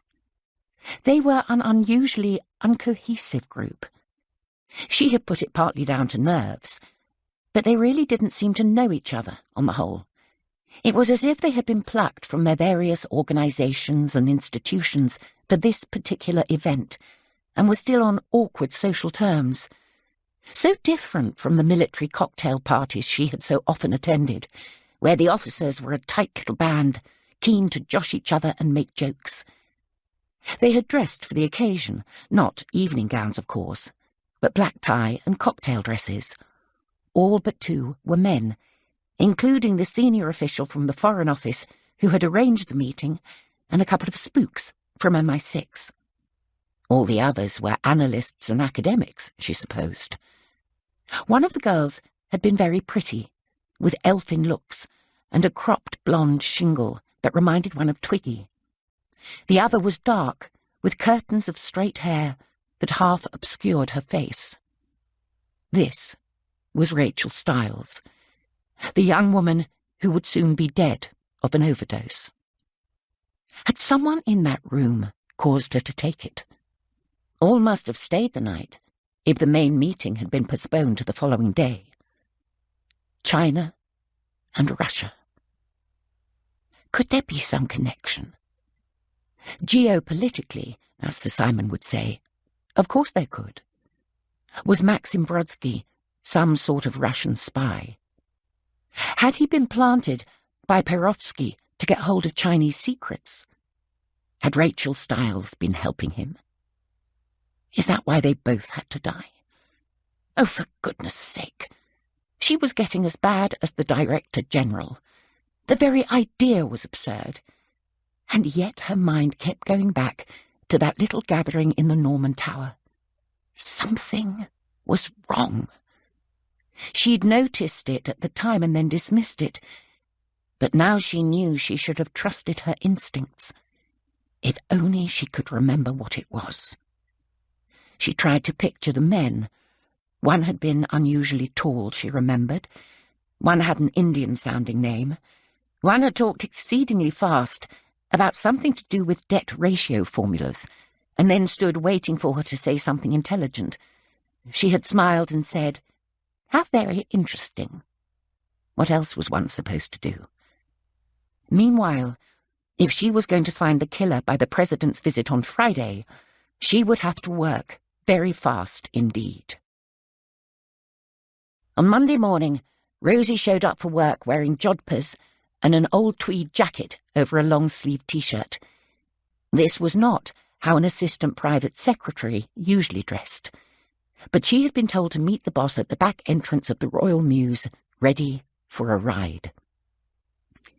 The Queen was already there, in a quilted jacket, and with a signature silk scarf knotted into position. Rozie couldn't remember ever having seen her in a hard hat. Queens did not fall off horses, it seemed. And to be fair, the glossy black fell pony looked to be the most placid of creatures, waiting patiently with her groom in the immaculate yard, next to a mahogany bay with short, powerful legs and a black silky mane that he tossed flirtatiously in Rosie's direction. "Ah, hello." The boss greeted her with a grin, indicating the bay. "We thought we'd get Temple tacked up for you. He's about the right size and a nice character, as long as you tell him who's in charge."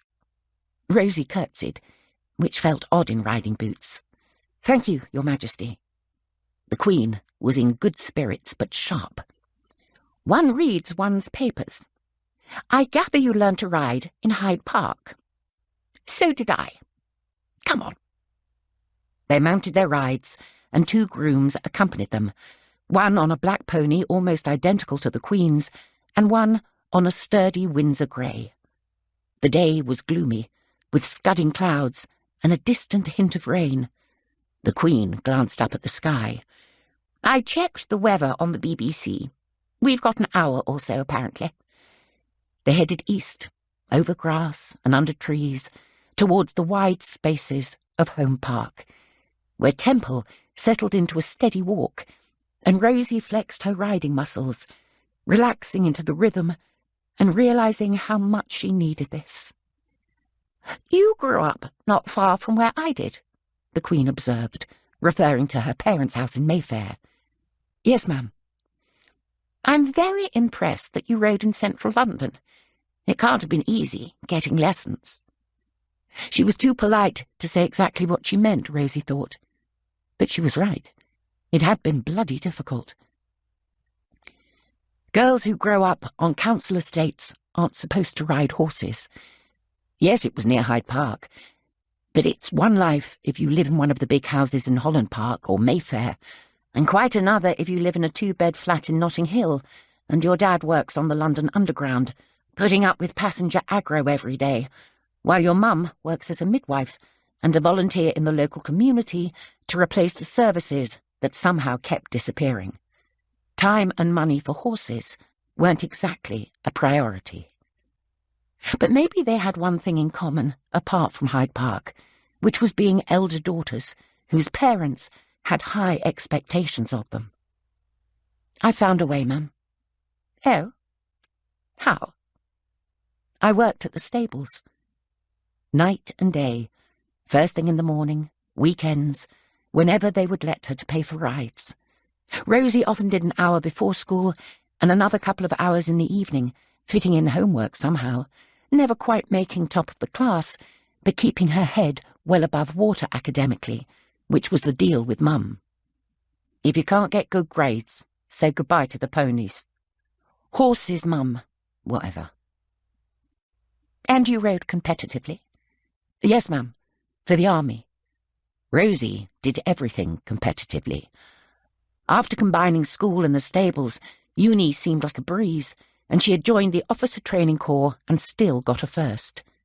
She wasn't the world's best rider, never would be, but she was utterly fearless going round an eventing course.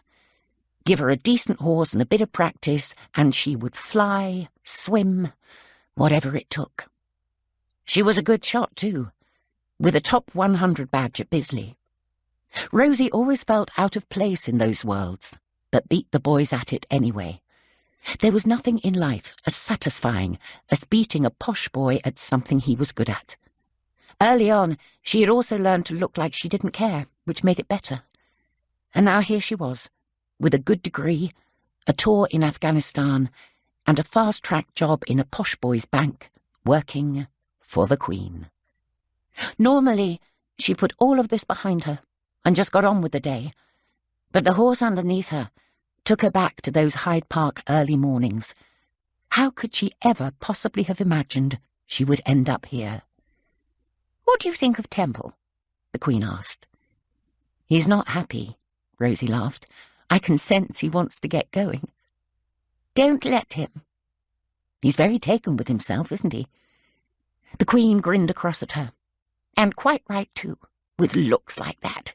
Yes, Temple, you're gorgeous, and you know it." They ambled along one of the walks, listening to birdsong, between the full-throttle roar of the jets overhead. Rozie had never seen the Queen so deeply in her element. She felt as if she had somehow crossed a threshold, and now she, the girl from the council estate, was one of them, a fellow rider, a member of the inner circle. Was this ride a reward for the work she'd done in London? The Queen would never say, and Rozie would never ask, but it felt that way. They talked about Rozie's recent trip to Lagos, and how big the city had grown now to contain 20 million people. This was not news to the Queen, who was familiar with the capital cities of all the Commonwealth countries. It had been a big surprise to Rozie, though, the first time she visited. She realised how prejudiced she'd been about Nigeria, assuming it was some kind of would-be England in the sun. If anything, it was the opposite, heading in its own direction with a confidence that put this little island in the shade. "And was it your grandparents who first came to live in London?" It was. Rozie talked with pride about her father's parents, who'd arrived in the 60s. Her grandfather had started out washing bodies in the morgue. It was the only job they would let him have, but he'd always worked hard for his community. Everyone in Peckham knew Samuel Oshodi. If there was anything you needed, he worked out how to get it and made it happen somehow. "He got an MBE, Rozie added. "I was tiny when he received it, but I remember him going to the palace, and we all met up afterwards to celebrate. He met you that day, and—" She stopped, still smiling at the memory. He had said Her Majesty was very small, but quite dazzling. Even her skin seemed to glitter. It was family folklore now. It was meant to be flattering, but Rozie wasn't sure how the woman herself would take it. The woman herself was giving Rozie the strangest look. Had she accidentally said the words out loud? She was sure she hadn't. The Queen was staring at her as if she had asked a difficult question, or as if somebody else had, and Rozie wasn't even there. She had it now. The memory that had been so elusive. It had come back with technicolor clarity while Rozie was talking. So strong, in fact, she was amazed she had forgotten it at all. "Let's go back," she decided, cutting short the ride. "The sky looks threatening." The Queen was right. Steel-grey clouds had given way to huge columns the colour of Tahitian pearls. The temperature had dropped by a degree. Not for the first time, the BBC weather report had been unduly optimistic. They turned for home and set the horses and ponies to a trot. All the way, she pictured the seraphic look on Rosie's face when she talked about her grandfather's MBE. That's how it was with medals. She should have thought of it at the investiture last Wednesday, but that had been routine, though pleasant. It took Rosie's memory of childish excitement to bring her own half-buried memory back to life. Awards were a special thing, personal and enduring. The odd person turned them down, but anyone who accepted treasured theirs with fierce pride. They remembered the day they got it, and everything they had done to earn it, and so did their families. She had had countless conversations with proud wives and widows, husbands and sons, about decorations won in war and in the community. People could be shy on first meeting, but never when it came to medals. One question, and they opened up. Sometimes they were overcome with emotion, if friends and fellow soldiers had died during a brave campaign, or if they were wearing it on behalf of a relative who had died. But they were never neutral. Ever. Rachel Stiles had been wearing a fitted dinner jacket over her cocktail dress. On the lapel was a miniature silver cross, backed by a laurel wreath. She was not the only person in the room to be wearing a decoration. Sir Peter had 7, after an illustrious career, and 2 of the other men in the room had 1 each. Dr. Stiles's particularly interested the Queen, though, because it was the Elizabeth Cross, awarded to the next of kin of members of the armed forces killed in action, or in a terrorist attack. She had instituted it herself to recognise their sacrifice less than 10 years ago. "And who was this for?" she remembered asking. The girl had looked startled. "My father?" The words had seemed forced, and came out almost as a question. Nevertheless, one persisted. "Where was he?" Now the girl looked confused. Buckingham Palace?" She had been trembling, the Queen noticed, eaten up with nerves. The Queen had decided not to pursue it, and she had blamed herself a little for being vague with her question. She didn't mean, where did he get the medal, of course, because he must have been dead in order for it to be awarded to his family. But that was obvious, surely. She meant, which attack was he caught up in, or which campaign? This was a sensitive subject, naturally, but she had learned over the years that families were keen to share their loss. Perhaps it was because one was in some way representative of what they had died for. Perhaps it was because she cared very much, and had met many other families in similar situations, and indeed lost very dear loved ones to war and terrorists herself. She had been expecting, in brief, the undoubtedly tragic story behind the medal, not a 2-word answer for where it had been given to someone else. Although Buckingham Palace was an unusual answer in this case. The Elizabeth Cross was normally presented by Lord's Lieutenant in ceremonies around the country. She had personally given only a handful of them to relatives, and rarely at the palace, but perhaps this was why it had stood out. It was a complicated situation, she had told herself at the time, in the brief flash during which she had considered it. The girl was emotional and shy. That explained the strange answer. Clearly she was not a great conversationalist. It was this girl she had been briefly reminded of by Kelvin Lowe's insistence on staring at his shoes the following day. She who had looked unwell, standing in the group behind him. Soon after their brief exchange that first evening, the Queen had gone from the Norman Tower to the state apartments, and then she was focused on the evening à la Russe with Charles. She had thought no more about it. But Rachel Stiles had not been emotional. Her confusion was just that. Her answer had been plain wrong, about an event that should have been seared into her very essence. She was not the owner of that medal. She did not know what it meant. She was wearing somebody else's jacket. Was she even Rachel Stiles at all? As if on cue, there was a sudden clap of thunder in the skies above the park, and the first heavy raindrops began to fall. Emma, the fell pony, shook her head slightly and carried on at a steady trot, but Temple glanced up as if at a gunshot and rocketed forward without warning, taking Rozie with him. "Go after them," the Queen instructed the groom on the grey. Temple was heading for the trees at a canter. Rozie might get knocked off by a branch if she wasn't careful. The rain was bucketing down now. Cursing the BBC forecast, the Queen followed as fast as she dared. Chapter 17.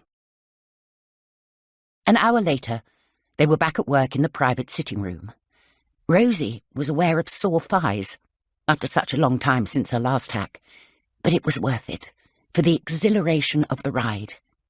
She still felt a glow thinking about it, especially that last bit, racing across Home Park at hyperspeed, until Temple finally agreed to submit to her commands and trot for home like a show horse at Olympia. She was very fond of him already. He was a rascal, but she had the measure of him. The Queen had told her she could ride him whenever she was free. Rozie stood in a bubble of happiness. The Queen, in cashmere and pearls, and looking as if she'd spent half a day in a salon, nursed a cup of black tea with honey. The squall had passed quickly, but had drenched them all anyway. She had gone upstairs immediately to spruce up and put her head under the hairdryer.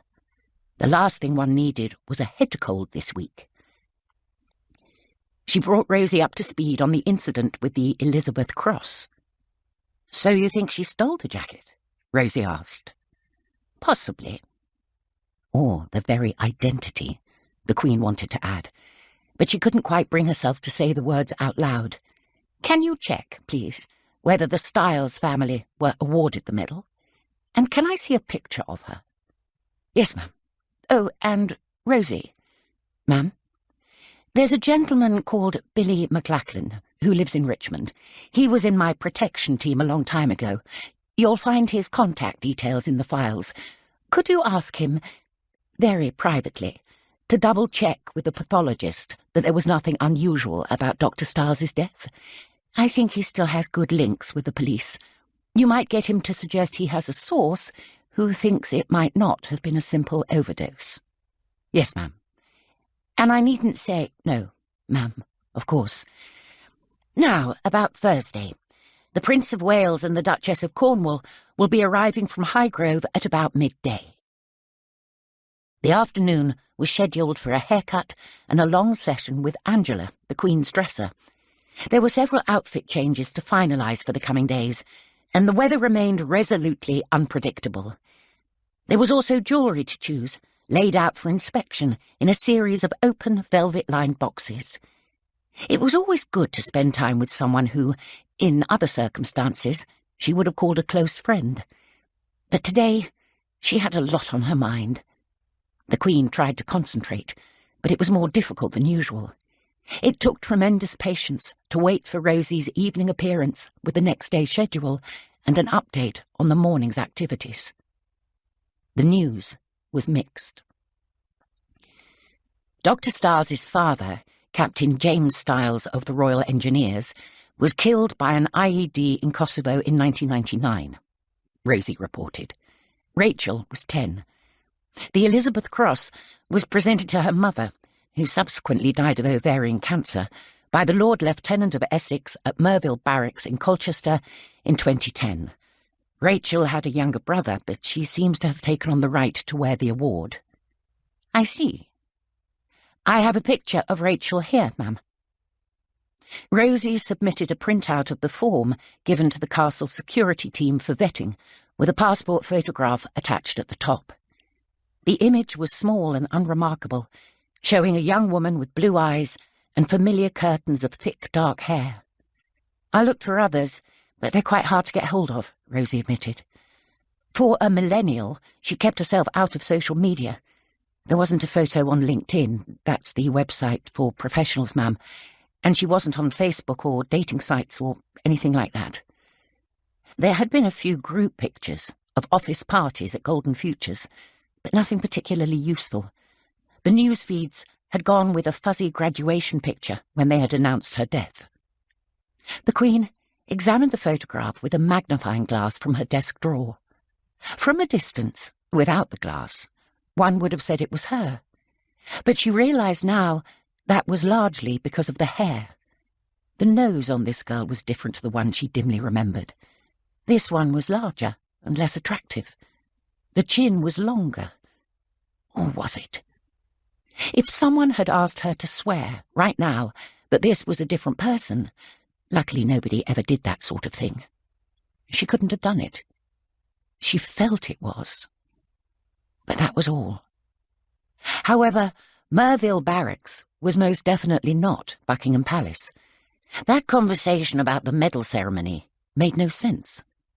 It was ironic that the Elizabeth Cross was one of the few decorations unlikely to have been presented at the palace.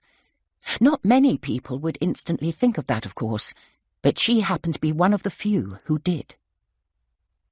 Would that convince anyone else?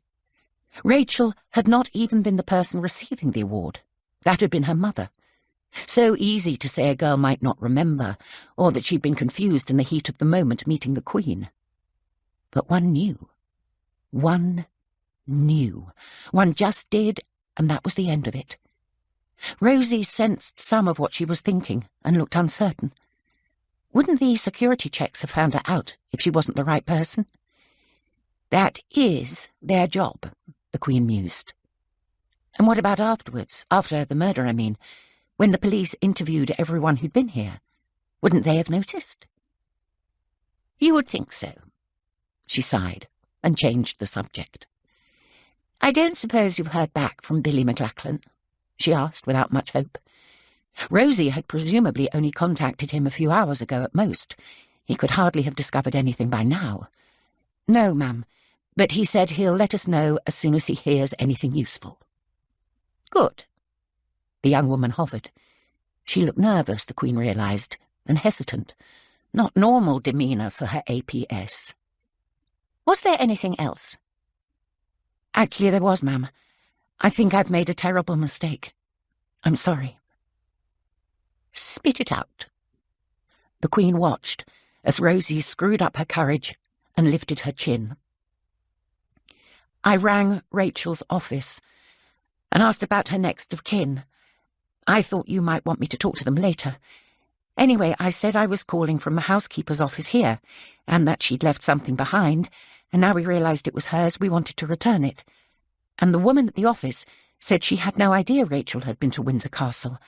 I'd forgotten the meeting was so highly secret, ma'am. Or rather, I assumed her office knew at least. But anyway, they didn't, or not the desk manager I ended up talking to. Oh, dear. You didn't mention the nature of the meeting, I assume.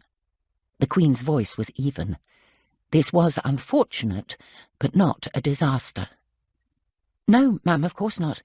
But she said, this woman, that she was surprised Rachel had come at all. She'd been sick for several days and they hadn't seen her. I asked for how long, and the woman said for a week before she died, which would take it back to about the time of the dine and sleep. Thank you, Rozie. The Queen was thoughtful. Do you want me to tell anyone, ma'am? You might find out from Chief Inspector Strong, in passing, whether his team managed to interview everyone on that list of visitors after Mr. Brodsky died. That was my impression, certainly. And tell the superintendent I'm concerned about security, and I'd like him to look into the procedures that day and the following one, whether everyone's clearance was double-checked. I imagine he's done so already. He can tell me what he found.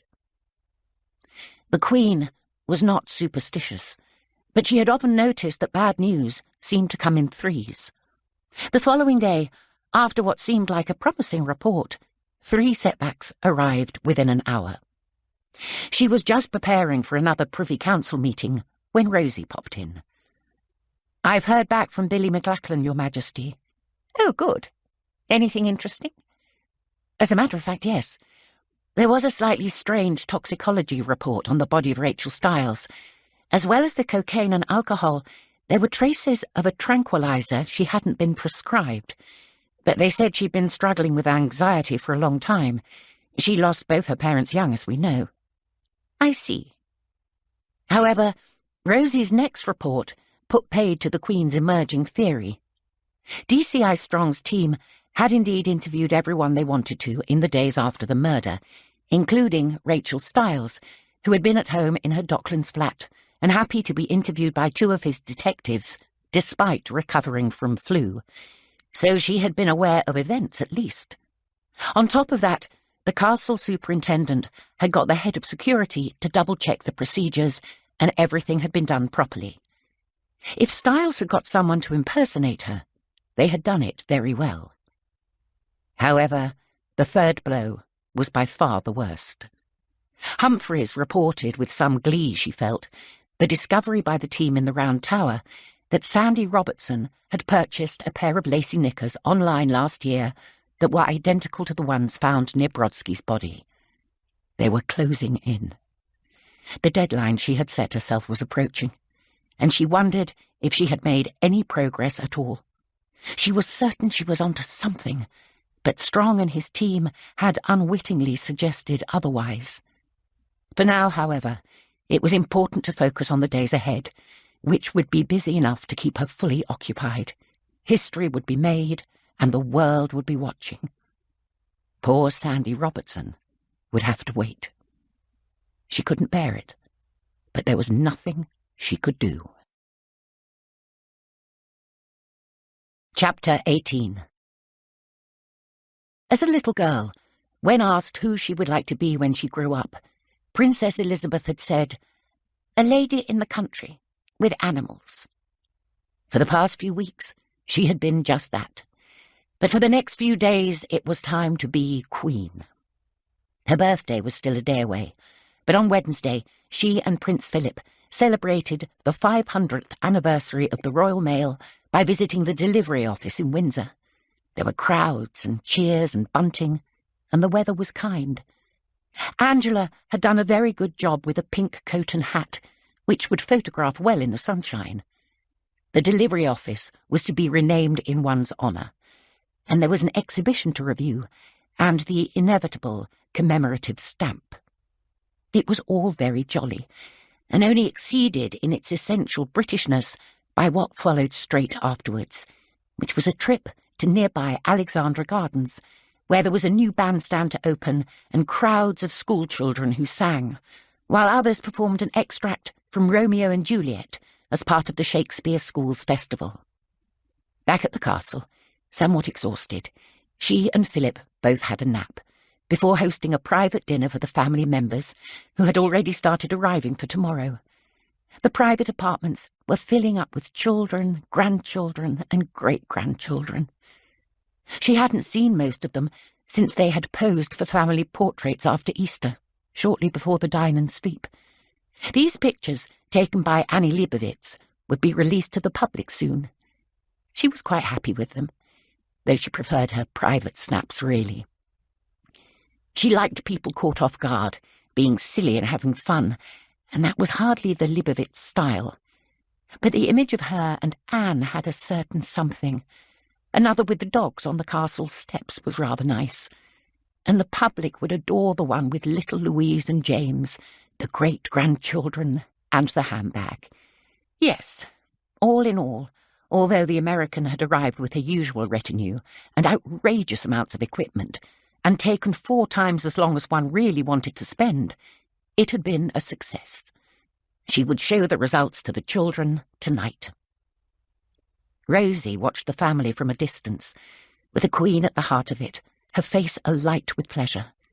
She really did dazzle, just like Baba Samuel said.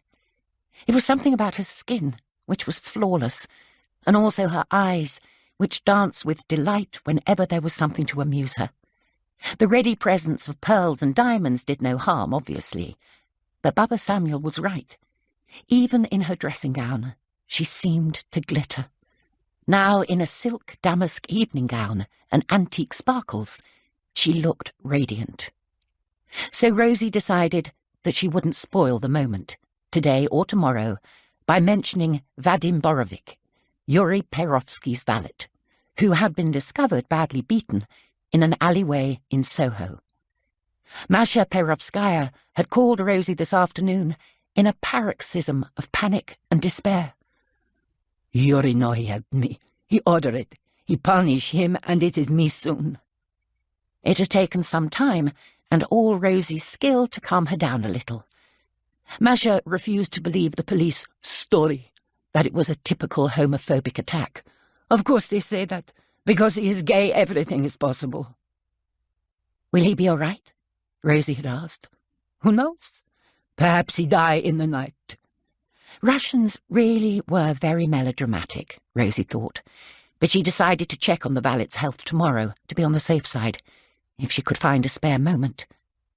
Tomorrow should have been her day off, but the birthday meant that all free time was cancelled.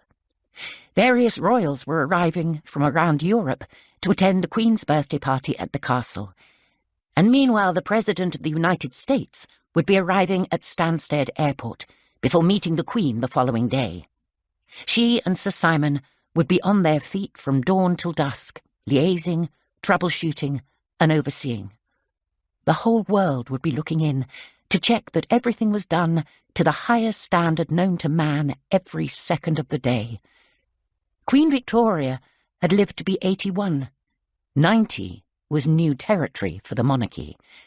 It was important for the Queen to start the next decade as she meant to go on. The next day, there was still no news from the Round Tower, but it was the 21st of April, and it seemed as if the whole of Windsor was out on the streets. They crowded against the barriers and stood on balconies and at windows, waving a sea of Union flags. The bells from the chapel rang, and there were bugles and the band of the Coldstream Guards. The Queen put her thoughts about the investigation to one side and focused on the job, which was to be herself in public, and which it took a lifetime to learn. During the walkabout below the castle, it seemed as if everyone had a bouquet to give. There were giant pink balloons and fellow nonagenarians to meet, an official walk to open — she was very good with velvet curtains and little cords — and a giant purple cake made by the lady who won the baking show on the BBC, featuring an unusual array of flavours, which she did not get the opportunity to try. Last year, the people at Land Rover had created a sort of Pope-mobile out of an open-top Range Rover, and she stood in the back of it with Philip at her side, waving to all the flag-flapping well-wishers. The sun had consented to shine again, appearing decorously through silver clouds. It was chilly, but not unduly cold. She was warmed, anyway, by the cheerful mood of the people, who burst into snatches of happy birthday along the route. She thought of her namesake and her royal progresses around the country. What would the first Queen Elizabeth have made of the Queen-mobile, as Philip inevitably called it? She would have been pleased with the crowds, no doubt. One tried not to think of the snipers on rooftops, keeping an eye out for trouble, and to be grateful one could still do this. These days, it was usually all bulletproof glass and safety vehicles, but that was for the Prime Minister. If the monarch could not be seen, what was the point of her? Hence today's outfit in spring grass green in honour of the season, and gratitude for clement weather and the iron constitution that meant she could still stand up in an open car. Later, the setting sun tinged the silver sky with oyster pink. Charles made a short and heartfelt speech and invited her to light a beacon. It would be the first of over 1,000 around the UK and as far as Gibraltar, starting with a rather splendid chain of flaming torches down the long walk, burning bright against the darkening sky. It reminded her very much of the celebrations after the war, and the way the kingdom had spread news since the Armada. Meanwhile, Sir Simon informed her that over 250,000 people had sent birthday wishes via Twitter. Thank God, they hadn't sent cards. She had asked for as little fuss as possible today, and this was as little fuss as it was possible for the country to make. It had been tiring, but joyful. So very special to spend the day at Windsor. She felt as if she had shared it with the whole town, and they with her. Now it was time for dinner at the castle, done Charles style, which meant a table for 70 in the Waterloo chamber, an abundance of flowers, and lots of funny speeches. And, one hoped, everybody still alive by morning. If Putin had wanted to send a message, she thought, he should have chosen tonight. She went upstairs to change. On her pillow was a packet of handmade Scottish fudge from Philip, with a note. He hadn't forgotten. She ate a piece to keep her going for the night ahead. Chapter 19. Friday morning dawned, clear and grey, after a night of rain. President Obama was in London and due to visit Mr. Cameron in Downing Street, which took the news away from Windsor for a few hours, for which she was grateful. He and the First Lady were due for lunch, and although, thankfully, no one had come to inform her that another visitor had been murdered, the first was still very much under investigation. As the hours ticked by, she had hoped for a nod from Sir Simon, or a request for a meeting from Gavin Humphreys to tell her about a stunning breakthrough, but there had been nothing. Later that morning, Sir Simon did arrive with news of a sort, but it only muddied the waters further. Given the similarity in hair type and the unexpected subsequent death, the police had tested DNA from the hair found on Brodsky's body with that of Rachel Stiles, and found it to be a match. So the girl had been here, and yet she couldn't explain her own father's medal. "You look surprised, ma'am." "Not really," she said, regaining her composure. "Did they know each other?" "Not as far as anyone knows. But she did say she had a brief conversation with him in the corridor the night before he died. One of the housekeepers confirms that. Maybe that's how the hair got transferred. DCI Strong is liaising with the Divisional CID in the Isle of Dogs where the body was found. They're going to get someone to look into whether they knew each other before. But it doesn't seem likely. And if she did, it doesn't explain much. She didn't know she'd be sleeping over until late afternoon, so she could hardly have planned to kill anyone. "I see. Thank you for letting me know." "Ma'am." And there it was. The President was about to climb into Marine One to fly down to Windsor, and the whole investigation into Brodsky's death had just taken 2 steps backwards. Not MI5's investigation, obviously. That still continued down the straight, firmly blinkered. But one's own theory, which was only half-formed anyway, and was now back at the starting gate. So be it. One would simply have to, as Harry reliably informed her was the current lingo, style it out. After much toing and froing between offices, it had been decided to meet the President and Mrs. Obama in person as they landed at Home Park, just below the East Terrace. It wasn't normal procedure, but then one didn't normally get to celebrate one's birthday with the President and First Lady at one's favourite castle. She would pick them up in a Range Rover. Philip would drive. There were 3 helicopters in all, and it was a relief when they managed to navigate their way through Heathrow airspace to land safely on the golf course. The day was breezy, and the Queen protected her hair with a headscarf, while Philip stayed warm in a mac. Emerging from Marine One with his protection team in place, the President was all smiles. There was a bit of a question mark about who was going to sit where in the car, but that was soon sorted. The staff seemed to have assumed it would be like a state dinner, where the visiting gentleman accompanies the lady host, but it felt to the Queen more like a shoot, where obviously the men would like to go in front together so they could chat. She sat in the back with Michelle, who was as charming as always once her nerves began to settle. The First Lady was unusually tall. The Queen got a bit of a crick in her neck looking up at her. However, she still radiated that star presence one was rather fond of. It was nice not to be the only woman the press wanted pictures of. Mrs. Obama's every public move was commented on and dissected, and she was used to being both adored and vilified, and never entirely alone.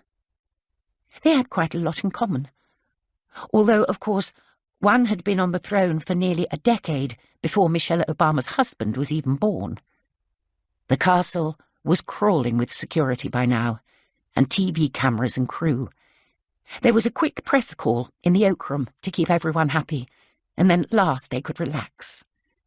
There was a lot to talk about, what with the upcoming referendum and the elections, and the couple's plans for life after the White House. She would miss them, but the idea of a female president of the United States was an interesting one. How the world had changed since 1926. Who could possibly have foreseen such an eventuality back then?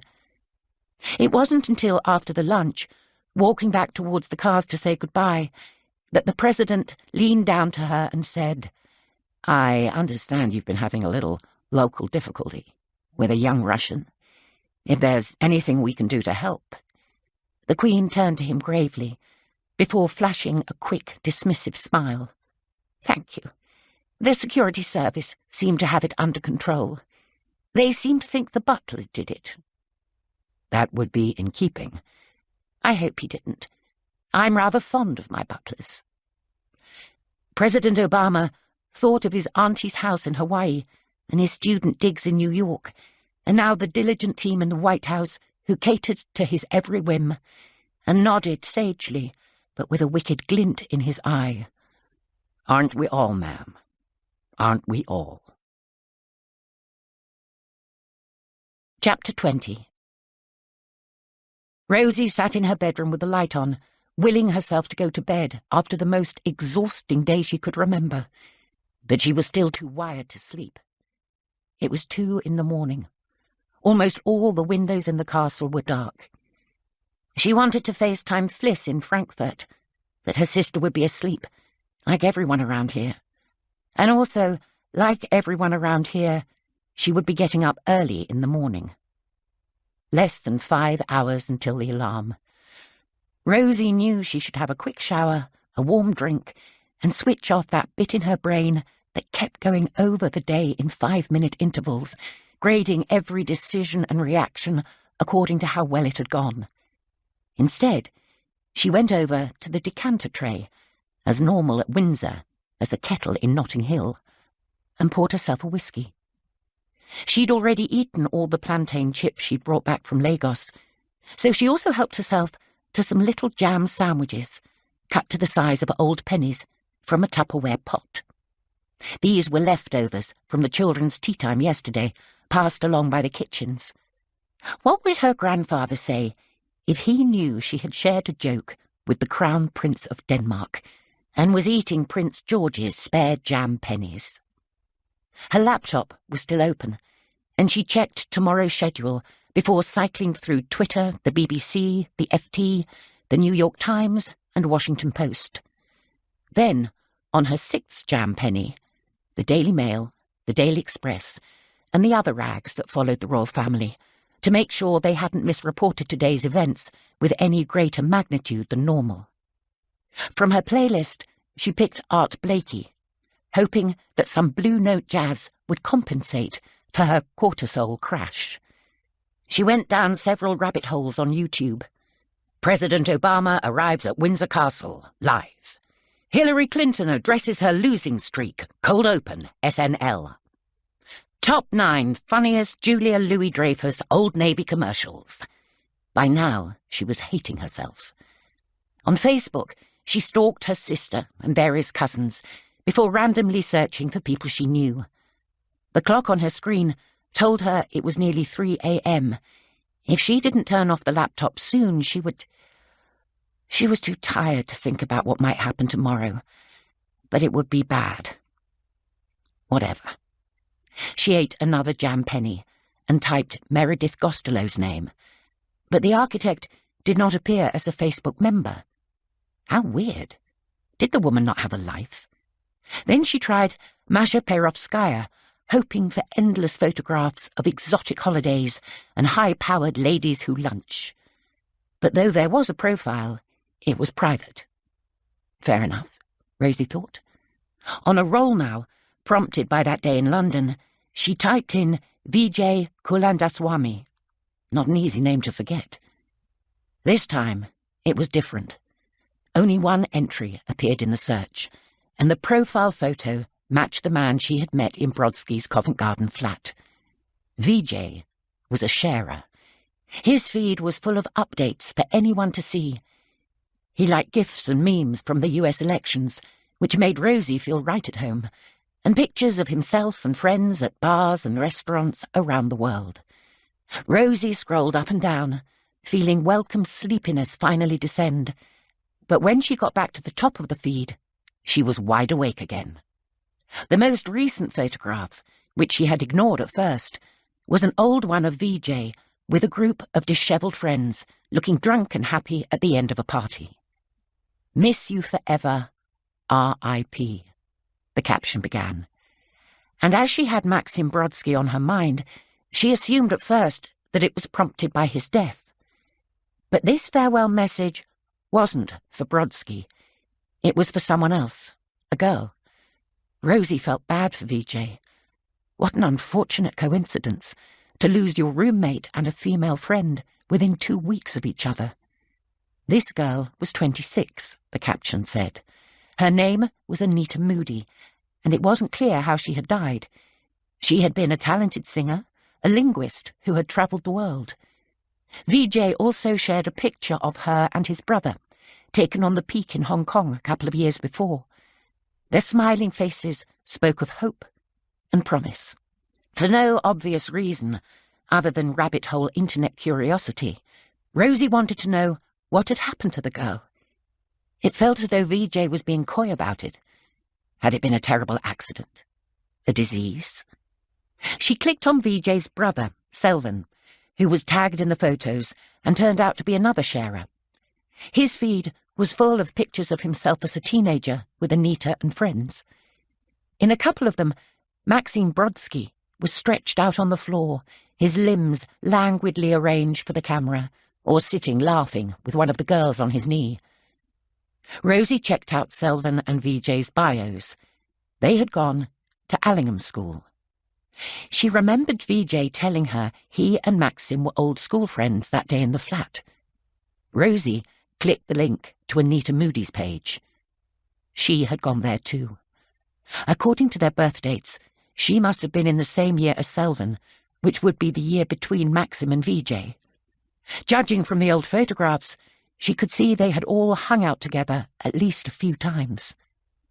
Back on Selvan's page, buried in the recent comments, were references to Anita's life cut short. "I had no idea about her mental health," somebody said. Selvan had answered with a crying emoji and a "me neither" shock to us all. Rozie took a sip of whiskey and felt a tingle travel up her spine. 3 people in their mid-20s had died in the past 18 days, and 2 of them went to school together. She couldn't begin to put together how Anita Moody's death could be connected to Maxim Brodsky's, never mind Rachel Stiles. But it couldn't be pure coincidence, could it? Well, it could. But was it?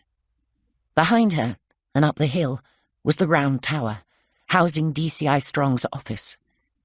I should go there in the morning, she thought. But she knew she wouldn't. Sir Simon had told her how uninterested the police were in the detail of Rachel Stiles's hair on Brodsky's body. Yes, it was part of their inquiry, but they were much more excited by the knickers. Rozie had studied enough statistical theory at the bank to know how easy it would be to argue for coincidence in the school connection. Young people died.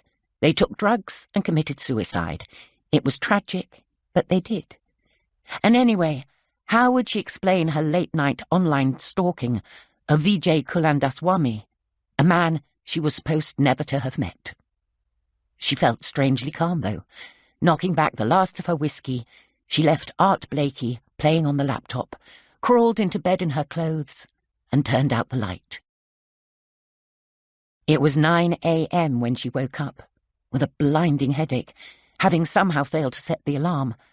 Her first thought was to thank heaven it was Sir Simon's day to deliver the boxes. Rozie knew they would be fuller than usual after the relative ease, from paperwork at least, of the last 2 days. Yesterday, she had personally put together a small selection of letters and cards written to the Queen by members of the public, which she would also want to see. Yes, of course, the nonagenarian monarch would be working over the weekend to make up for lost time. Sir Simon said she had looked startled and offended when he had gently suggested otherwise.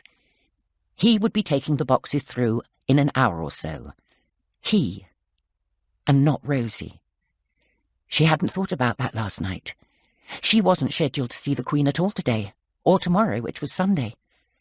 She wondered for a minute whether she could wait until Monday to share her discovery. It might not mean anything after all. But a man was dead. The Queen cared deeply. So did Rozie. She made herself a cup of tea and finished off the last of the jam pennies. The headache abated slightly, and she felt better after a shower. 10 minutes later, she was dressed in a body-hugging pencil skirt, white shirt, and a tailored jacket that had cost her first month's wages. Her hair and minimal makeup done, her feet shod in her signature heels. She had thought of a plan, and it just needed a couple of carefully timed phone calls to make it work. Sir Simon was talking to the master of the household when she walked past his open office door. He merely tapped his wristwatch and gave her a quizzical look as she went to her desk in the room next door. Timekeeping was not quite so essential at weekends when one was not on with the boss. Rozie brought up the Queen's updated schedule for the day on her desktop monitor, paying close attention to the hour before lunch. She made a quick call to the Prime Minister's office to talk to Emily, the PM's private secretary, who had become a friend in the last couple of months. "We've had some thoughts about presents the Cabinet might like to get for the Queen," she said. "Sir Simon has a list." "Oh, does he? Because David's desperate. He keeps coming up with all these ideas, but she's either got one already or got it in gold, or Sam thinks it would be silly, or one of the ministers makes a face and David changes his mind." "Simon thought of some brilliant ones yesterday." "Fabulous, because we've only got till June, and it doesn't feel like very long if it's bespoke. Plus, of course, David's got a lot on his mind. Thank God she didn't want anything for her actual birthday. Did the President get her anything?" "I don't know." Rozie had been manning the office phones during the visit. Sir Simon would have been the one to see. For a second, the surrealness of her job hit her again. If she wanted to know what Barack Obama gave the Queen for her birthday, in private, she could just ask. "Can I talk to him now?" Emily asked. "Simon, I mean." "He's away from his desk. Try him at around 11. "No worries. Thanks, babe." Rozie put the phone in its cradle with a satisfying click. Emily was diligent, persistent, and obsessed with the Prime Minister's to-do list. The present from the government for the Queen's official birthday had been high on that list for a long time, and she would do anything to tick it off. Rozie then made a couple of other calls. At 11 o'clock, she made sure she was discussing the debrief from yesterday with Sir Simon and the head of castle security. At 11:15, as instructed by Rozie, a clerk from St. Paul's Cathedral rang him to talk about the details of the official birthday Thanksgiving service. As the minutes ticked by, Sir Simon kept glancing at his watch. The Queen would be finished with the boxes soon, but at 11:30, his secretary came over to say the Prime Minister's office were on the phone for the third time and wanted to talk to him directly about something quite urgent. With a sigh and an eye roll, he nodded to her. "I'll take it," he gestured to Rozie. "Go and get the boxes. Do you mind?" Rozie didn't. When the call came, she walked smartly out of the office, making him marvel once again at how she managed such rapid strides in those skirts and heels. "Oh, good. It's you," the Queen said without surprise. putting the last of the papers back in its box and making sure she hadn't missed anything. "Yes, Your Majesty," Rozie curtsied. Mastering that in a tight skirt had been an interesting learning curve. The Queen put her teacup in its saucer. "Thank you." The coffee maid, who had been hovering in the background, picked up a tray and left the room. The Queen turned back to Rozie. "Is there any news?" "Yes, ma'am." Rozie had practiced several times what she would say and how to do it without wasting precious time. She told the Queen about Vadim Borovic being beaten up in Soho, reassured her he had been discharged from hospital, and mentioned how Masha Perovskaya was worried her husband was the cause. She then explained about last night's internet session and the curious coincidence of Anita Moody's death. The Queen was intrigued. "This girl was good friends with him, you think?" "Well, they knew each other, and there might be a link with the music department at Allingham. Maxim played piano, of course, and I looked up Anita this morning. She studied music at uni. In fact, she got a diploma in singing." "And that's what she did afterwards? Sing?" "From what I could tell, she didn't post much on Facebook, but friends referred to her performing." This didn't entirely fit. The Queen absorbed the information without really knowing what to do with it. "Is it certain it was suicide?" she asked. "That's what her friends seemed to think. They were all surprised, though." "Do you have a picture of her?" "Yes, ma'am." Rozie had used her phone to screenshot various pictures from Selden's timeline and Anita's own Facebook page. She leaned down and scrolled through them now, as the Queen peered through her bifocals. They showed a pretty young woman with serious dark brown eyes and a glossy reddish bob that swept sharply below her jawline. In each picture, she looked nicely presented, in feminine, well-cut clothes. The Queen's mind was whirring. "Thank you, Rozie. Very much. You might ask Mr. McLachlan to look into Anita Moody for us, would you? It would be interesting to find out a little bit more about her life. Would you mind asking him to find out if she spoke Mandarin Chinese? Also, I wanted to ask, could you possibly discover what sort of underwear Sandy Robertson is supposed to have bought online?" "Actually, I already have, ma'am. Yesterday," Rozie said. She regularly popped up to DCI Strong's little incident room in the round tower for a word, often bearing jam pennies or spare slices of Dundee cake, which went down well. The Queen looked surprised. "Really? I thought you might be concerned about the purchase," which was the polite way of saying they both thought the knicker theory was ridiculous. "They were bought from Marks & Spencer's last summer. They were the own brand's third most popular line, and they sold over 100,000 pairs of them. Mr. Robertson maintains he bought them for his daughter Isla, who lives at home with him. She's 16. He regularly shops for things for her, and she has various pairs like it. Of course, that doesn't prove he didn't buy others for a different purpose." "No. Is DCI Strong very excited about the link?" "I would say he's quite excited, ma'am. 100,000 pairs is a lot of knickers." "Thank you." Rozie picked up the boxes and took them back to Sir Simon's office. He was still on the phone, talking to Emily about engraved silver-gilt champagne coasters. He rolled his eyes dramatically, tapped his watch again, and rolled his eyes some more. Rozie laughed. She was really very fond of him. It was bad to lie to a man like that, but damn, it was exciting. Chapter 21. The Quick Talk Internet Cafe in Clapham Junction contained 3 tables, a bar selling stodgy cakes and fizzy drinks, and a counter along the left-hand wall lined with 8 computer monitors, 6 of which worked.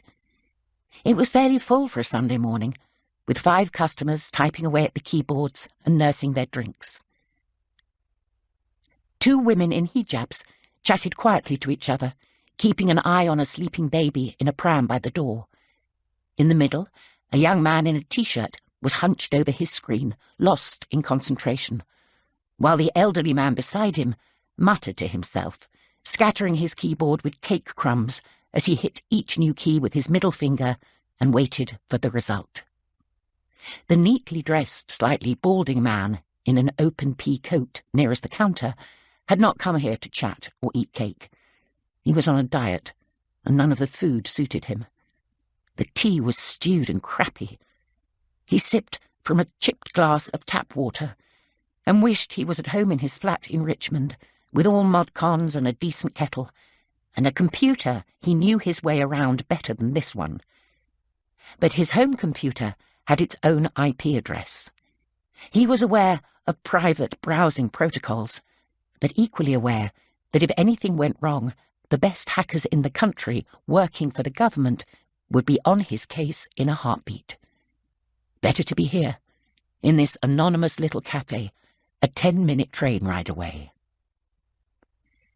Billy McLachlan had been researching Anita Moody for 20 minutes, and as far as he was concerned, he had already struck oil with her Instagram feed. The girl was addicted to selfies, and she'd been posting for years. There were over 2,000 pictures, and he was going through every one of them. This part of the job was no hardship, though that tap water tasted foul. Even the tea had been better. The girl liked to travel. She'd lived the high life. She enjoyed beautiful things and beautiful places. He enjoyed looking at them through carefully chosen filters, pausing to make notes for follow-up research. There was a pattern to the singing gigs she had done since leaving the School of Oriental and African Studies, where she got her first degree. A very interesting pattern. McLachlan sketched it out in the cheap spiral-bound book beside the keyboard. He took a sip of water, followed it with tea. No, the tea was still worse, and scrolled down some more. The Queen was not the only person chagrined by the thought that Obama had arrived, with all the intelligence power the CIA could provide, and meanwhile the best brains in the police and MI5 hadn't been able to solve a little local murder. It wasn't for lack of trying. DCI Strong looked up at the board attached to the partition wall in his round tower room, displaying an alarming array of suspects and question marks. A lot of people had access to Maxime Brodsky's room that night, assuming he let them in, or they knew their way around a basic Yale lock. Once there, all it took to actually kill him and stage the scene was a strong pair of hands, a bit of training, and some preparation. But who would want to? That was the problem David Strong kept coming up against. The Director General was still convinced about the sleeper spy theory, and he could be very persuasive. He was known in the intelligence world for a couple of fascinating insights into new and alarming strategies of supposedly friendly nations based on painstaking backroom research. Patience and attention to detail were Humphrey's watchwords. Patience, he assumed, had been the key characteristic of the palace sleeper, and if he was right, it had served the man well. The murder had been committed, the crime remained unsolved. From the sleeper's point of view, it must be seen as a great success. Although Strong was too polite to bring this up directly with Humphreys when they met with top brass, which was 2 or 3 times a week. But the Russian intelligence community was not gleefully celebrating the brilliant assassination of a dissident under the very nose of Her Majesty the Queen. Or if they were doing it so quietly that not a whisper of it had made it through to MI6's ears in the Kremlin and various Russian outposts. If you're going to go to all that trouble to kill someone, and kill them in such a way, and after so much time inserting your killer into position, why keep it so firmly under your furry hat? After the killings of Markov in 78, and Litvinenko in 06, and the attempt on Gorbachev 4 years ago, the intelligence community had been alight with gossip and speculation, triumphalism and bravado, typical of Putin and his lot. Strong knew this because he had asked.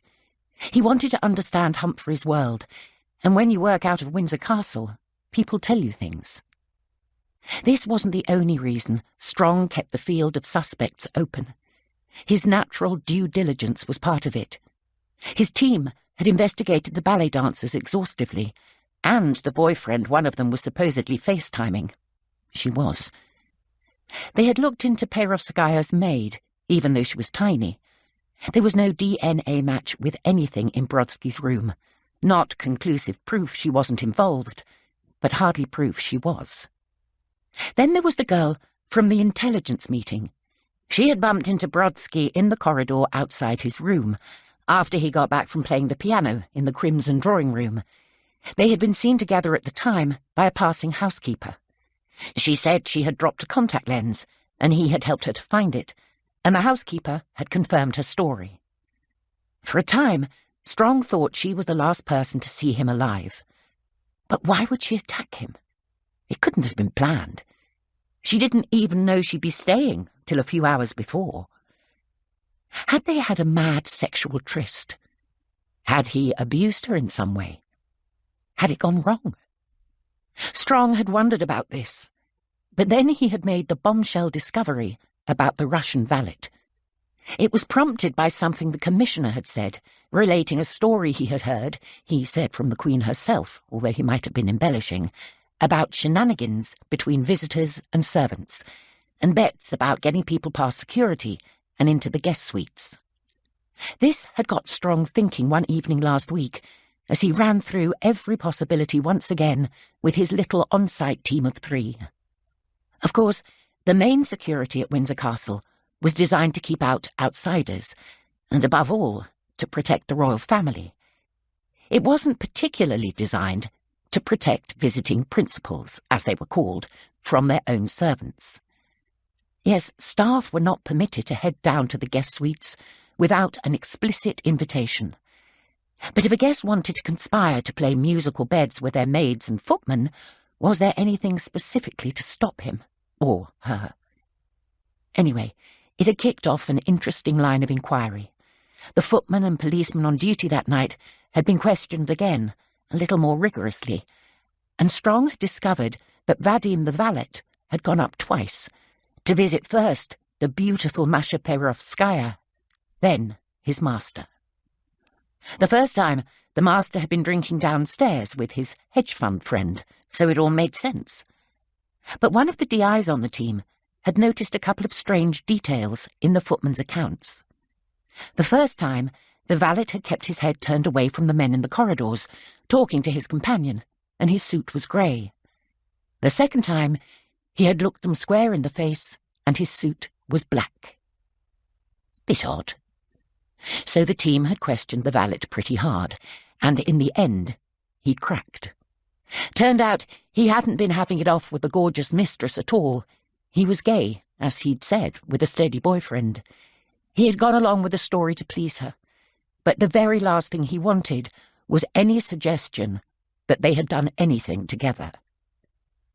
It had not been he, Vadim, the first time, who went upstairs with her. Nor any other man with the intention to make love to her. Vadim was sure of that. Masha Perovskaya was a precious jewel.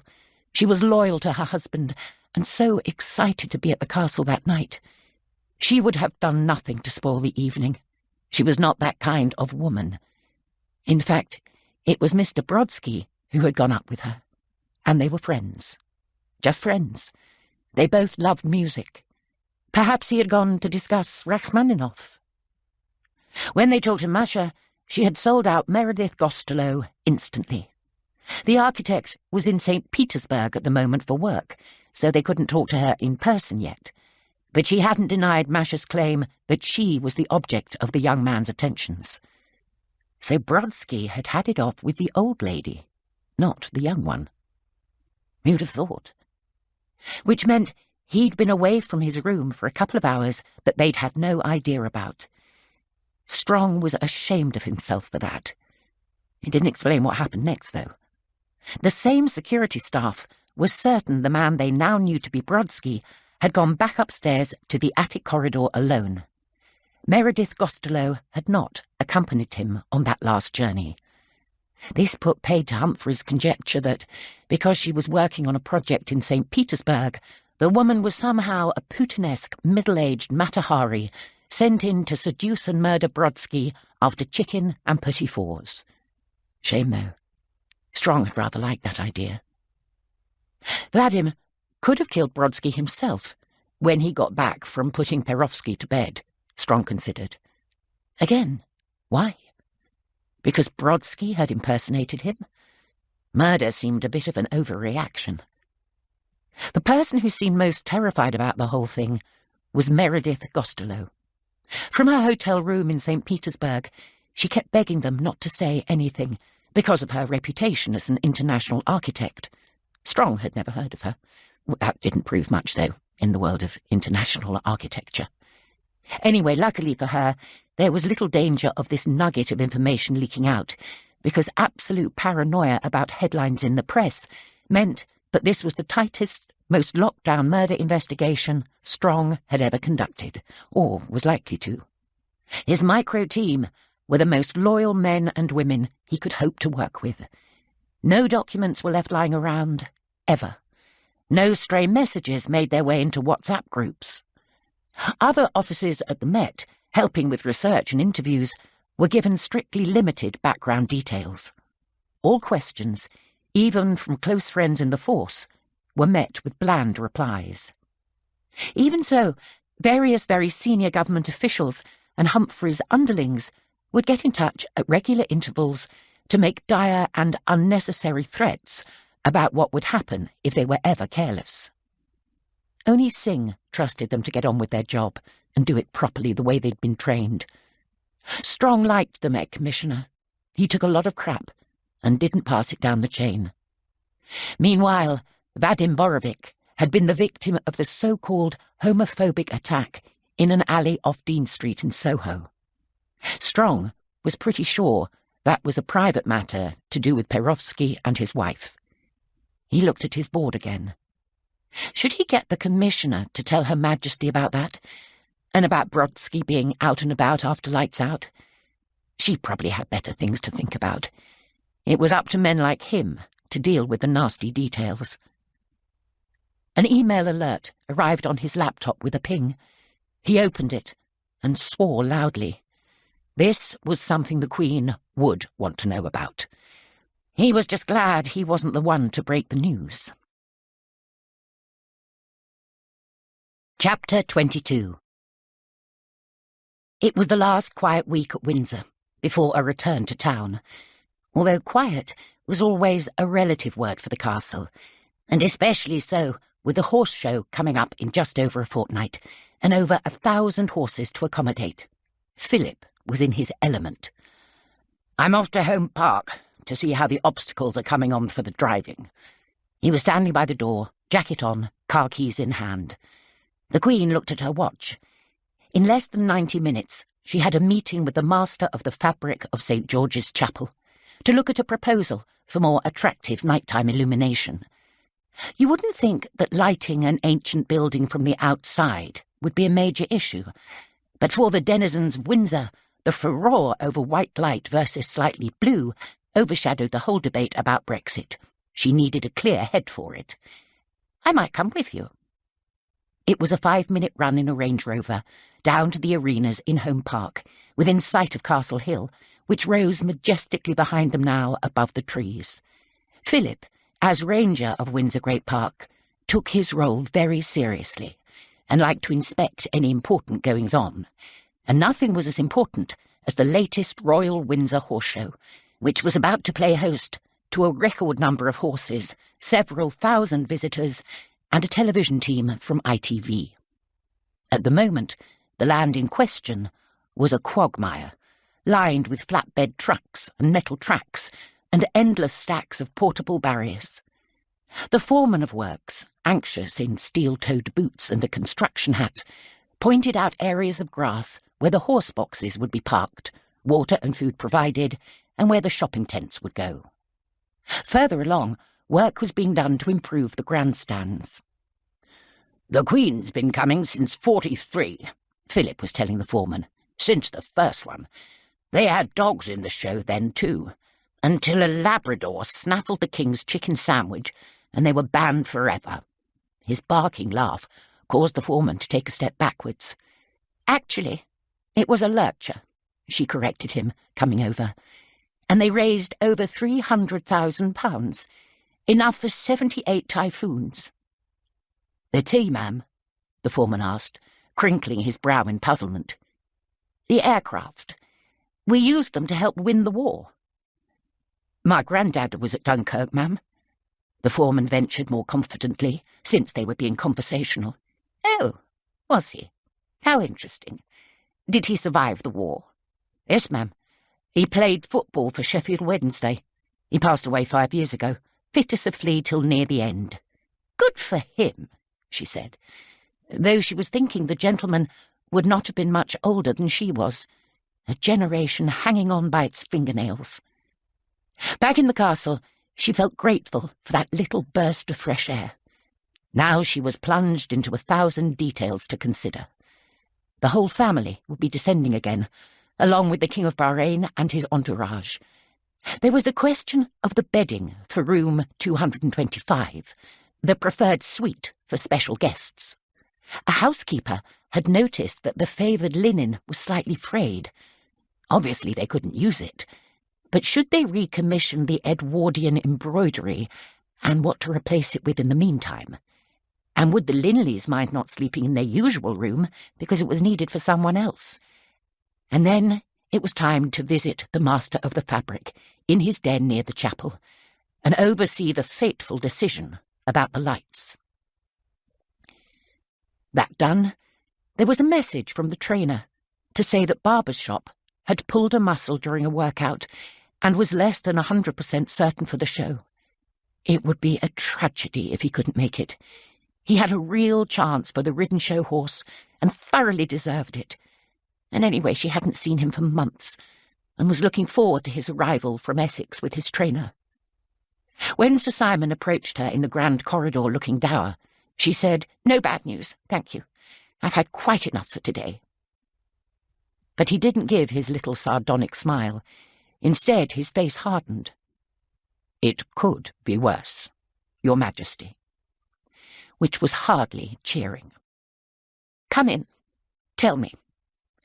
They went to the oak room, overlooking the quadrangle, where she sat down, and he explained that Sandy Robertson, her favourite page, had taken an overdose of paracetamol and was recovering at St. Thomas's Hospital, having been discovered at home in Pimlico by his daughter. "Thank you, Simon." She looked utterly bereft, he thought, bleak and defeated. He backed out of the room quickly, to give her time to wipe away a tear if she needed to. Alone, she took a breath. "Bastard," she muttered, and she didn't mean poor Sandy. Days passed without noticeable progress. In the kitchens, the laundry rooms, and the master of the household's offices, nerves crackled and tempers frayed as everyone got by on too much coffee and too little sleep.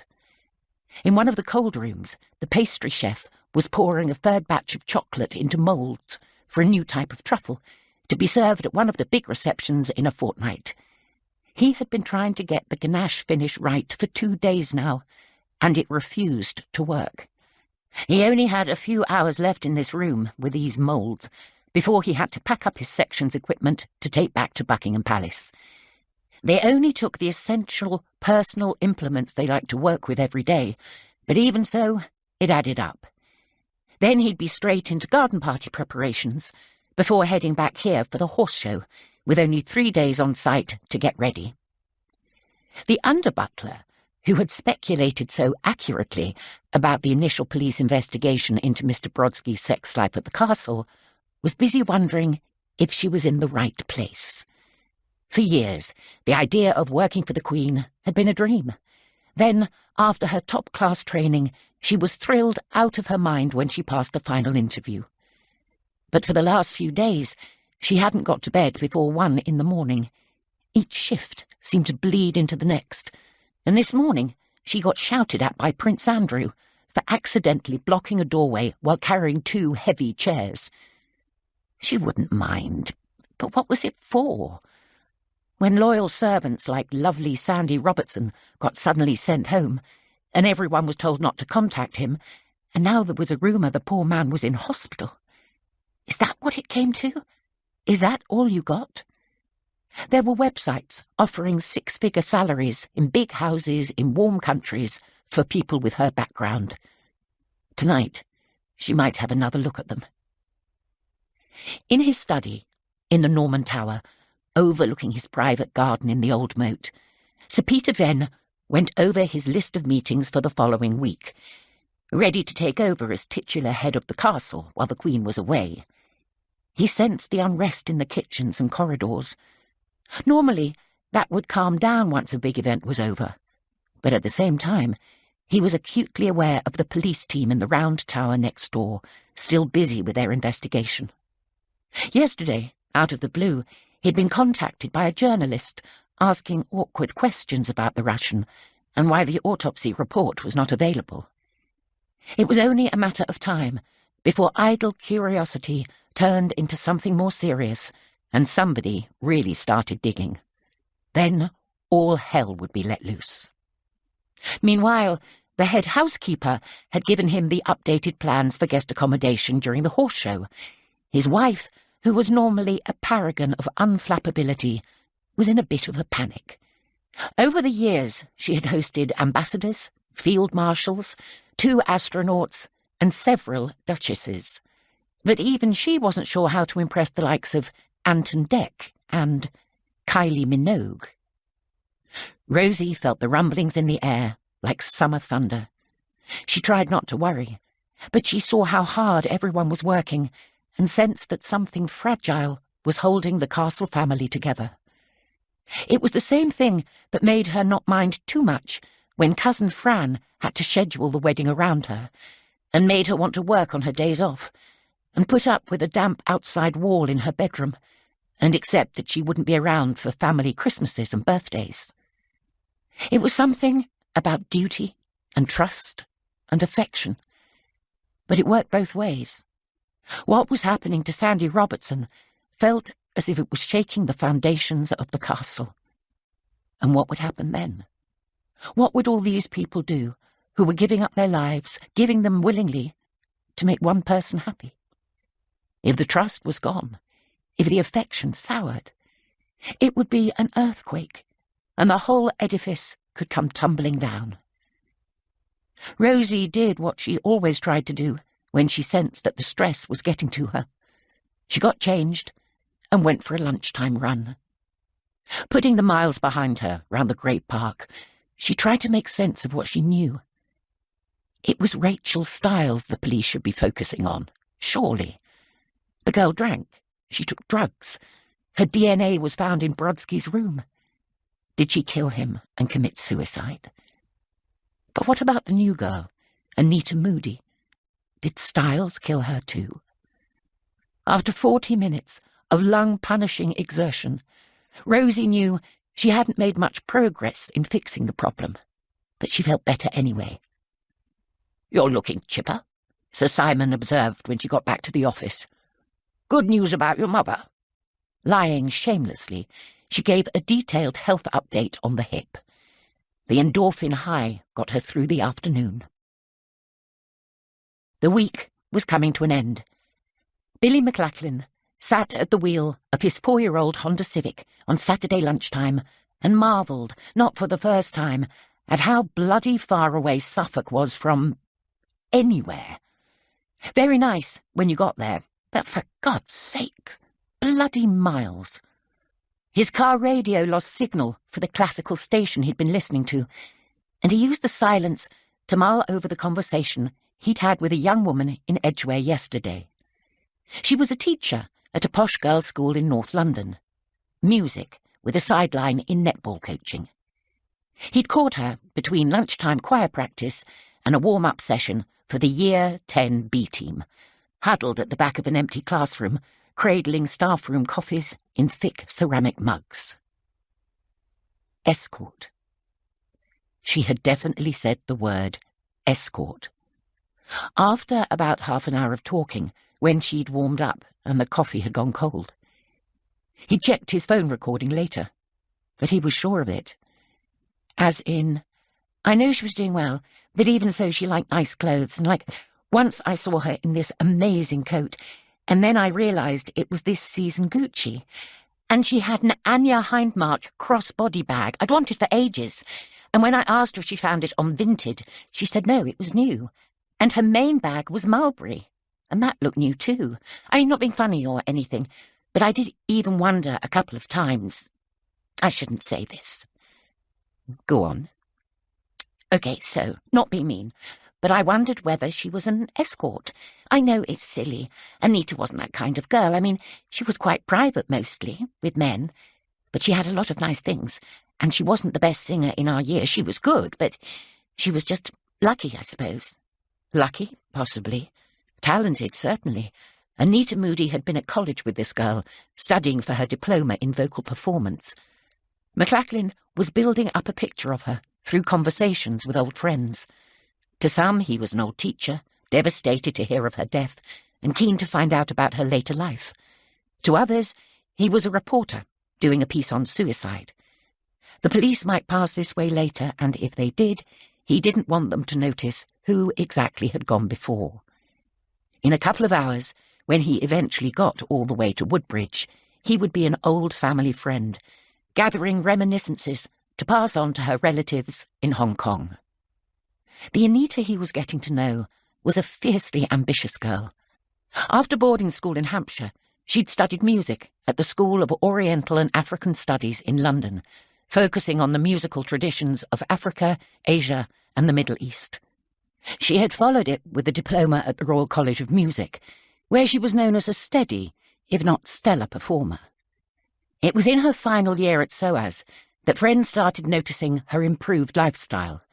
She rented the same kind of flats as them in grotty parts of London, but she went on more holidays, wore better clothes, and drove her own car, a bubblegum pink Fiat 500, all captured to perfection in her stylized Instagram posts. With the exception of the teacher friend, they put the new bling down to Anita's success finding work on cruises and at elaborate parties in foreign locations. There were several images of her in grand hotels in hot places, the kind of places that had fountains in the courtyard and McLaren supercars parked under palm trees. Anita looked increasingly at home in ball gowns under glittering chandeliers. She eventually put a deposit down on a nice flat in Greenwich with a river view, not far from the O2. What girl in her 20s could afford her own flat in London? Some friends assumed it was family money, but those who knew her well said her parents lived modestly in Hong Kong, running a language school, and that it had been a struggle to cover her boarding school fees. So, who paid for the rent and the fancy handbags? Did she have some sort of sugar daddy? One of her school friends said that she had remained very close to her A-level music teacher. Maybe a thing for older men. The guy had retired to Suffolk and had agreed to a meeting. McLachlan kept his mind open. Maybe Mr. de Vicky had been paternalistic? Or maybe he hadn't been in touch for 10 years and would have nothing to say. But it hadn't sounded like that when McLachlan had called to arrange a meeting. He had seemed shocked and shaky and unsettled, a man with a lot on his mind. As the A12 gradually unfurled its way through Essex towards the coast, McLachlan wondered what exactly that might be. Chapter 23. After tea, the Queen made her way to her private chapel. Following the fire in '92, the old one had been made into the lantern lobby and used as a hall for welcoming guests. As it was where the blaze had started, the thought of worshipping there had been simply beyond her. She would have come round in time, she saw now. Time heals almost everything. But she still didn't regret the decision. The new chapel, created out of a converted passageway, had a glorious faux Gothic ceiling made of green oak lined with cerulean blue. It was a family affair, her most personal contribution to the fabric of the place. Charles had been on the architectural committee. David Linley had made the altar, which was quite plain, as she liked them, and Philip had worked with the master craftsman to design the stained glass window, which she passed on her way in. The window was a work of art, threaded with memories. The top trio of images depicted the Trinity, raised serenely above a grey-green vista of the castle and the park. God was looking down on them, holding the household in his loving care. The bottom three encapsulated the day of the fire itself. In the middle, St. George stood over a red-eyed dragon. To the left, a volunteer held a rescued portrait. To the right, a firefighter battled the flames, with the Brunswick Tower lit like a torch behind him. Philip's original idea for this last had been a phoenix rising, which she had liked very much, but she preferred the final version. The castle did not rebuild itself. A tight-knit team did that brilliantly, after the firemen battled night and day to contain the damage. They were all part of her wider family, and she still felt indebted to them, as one would. Though 92 remained her annus horribilis, she felt grateful each time she came in here for what had followed. Fear not, for I am with you. I am your strength and shield. As a little girl, she had been taught that if one was steadfast, one would see good triumph in the end. During the war, it was at Windsor that she had sheltered. It took a long time sometimes, but it was true.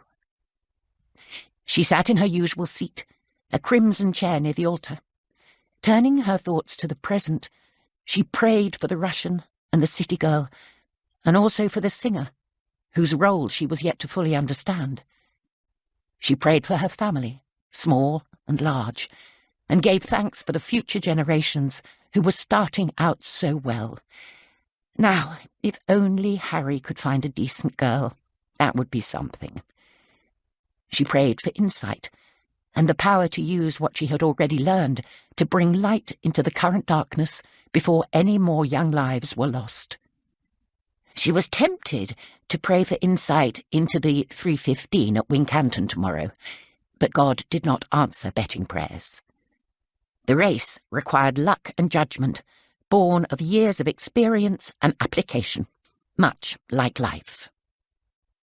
It was at about this time, as he joined the North Circular from the A13 on his way back from East Anglia, that McLachlan noticed the black BMW M6 coupe 3 cars behind.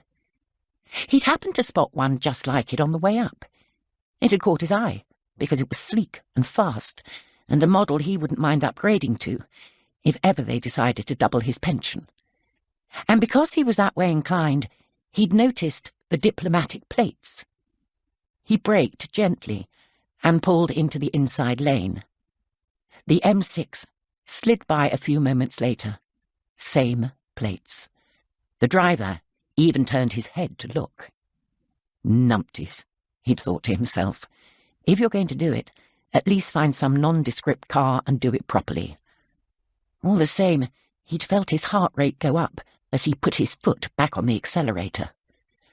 Now that he was fully concentrating, he noticed the white Prius too, about 20 minutes later. This one was older and had standard license plates, just like 1,000 Ubers. But it had started to sit about 6 cars behind soon after he reached Tower Bridge. He saw it drift in and out of view, never more than a couple of minutes out of sight, until he turned off the A4 at Chiswick, the other side of London, not far from home. Which could have been pure coincidence, except he'd added half an hour to his journey by going a convoluted route via Battersea, crossing the river north to south at Chelsea Bridge and south to north again at Putney, a journey that no sat-nav, however bonkers, would take.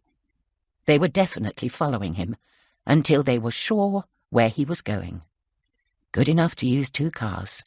Amateur enough to use both of them badly, thank God. So it was later than he'd anticipated by the time he got home, and too late to put in a call to Windsor Castle tonight.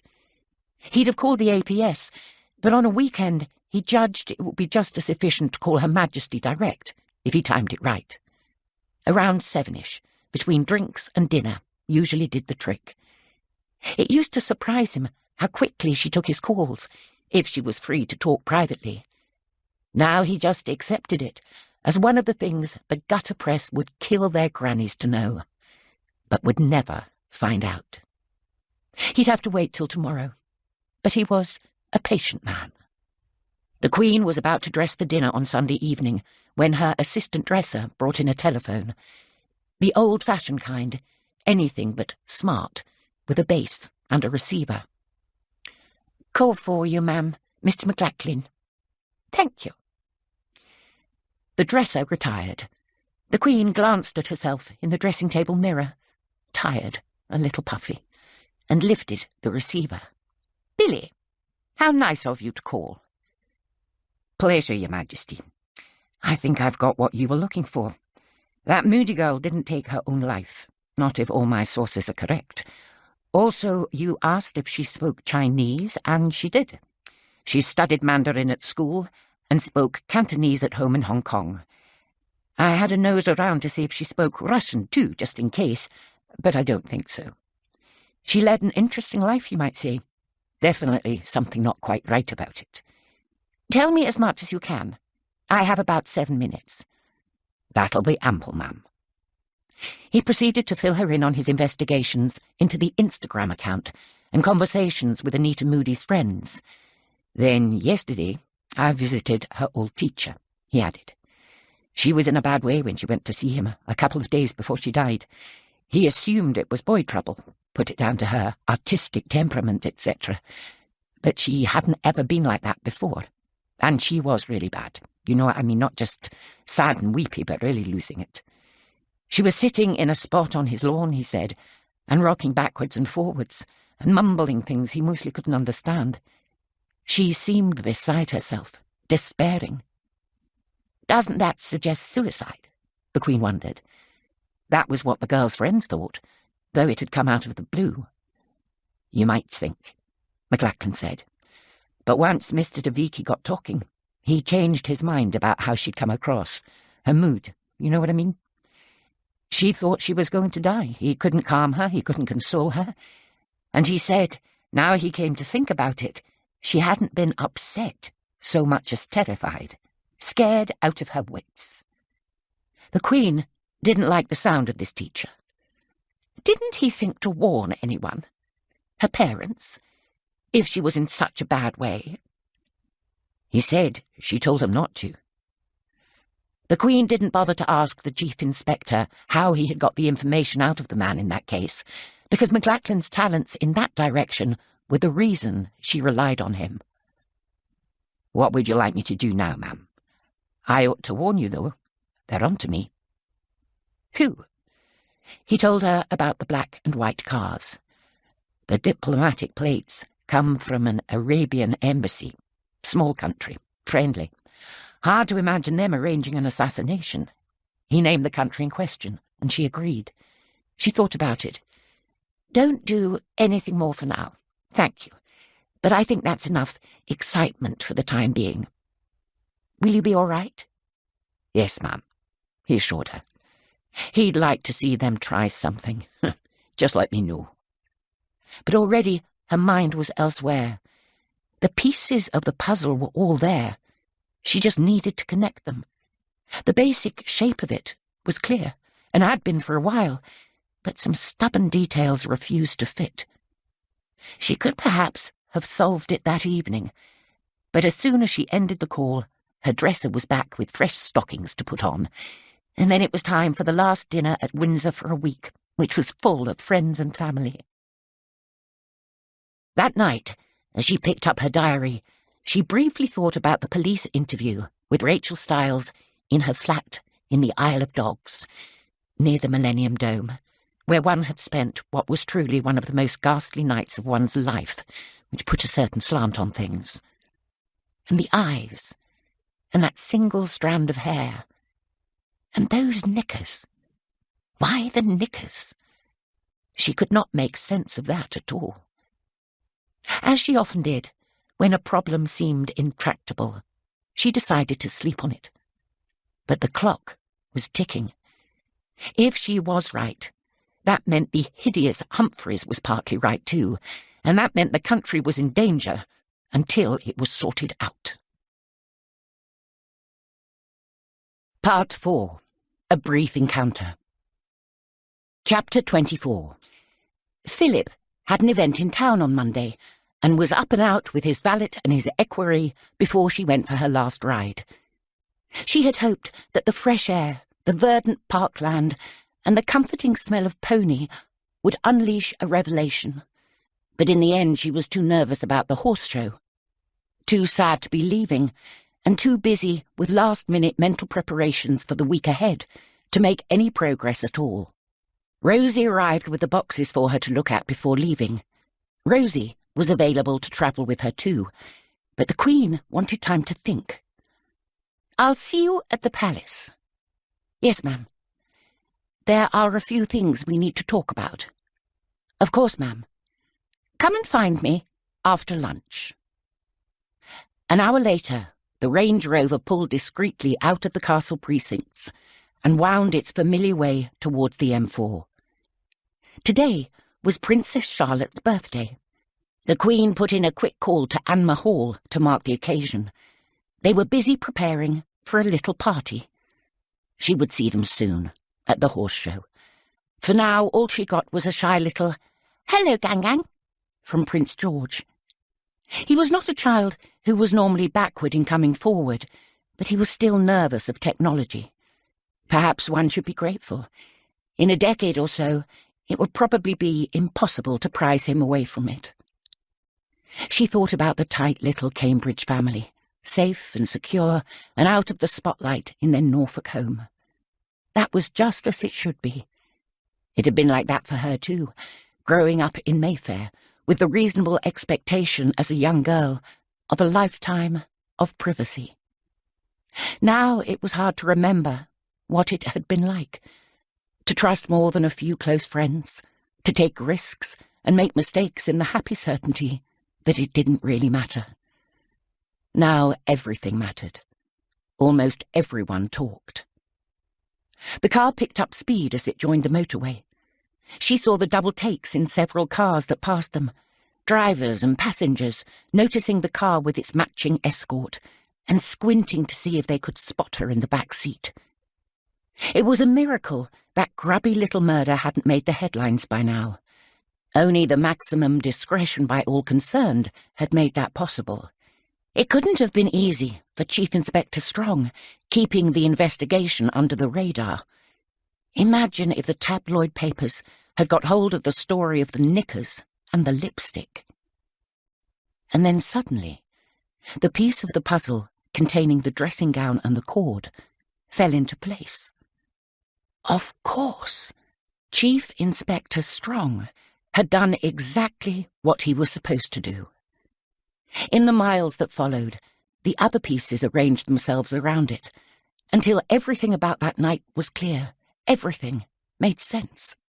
It was the hair that had caused the biggest problem. But now that she understood the chain of events, the solution to the issue of DNA was obvious. In fact, it should have been the first thing she noticed. She was clear in her mind now how the murder scene had been set up and why. The worst of it was, she realized with desperate clarity, that she herself was the cause. The jokes she had made with Philip, those minor frustrations, they were not incidental detail. They were at the very heart of the poor man's humiliation. One was responsible for the wardrobe, the purple dressing gown, all of it. Traffic on the motorway made the journey slow. The Queen looked out of the window to see a queue of planes in the distance, lining up in the sky to land. She forced herself to breathe calmly and think. But then there was the question of what happened next.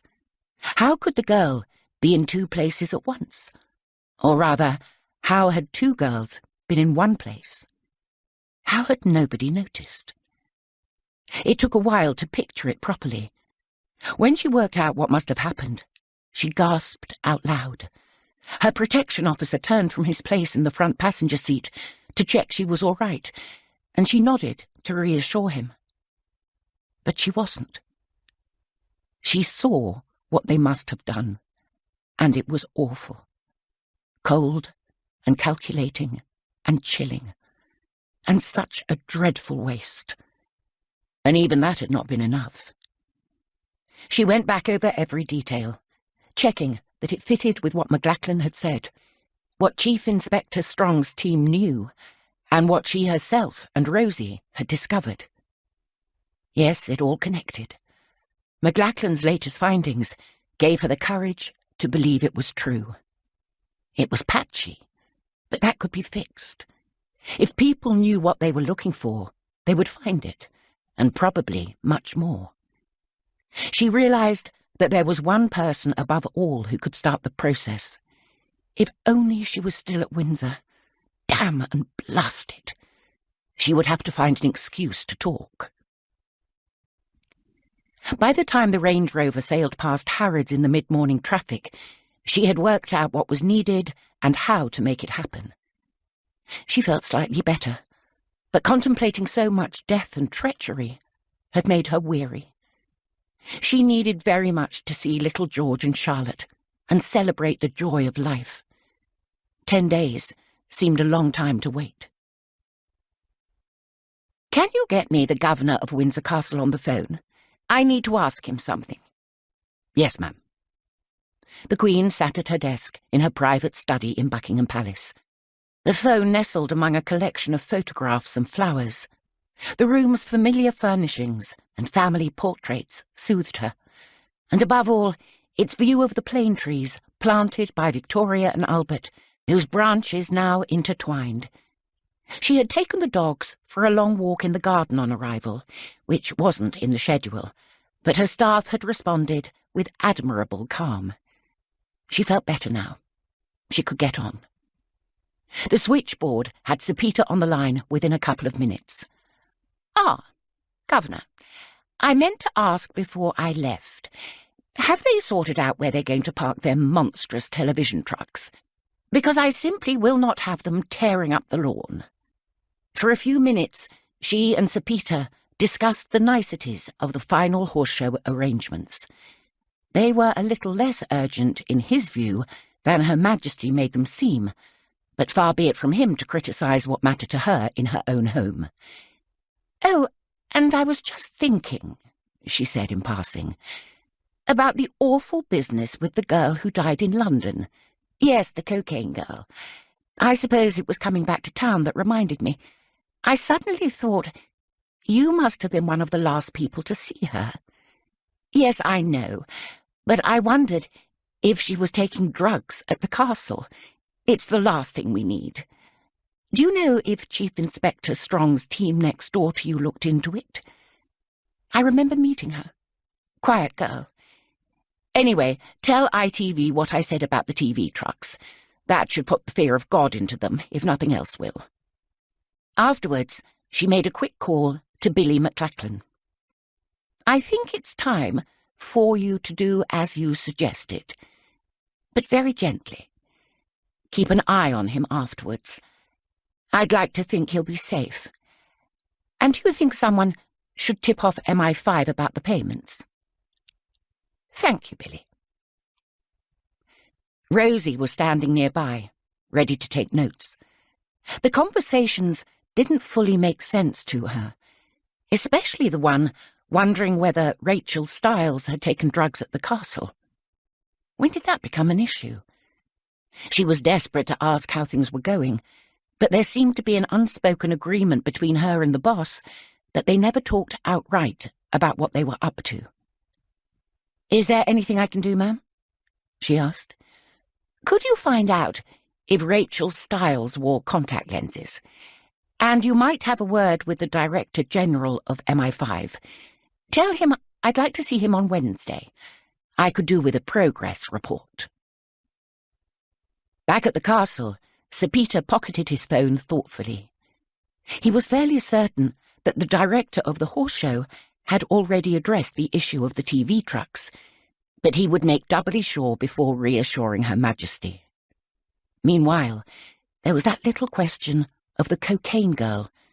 Rachel something, was it? Stiller, Snipes. He doubted she would have dared take drugs at the castle. Not during a top-secret conference, surely. But it was true that while she had seemed on good form the first day he had met her, she had been less so on the second. He couldn't see how it would affect the police investigation into Brodsky, even if she had been high as a kite, but with ultra-conscientiousness, he felt he should do his bit and check. If they had discovered drug-taking at the castle, and the press ever got hold of it, that was the Daily Mail headline for the next few weeks. He would need to warn the communications team. Sir Peter had a few people to see in the offices in the lower ward, but when his rounds were done, and he was heading back to the Norman Tower for lunch with his wife, he popped into the round tower next door and trudged up the stairs to the little room on the third floor. DCI Strong was away from his desk, but Andrew Highgate, his sergeant, was there. Now that he was actually standing in the presence of the police, Sir Peter felt faintly ridiculous about his mission. His conscientiousness began to seem to him more like unnecessary interference. Surely murder was of far greater concern to them than any possible drug-taking, and given what Sir Peter knew about various visitors over the years, it wouldn't exactly be the first time. Nevertheless, D.S. Highgate, in the presence of a general, a knight of the realm, and the, to give him his full official title, Constable and Governor of Windsor Castle, was keen to do a thorough job. No, you did the right thing, sir. Thanks for popping in. Let me just pull up what we have on her. Yes, this is Rachel Stiles, expert on the Chinese economy. Not such a golden future, sadly. Yes, let me check. No, this is definitely the right picture. We got it from her office. The original one we had from her security application was a bit small. I don't think we could have made a mistake. I can check again, if you like. I'll give you a call in 5 minutes, unless you'd rather wait while I... Somewhat alarmed by now, Sir Peter said he would wait. In his garden in Woodbridge, some hours later, Guy de Vicky sipped from a glass of chilled Pinot Grigio, while newly arrived swifts soared high overhead, a quiver of arrows. He loved this witching hour, as day turned to dusk, and the sky shifted from peach to purple, while shadows gathered on the lawn. Behind him, Elgar poured, beguiling and scratchy, from thick black vinyl into the evening air. He had vowed to keep a secret. Already he had told it once, to that man on Saturday, and now he was being asked to tell it again. His first instinct was to be true to his word. Anita was dead. How could he let her down now? And yet, wasn't it true that he felt, what was the word? Released by telling it the first time? He had taught 2 generations of schoolchildren how to sing. Several had stayed in contact. Some had invited him to their weddings or first concerts, but only a few had become real friends. Usually, they were the ones with exceptional talent, but actually Anita hadn't been one of those. She was good, of course, but what really marked her out was how hungry she was.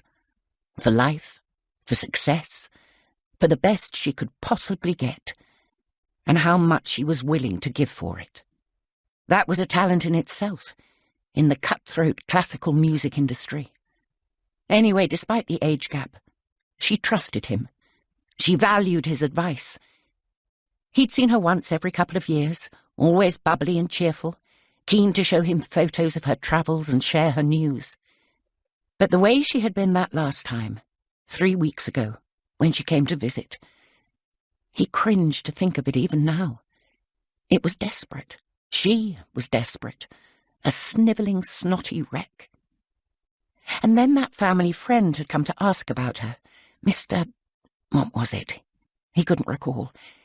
Anyway, for her parents' sake, he'd wanted to understand Anita's state of mind before she did that to herself.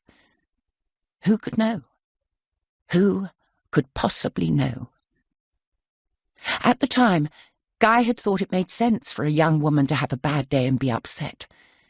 But when the friend had asked about it, he'd been surprised by how bad it sounded. Somehow, in explaining, Guy had let it all come gushing out. Some secret keeper he. Talking about it on Saturday, the change in Anita seemed odd, sudden, unexplained. Guy saw now that it hadn't been sadness he'd felt coming off her in juddering waves. It had been abject terror. She'd even foretold her death. He'd told her, begged her not to do anything, but perhaps she hadn't been talking about a broken heart. Perhaps the man was right when he'd called again just now, concerned. Perhaps Guy should say something to the police. They might think he was a fool. But what if he wasn't? Looking at it in a new light, had she been trying to tell him something all along? Anita had been secretive and scared. And 2 days later she was dead. Guy drained his wineglass. He prayed he was wrong. "Have you decided?" His partner came out to join him and put a hand on his shoulder. He reached over and put his arm around her. "I'll call them first thing in the morning." Chapter 25. On Tuesday morning, there was a Thanksgiving service in Westminster Abbey for Sir Geoffrey Howe, who had been very entertaining in the days of Margaret Thatcher, and was another child of 26. The Queen didn't go, because if she went to one, she would have to go to the lot of them. But she would have liked to have attended this time. He was a kind and decent man, an honourable politician, which God knew wasn't always the case, and sound on cricket. Another loss. At her age and Philip's, they were constantly getting news of death. It was almost daily these days, and always grim. In fact, Philip said last winter, "If they invite me to one more bloody memorial service, I shall boil the lot of them." But he didn't mean it. And at least most of their dear friends had lived full lives. She peered at herself dispassionately in the glass. During the Royal Mail visit, someone had reminded her, often people proudly told one things about oneself that were not entirely news, that hers was the most reproduced image in the history of the world. She had willingly forgotten it the first time. It was information no human being should be forced to bear. One would have thought it would be Diana. A friend in the 90s told her that he had just come back from the higher reaches of Nepal, far from all cars, phones, and even radio. There, in the foothills of Annapurna, he had seen a farmer brandishing a medieval-looking scythe for harvesting and wearing a T-shirt with her late daughter-in-law's face emblazoned on it.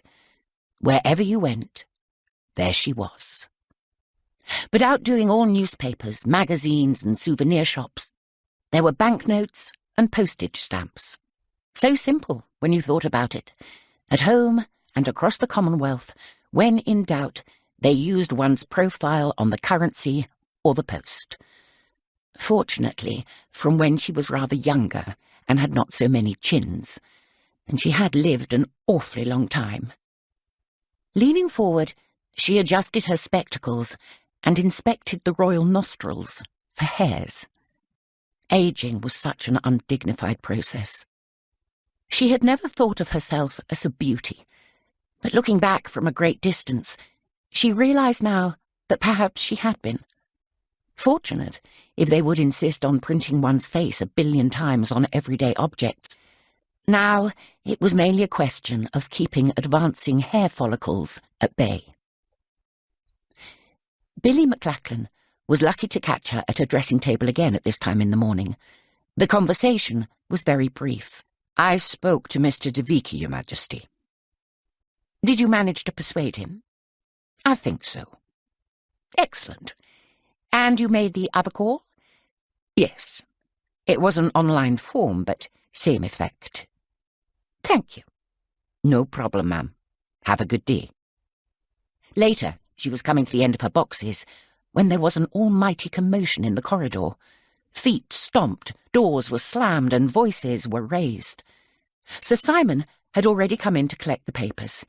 He remained impassive, but the Queen looked annoyed. See what it is, would you?"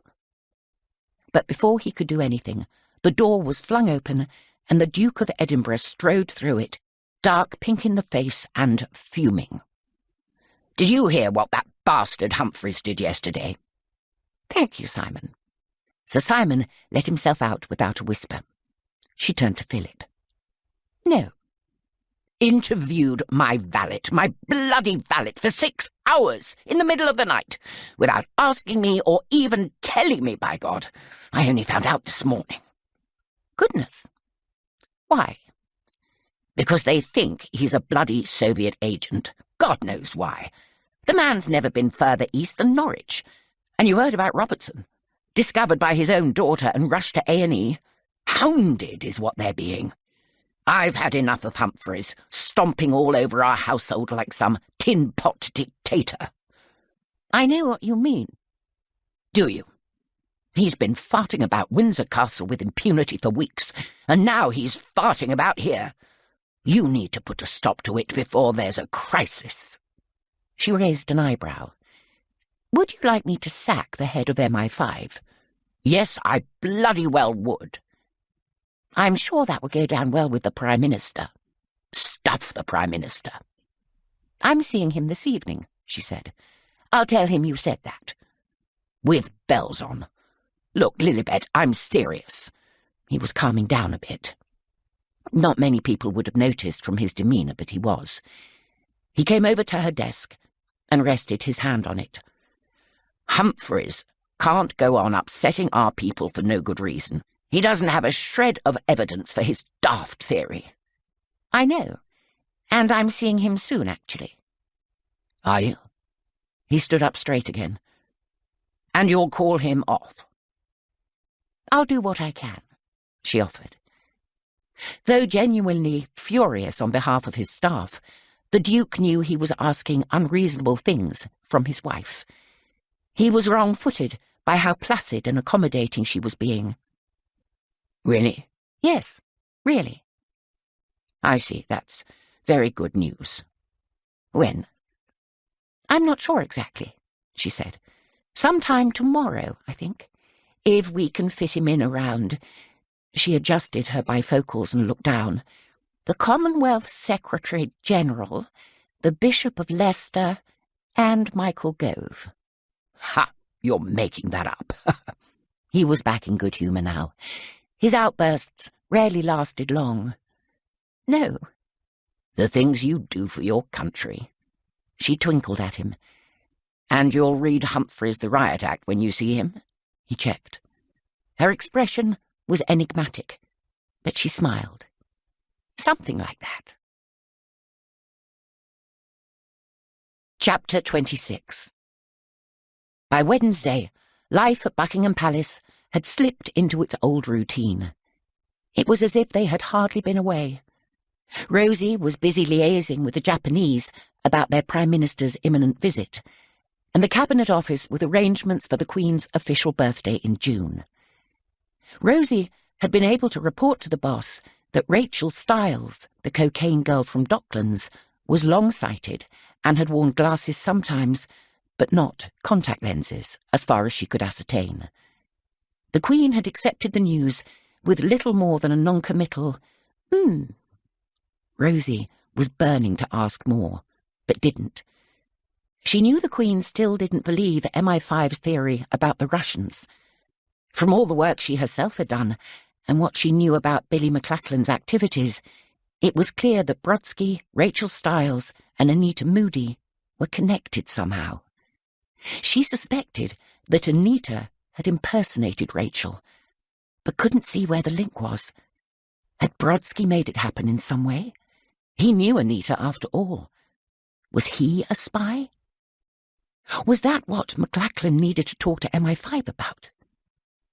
Rozie felt left out, but not abandoned.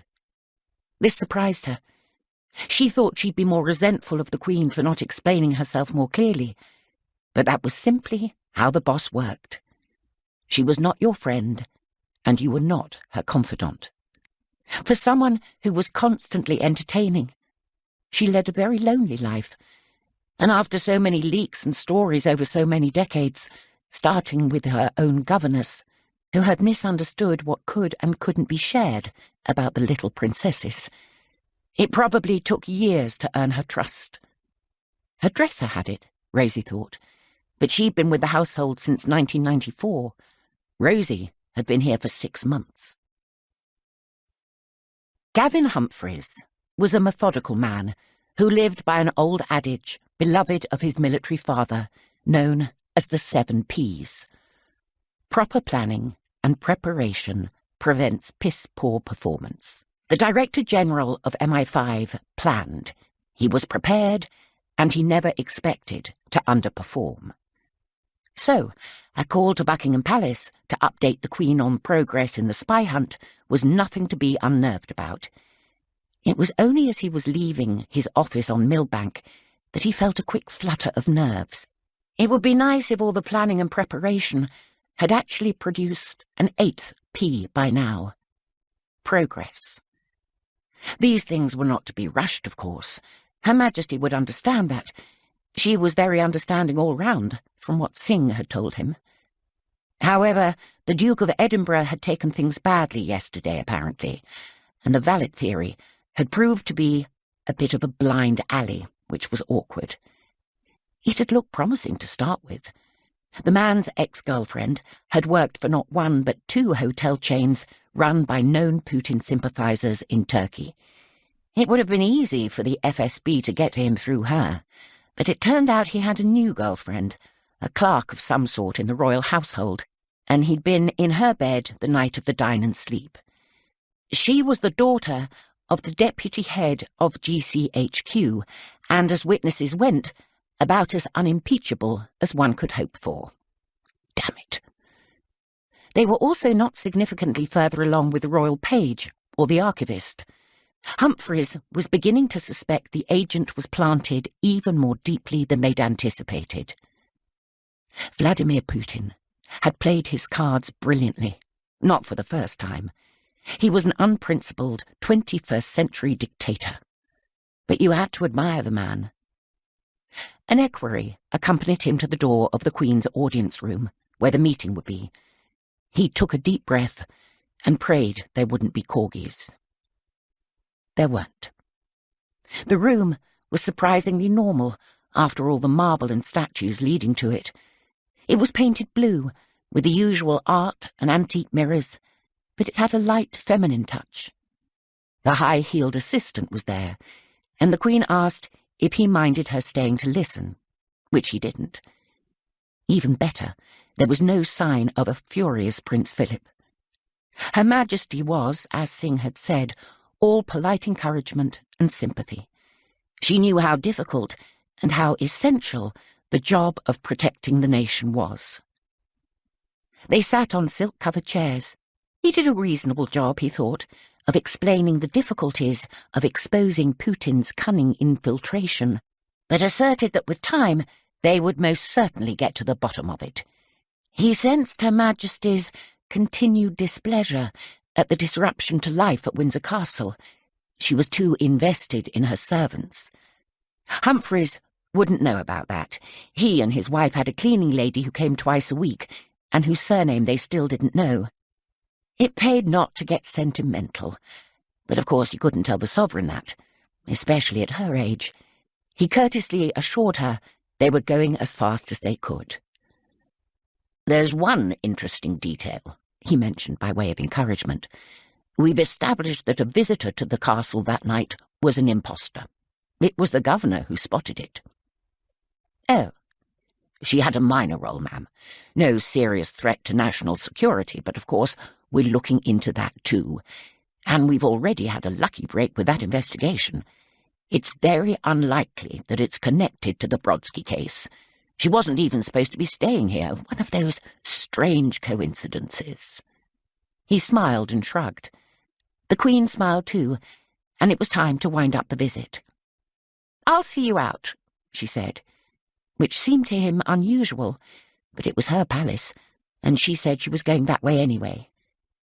As they walked down the thick carpeted corridors, with the equerry and the high-heeled assistant 3 paces behind them, The Queen mentioned conversationally how busy she was going to be now that the summer schedule was underway.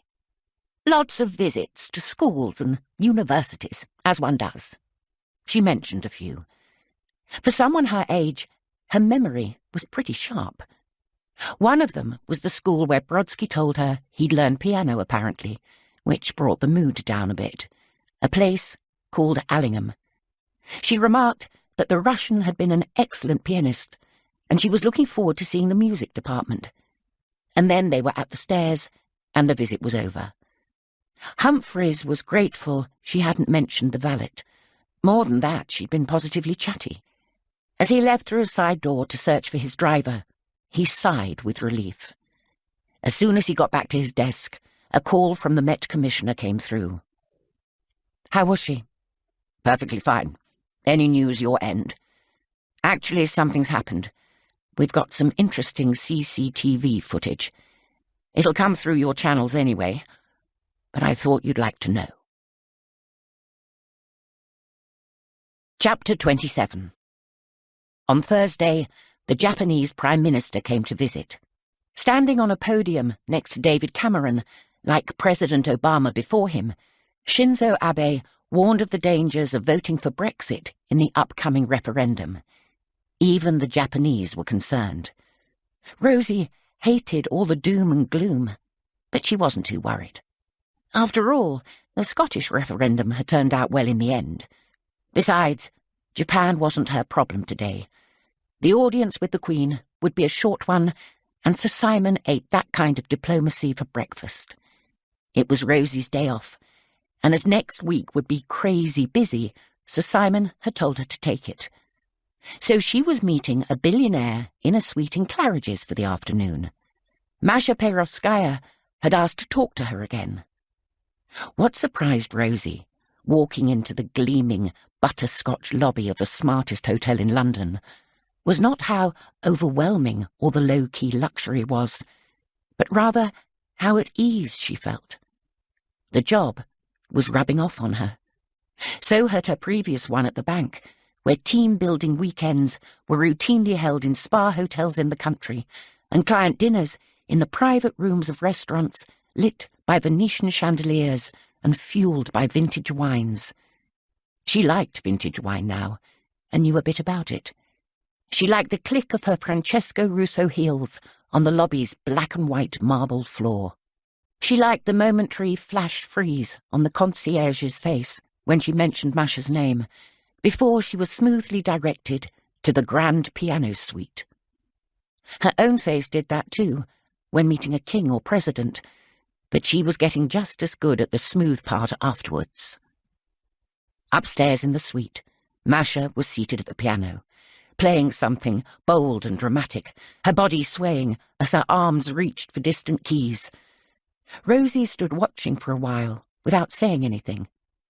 The personal maid, who had opened the door to her, disappeared into another room. Eventually, the piece drew to an end. Masha took a deep breath and closed her eyes. "Tchaikovsky," she said, without turning. "It suits my mood." "You play really beautifully." "I know." Masha glanced towards the window to her left, where the net curtains had been pulled back to reveal the Mayfair roofscape. "I should have been a professional." She shrugged and gave Rozie a faint smile. "You came. And how is Her Majesty?" "Very well, thank you." "You sent her my kind regards?" "Of course." "If she ever want to listen to more Russian piano playing?" Masha looked wistful. Rozie wondered at first if she was angling for some kind of job. Then she realized the poor woman just wanted to see the Queen again, to be close to her. The boss had that effect on some people. Actually, on most people, in Rosie's experience. "It's a shame she can't hear Mr. Brodsky," Rozie said, changing the subject slightly. She was still not entirely sure why she'd been summoned. "You like a drink?" Masha asked. She got up and walked over to a velvet sofa, throwing herself down on it at a rakish angle. Rozie sat more decorously on one of the armchairs opposite. Masha was wearing skinny jeans and no shoes, a loose t-shirt and several necklaces. Her hair looked unwashed and unbrushed, and there was not a trace of makeup on her. She was, if anything, more beautiful than before. Rozie was about to suggest a cup of tea when a butler emerged bearing a tray with tea, coffee, still and fizzy water, 2 kinds of smoothie, and a crystal bowl of fruit.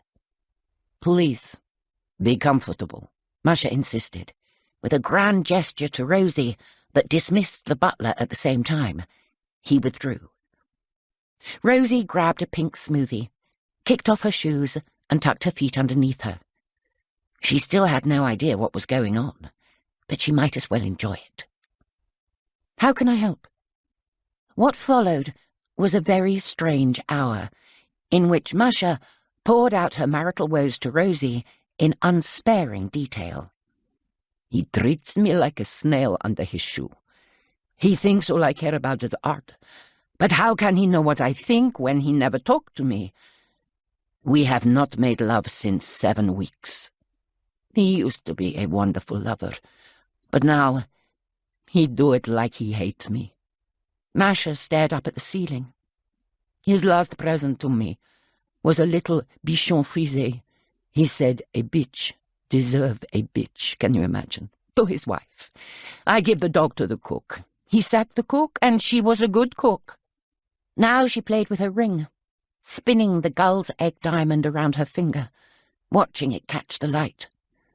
"Every day he questioned me about Vadim. Is he really gay? Was it a game? Did we have threesome? He is disgusting.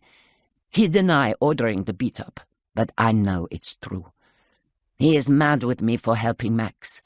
I said I would leave him, and he said go. So I go, here, to the most expensive hotel room I can find. He have me watched, but I don't care." "It sounds difficult," Rozie said, aware of the understatement. She could never stay with a man who used a dog as an insult, let alone the rest. But then she would never have accepted the gull's egg ring in the first place. They tended to come with conditions, she thought. "Do I leave him?" "I'm no expert." "You work for the Queen. You give expertise at highest level all the time." "Not in matters like this." "She has 4 children, all divorced. Only 3 of them. The Earl of Wessex, she understands the pain. She asks for your advice, no?" "She really doesn't." "I think she does," Masha said with finality, spinning round on the sofa and rearranging her languid limbs so her legs were tucked underneath her like roses. "I think she trusts you. I trust you. You have something. You are the only person I trust. That is why you are here." "I don't think—" "You don't yap, yap, yap, like all the others do, giving me advice, telling me to leave him like my mother, or stay until I earn $1 billion in divorce like my sister, or stay forever like my baba. What should I do?" Rozie frowned. "You're really asking me?" "Of course. Tell me." "Now you are smiling. Why are you smiling?" Rozie refused to be drawn in. "You said it yourself, Masha. You don't want people telling you what to do. You know all your options. What do you want?" Masha looked genuinely thoughtful. "Nobody asked me that before." "Ha! You are clever. You see." "My sister's a counsellor," Rozie admitted. "It's her you should be talking to."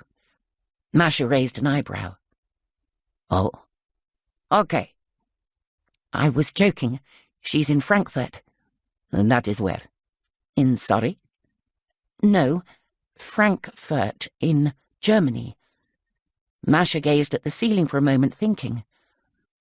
"Okay." "What do you mean, okay?" "I mean, I fly her back to London for sessions. She can come here, talk to me in Claridge's. She can tell me what to do." A vivid image spooled through Rozie's head. Fliss, getting on a regular flight to Heathrow. Fliss, here in this suite, sipping smoothie and talking to a beautiful, sad Russian. She would absolutely love it, and she'd get the chance to catch up with family before going home. Masha was quite serious about the offer, pleading even. "I'll ask her," Rozie said. But she knew that though she'd tell Fliss all about it, she would never present it as a serious proposition. The last thing she wanted was her sister getting caught up in the world of Yuri Perovsky. She believed Masha's story about how Vadim got beaten up. This stunning woman in the grand piano suite was more at risk, she thought, than most of the people she knew. And she knew plenty of people whose lives were precarious. Suddenly the sense of threat, which had receded as the Queen looked into the Belton Road girl, felt very real again. After the visit, she took the opportunity to do some shopping in nearby Oxford Street. Half an hour later, her feet were hurting in their heels, and she was shocked and upset by some idiot practically pushing her into the path of a bus. If it hadn't been for her quick reactions, it could have been nasty. She decided to take the tube from Oxford Circus back to Green Park. It was at the top of the escalator, going down to the platform, that she felt the first prickle of alarm.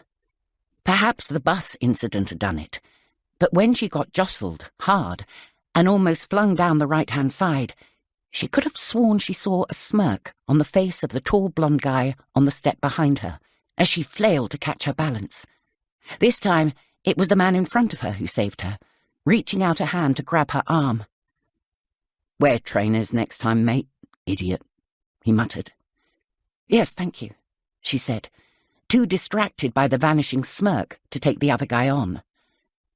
She glanced behind her as she threaded her way through the lunchtime crowd towards the Victoria line. She was looking for the shock of blonde hair, but it was gone. All the time, she wondered if it was just coincidence, if she was being paranoid, but when she reached the platform, she took care to stay well back from the edge. A train came a minute later, and she got into one of the middle carriages. It was comfortingly full of people, so busy, in fact, that she had to stand. A group of rowdy students got in behind her. Only one stop. She'd be glad to get home, but as soon as the train moved off, she felt movement in the group of students. Her pricked senses caused her to look round and glimpse a flash of blonde underneath a dark grey hood.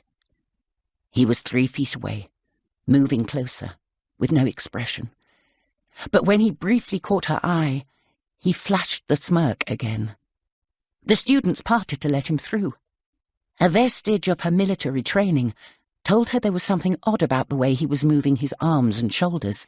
She looked down to see his left hand folded into a fist, at once gripping and hiding something small and dark. Looking up, she made sure not to catch his eye again.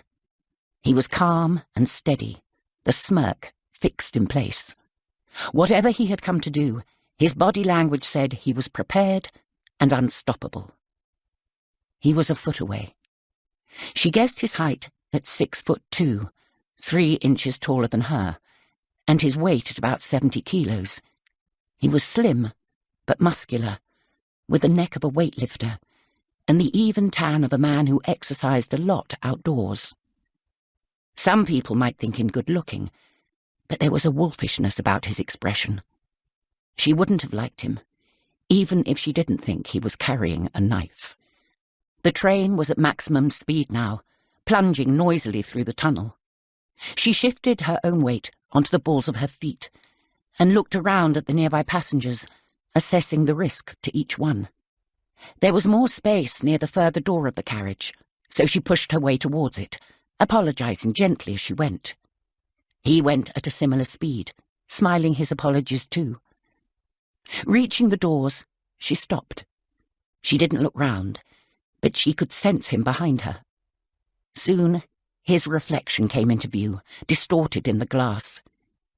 He wouldn't do anything yet. He would want to wait until the train was at the station, so he could do what he had come for and make a quick getaway. She guessed a jab to the body, something low and hard to spot. But maybe he wouldn't do anything now anyway, if he thought she'd spotted him. The train plunged through the tunnel for another 30 seconds, then juddered and began to brake. He was right up close. She took a breath and tried to relax her shoulders. Metal squealed on metal, and they were both thrown sideways a little as the train slowed rapidly. The punch came from nowhere, and the pain was blinding. He staggered back into another passenger, putting his right hand up to his nose. He still couldn't see, and he felt cartilage where it shouldn't be. She'd broken it, the bitch. He lashed out at her with his other hand, the one grasping the knife. But before he could make contact, the handle was knocked from his grip. Instinctively bending to get it, he felt another flash of almost paralyzing pain. She had nutted him in the face this time, knocking his jaw back with the top of her head. Ignoring the terrified shouts coming from behind him, he growled his fury and lunged at her, receiving a sharp knee to the balls. All the breath left his body. She was just a secretary in fuck-me shoes. Fuck her! He was on his knees, and as his vision started to come back fully, he saw the knife on the floor, an arm's length away, as the train pulled into Green Park Station. Everyone around was drawing back. He made a lunge for the knife. She shouted at him to stop, but he didn't listen. Next thing he knew, he was lying prone, with her weight on his spine and his right arm bent tight behind him. "Make a move, and I'll break your fingers," she grunted into his ear, so he could hear her over the panic and shouting. He told her where to go. To his astonishment, she was as good as her word. The pain was excruciating as he felt his little fingers snap, and the next two were pulled apart so hard he wondered if he'd have the use of his hand again. He screamed and swore, and as soon as the train doors opened, he threw her off with every ounce of strength in his body and hurtled through the waiting crowd on the platform. She didn't follow him. The adrenaline rush was already making her dizzy. She was exhausted, and now that it was over, slightly scared. She heard a sound like raindrops and realized that the people in the carriage were applauding. "Did he hurt you, love?" a woman asked, crouching beside her. "Shit! The knife, watch out!" Someone asked if they should pull the emergency cord, but Rozie said no. The fight had lasted seconds, not long enough for anyone to take a decent video. The last thing she needed was a crowd snapping pictures to paste on Twitter. They held the doors open while she dragged herself off the train, glad to get on with their journeys. Rozie sat against the platform wall, with her head between her knees, catching her breath. Soon, London closed around her, and it was almost as if he'd never been there at all. Chapter 28. Friday involved a trip to Berkhamsted School, not Allingham, in the state limousine. The Queen's equerry, her lady-in-waiting and Sir Simon were waiting for her beside the car. It should have been Rozie who had organised the day, but she was indisposed, which was something that never happened. Rozie was not an indisposed sort of person. "Oh dear," the Queen said. "Nothing serious, I hope?" She got attacked on the tube. Poor bastard who did it obviously didn't realise he was going for a decorated war veteran. Rozie thinks he was trying to steal her handbag, but he... Sir Simon stopped. "What, Simon? He what?" "He had a knife, ma'am," he admitted, and regretted it. The Queen looked really shocked, which was rare. "Is she all right?" "Absolutely, just a bit shaken. He isn't, though. She thinks she broke 3 of his fingers." "Good girl." The Queen had a clear idea about goodies and baddies, and what should happen to each. All her children had had self-defence training, and Anne had needed it when she was nearly kidnapped all those years ago. The papers had gleefully reported her retort when ordered to get out of the car by a man wielding not 1 gun but 2. "Not bloody likely." That was her girl. It was a tremendous relief to know her APS was made of similar stuff. When Rozie appeared again on Saturday, the Queen was contrite. She didn't say so, of course, because one didn't, but she was. "How are you, Rozie? Better, I hope?" "Completely well, Your Majesty. I gather there was quite a fracas." "Nothing I couldn't handle, ma'am." The Queen smiled. "So I'm told. I'm glad to see this job hasn't softened you up." "Quite the opposite," Rozie grinned. "Bring it on. I did warn the man before I took action." The Queen nodded. "Very considerate. Even so, I think you should be careful about going out for a while." "Oh, don't worry, I will be. I mean, very careful. I'd like you to stay on palace grounds, if you can, unless you're on official business." Rozie gave a rueful shrug. "That afternoon was my own fault. I went to see Masha Perovskaya. I knew her husband was dangerous, but I really had no idea how bad it could get. I don't think he'd try it twice, though, ma'am. It would be too obvious." The Queen sighed. "I don't think this was down to Mr. Perovsky. Why did you go to see Mrs. Perovskaya, by the way? I don't remember suggesting it." "You didn't, ma'am. She did. I wasn't sure why, but it turned out she wanted marital advice. Things aren't going well." "You didn't give any, I hope?" "Actually, I didn't. I have no idea how married people stay together." "Practice. But good. The last thing one needs is to get caught up in another divorce. Stay well away." "I plan to, ma'am. But he came after me anyway. Or at least he sent someone." Rozie felt so relieved she hadn't seriously considered getting Fliss caught up in all of this. While she was perfecting self-defense drills at Sandhurst, Fliss was winning the freshest prize for most tequila shots downed while J-setting like Beyoncé. Fliss would win every time on the dance floor, not so much in a fight with a knife-wielding Russian heavy. But wait, hadn't the boss just said Mr. Perovsky might not be behind it? I mean, I assumed it was him. Do you think it wasn't? The Queen gazed steadily from behind her bifocals. "This has nothing to do with Mrs. Perovskaya, or at least only very indirectly." "But I thought you were asking questions about Rachel Stiles. At my request, I know. But please don't any more. Not for now." Rozie thought back. "But I only asked about her contact lenses recently. Or lack of." "I know," the Queen said. "And that's what worries me." The London highlight of the following week was supposed to be the garden party at Buckingham Palace on Tuesday, but sadly for everyone, it was a bit of a washout. Even the Queen was noticeably disappointed.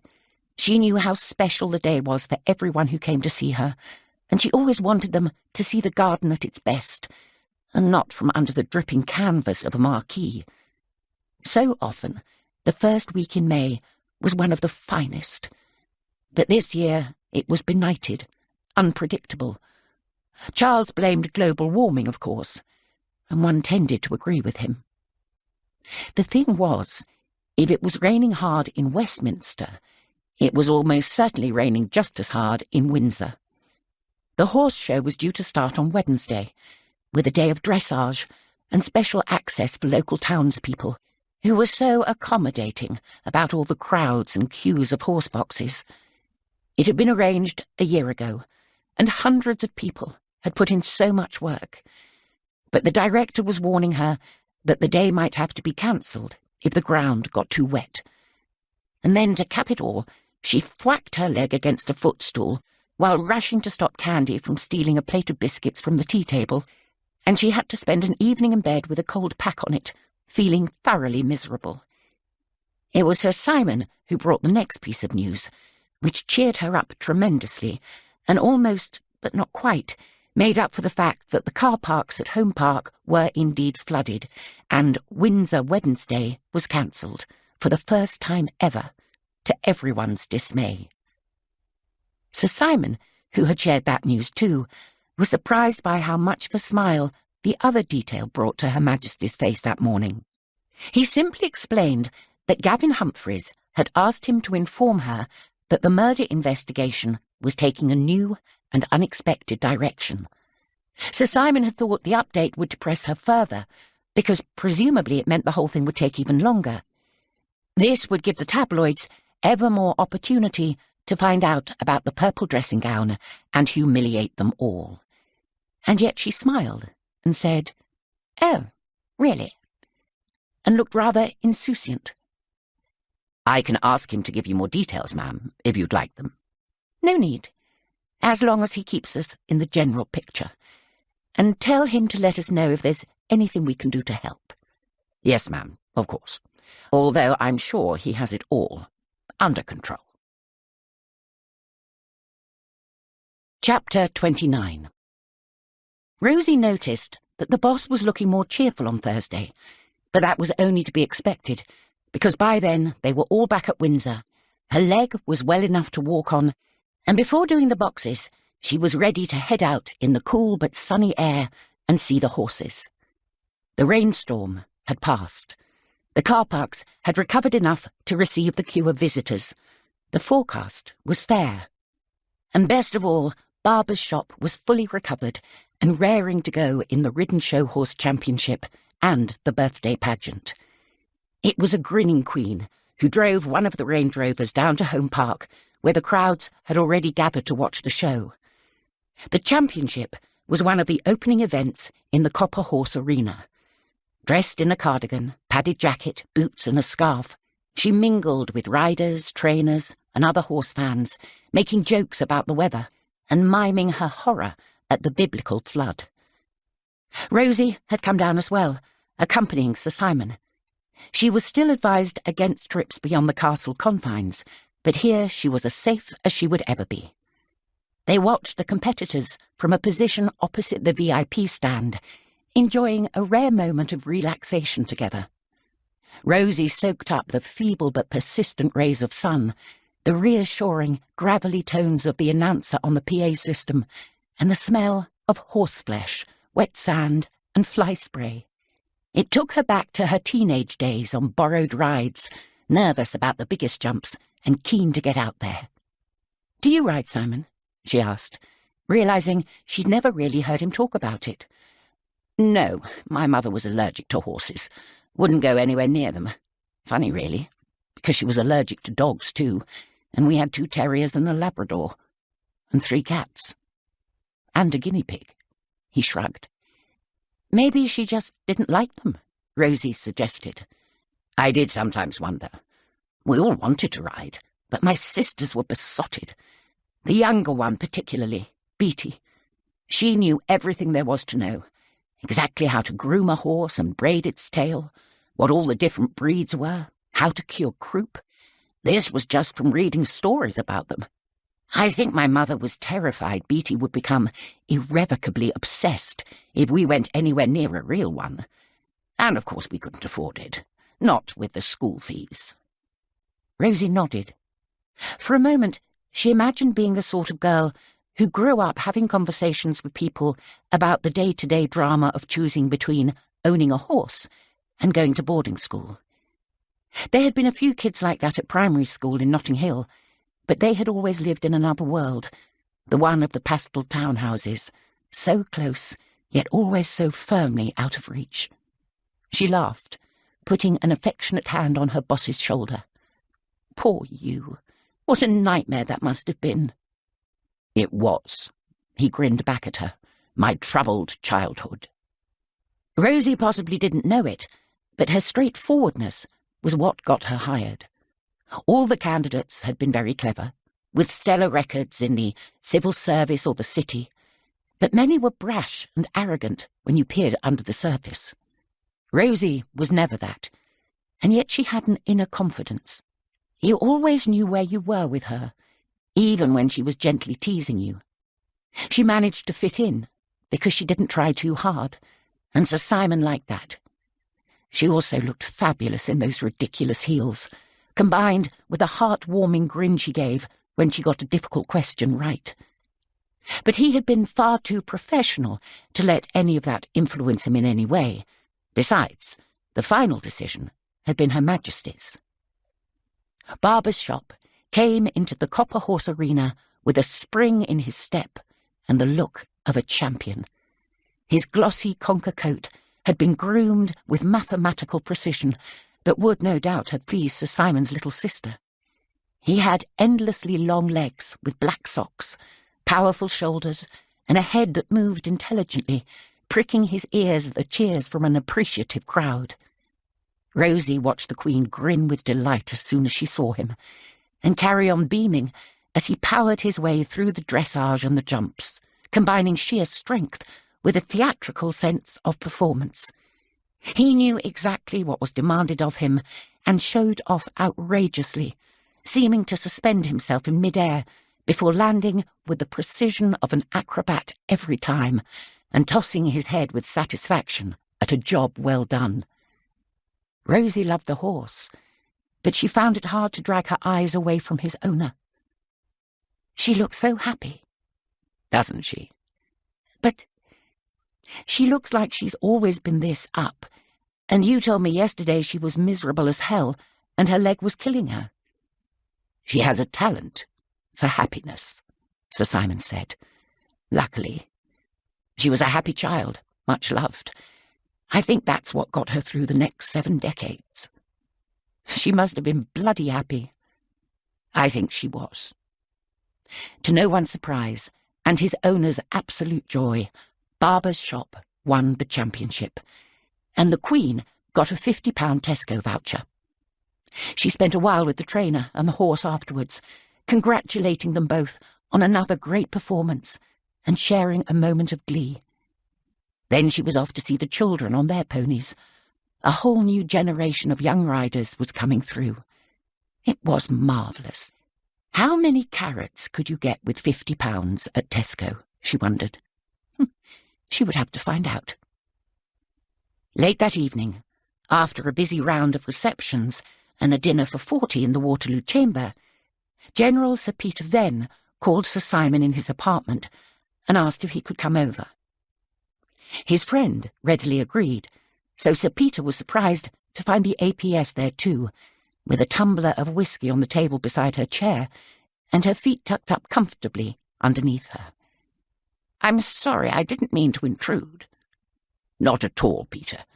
Rozie and I are just catching up on a few things. What can I offer you? Glenmorangie, famous grouse, Gordon's port. I've got some Taylor's 96 that's rather Moorish. Yes, please, to that last one, Sir Peter said gratefully. He made his way over to a spare armchair and sank into it. God, what a day! I saw you earlier. You looked a bit green about the gills. Are you feeling all right? Sir Simon handed a small cut crystal port glass to the governor, glowing with the tawny red of the 96. Sir Peter took a sip, closed his eyes, and settled back into his chair. Better now. I had to see H.M. before dinner. Wasn't looking forward to it much, actually. Oh. Sir Simon sat back, crossed his legs, and looked concerned. Sir Peter cast a nervous glance at Rozie, then back to his host. Pas de vent, he muttered quietly. Oh, Rozie knows everything, and if she doesn't, she ought to. We're all servants here, and she speaks French. Sir Peter flushed briefly, but recovered himself. Fine, then. It turns out that I introduced a complete impostor to the castle during the dine and sleep. We knew about that. Well, you didn't tell me you knew, and I wish you had, because I was having kittens imagining what the Queen would say when she found out. It was bad enough that the girl was in the castle at all, but that she stayed overnight at my personal request to the master. Well, you weren't to know she wasn't kosher, though, were you? Sir Simon said gently.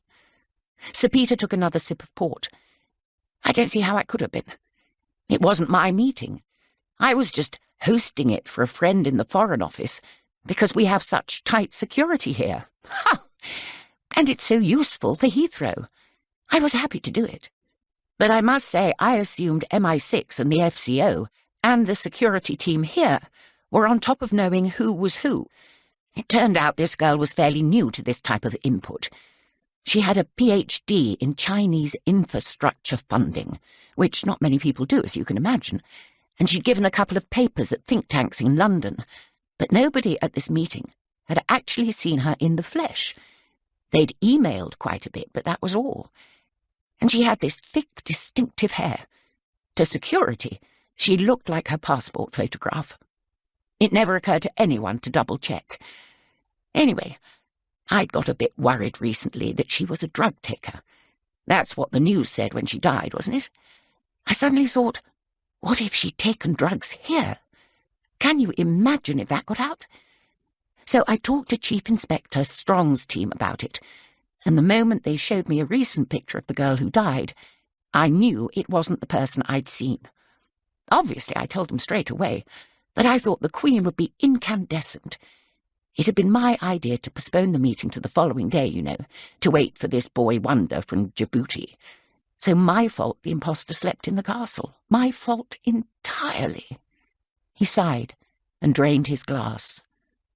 Not at all, Sir Simon insisted.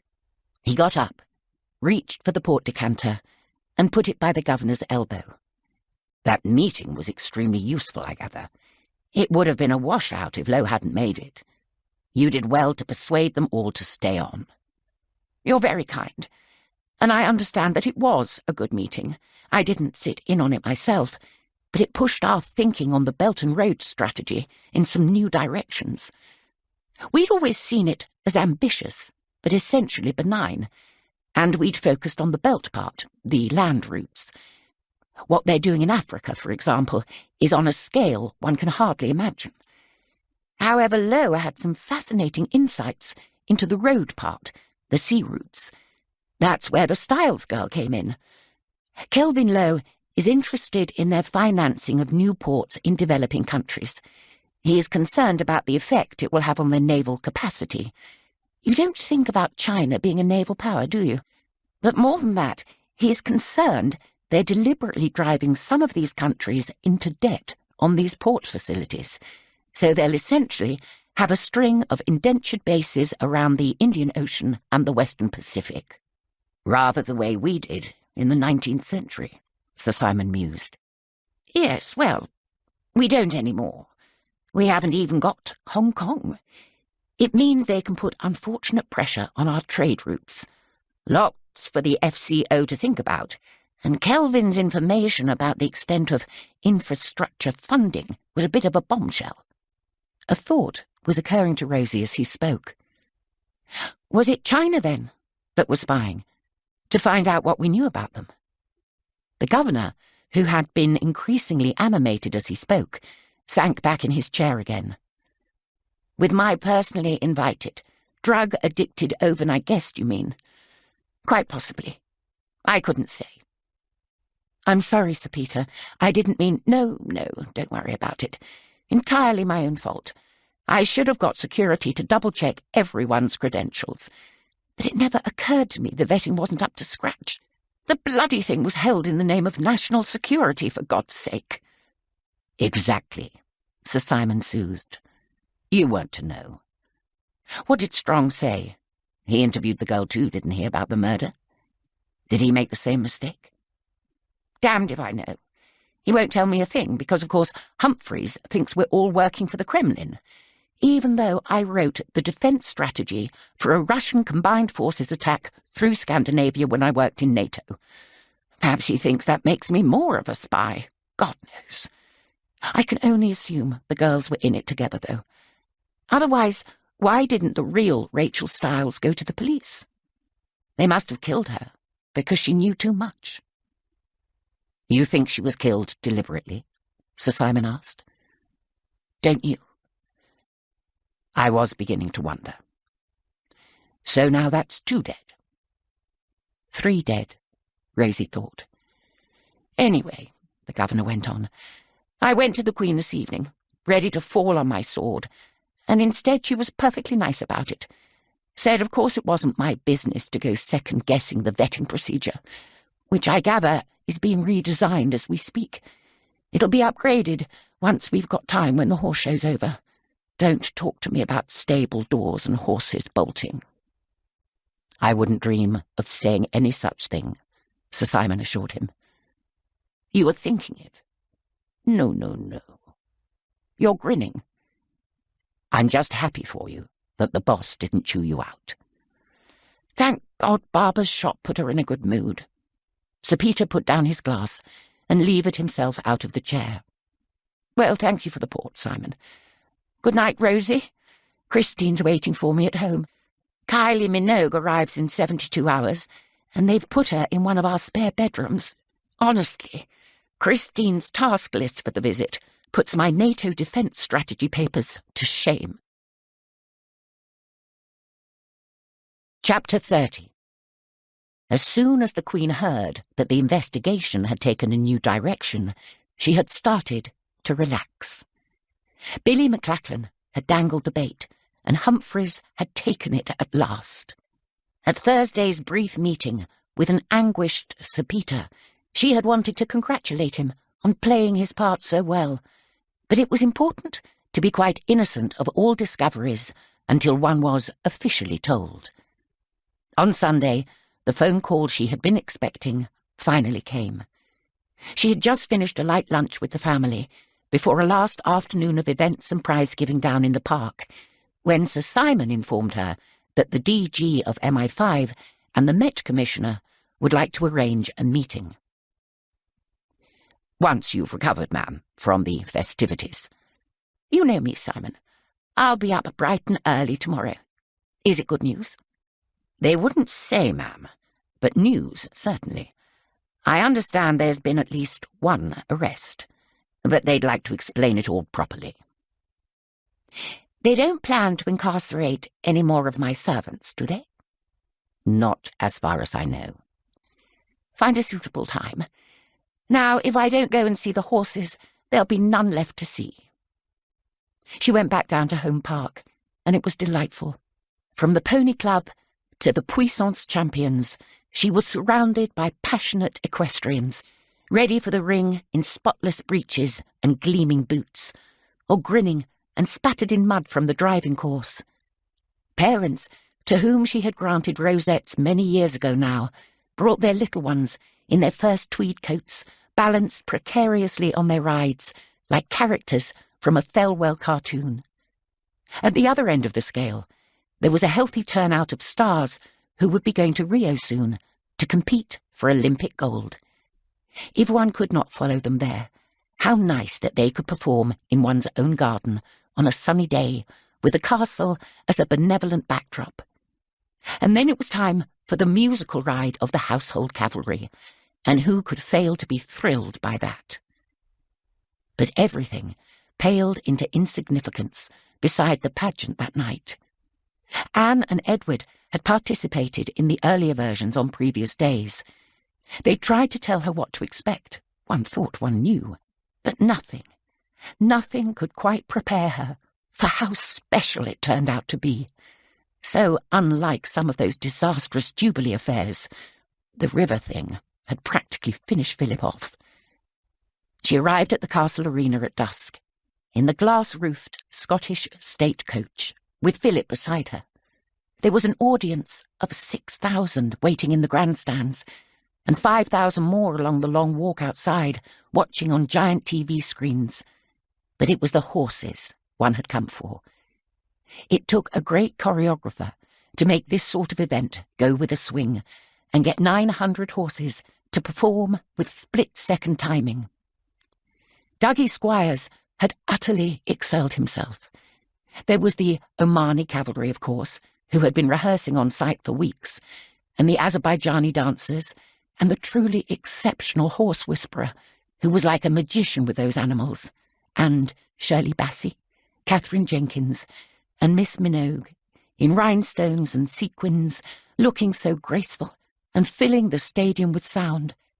But what made it so very moving was the way Dougie had based it around one's love of horses, and how very personal it was. If she was a weeper, which luckily she wasn't, it would have been easy to shed a tear, especially when Anne and Edward entered the arena with little Louise, riding her own pony just as she used to do at that age, and so composed. On the way back, Philip asked, Has that Humphreys Johnny been in touch about his idiotic witch hunt? He has. I hope you put him right. In a way. Good. And I hope he was suitably contrite. The Queen's head had been full of horses, but she brought it back to the matter in hand. I'm not quite sure yet. I'll have a better idea tomorrow. Tell me if you're not happy. According to the papers, I know people who could have him erased from this earth. I think he is those people, she observed mildly. Bugger, he said, and looked up at the floodlit castle. She laughed. This time, Gavin Humphreys was more ready than ever. He had planned, he had prepared, he had made excellent progress. He was certain this time that he would perform. He wasn't entirely sure Her Majesty would be able to follow his thinking. That was the only thing. He would probably have to slow down in some places and go over certain things. He had asked Ravi Singh to look out for moments of confusion and give him the nod, just in case he got carried away with explaining and failed to notice when he lost her. It was complicated, lots of intertwining strands. He might even need to draw it out for her. He would normally use his touchscreen notebook for that sort of thing, but it was a bit newfangled for Windsor Castle. Paper. Plain paper. That was another couple of peas. He got his secretary to find some to put in his briefcase before he left for Windsor in the official jag. At 10:30 on Monday morning, the Queen's equerry showed him and the Met Commissioner to the Oak Room, where their hostess greeted them before taking her usual seat near the window. The Queen seemed perky and relaxed, in a heather-hued twinset and pearls. 2 of the dogs lay safely half asleep at her feet, and a third jumped up to sit beside her. Her assistant, the girl with the high-heeled shoes, lurked in one corner, while the equerry, all starch and gold braid, stood to attention in the other. Her Majesty looked in very good condition for a woman who'd been up until all hours listening to Shirley Bassey and watching horses do tricks. Humphreys hadn't seen last night's pageant himself, but his wife had had the TV on in the background. The royals had all seemed very cheerful on screen, and there were a lot of horses.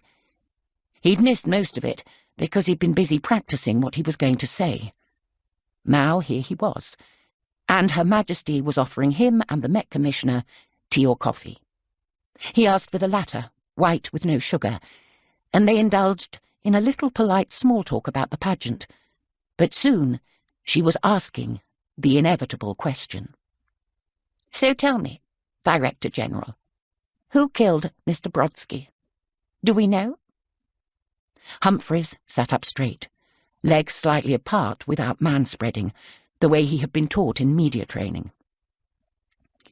Yes, ma'am, we do, he said gravely, not entirely answering the question because he intended to build up to it. And I might add, dark forces have been at work. You told me, she nodded. Putin's forces.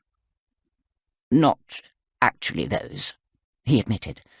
At first we assumed Brodsky's murder was a brazen message. In fact, it was the opposite. Something intended to be wildly misunderstood. For a long time we were looking in the wrong direction. Oh dear. Were we? He nodded earnestly. How unfortunate. For the briefest of moments, Humphreys was reminded of the time his 10-year-old self had had to explain to his grandfather that in taking apart his Gold Hunter pocket watch to see how it worked, he had accidentally broken it beyond repair. But this time, everything was fixed, and he was 54. He shrugged off the memory and went back to his story. Those forces might have stayed hidden a while longer, he went on, if there hadn't been a storm over the Arab Peninsula, and if a young woman hadn't dropped her contact lens. He had practiced this part, and he liked it. The Queen's eyes lit up. Encouraged, he relaxed a little and said, It's a bit like chaos theory, ma'am. A butterfly flaps its wings in... Oh, damn. It never paid to extemporize. Where did the butterfly flap its wings? Then there was a storm somewhere. But in this case, a storm was a butterfly. He moved on swiftly. In the, Amazon. And as a result, 3 people are dead. He paused dramatically. 3 people? Goodness! The Queen was suitably impressed. I must say at this point, there is one person who made the whole discovery possible, Humphreys added generously. Without them, I think we might still be trying to pull the threads together. Oh. Sir Peter Venn. One of his visitors was not who she said she was. You see, in this case, the person we were looking for was a woman. Cherchez la femme. Ma'am. The Queen cocked her head slightly to one side. Ah, la femme. Yes, quite. It pays to maintain an open mind. Thanks to Sir Peter, we began to focus on an entirely different group from that of your dine and sleepover. Sleep, the Met Commissioner interrupted. What? Dine and sleep. God, the last thing he needed was Singh correcting his vocabulary. With a deep breath, Humphreys kept calm and carried on. They were here for a meeting that had been due to take place the day before Brodsky was found dead. It was all about a project called the Belt and Road. That's a Chinese strategy to— I know about the Belt and Road, Her Majesty assured him. Good. Anyway, it was organised by MI6 and the Foreign Office, and kindly hosted by the Governor. It might not seem connected to your little soiree, but bear with me. We're actually looking at 3 interconnected cases. Thank goodness he'd brought the plain paper. He delved into his briefcase, took a few pages out, and stacked them on the coffee table in front of him in landscape format. On the uppermost page, he wrote Brodsky in the middle, near the top, with a box around the name, then drew another box near the bottom right-hand corner and circled it with a swish of the pen. Beside him, Mr. Singh couldn't contain himself. The link to Mr. Brodsky was extraordinary, ma'am. I'm still not sure how the Director-General did it. A real leap of the imagination. Thank you, Ravi. I'll get to that. The purpose of the meeting, ma'am, was to share classified information on China's thinking and make high-level recommendations on the UK's response. The visitor in question, the one who was supposed to be here, was a young lady called Rachel Stiles. He wrote Stiles in the empty box. She was an expert on the Chinese economy. In this case, ma'am, it was China that was of interest, not Russia at all. Goodness, the Queen remarked levelly. How fascinating. Isn't it? He wrote Belt and Road in the bottom centre of the paper. It was simplistic, but he could see the diagram was going to turn out quite useful. An image flashed into his mind of it framed above his desk at home one day, and recounting to dinner guests how he'd used it to explain the Brodsky case to Her Majesty.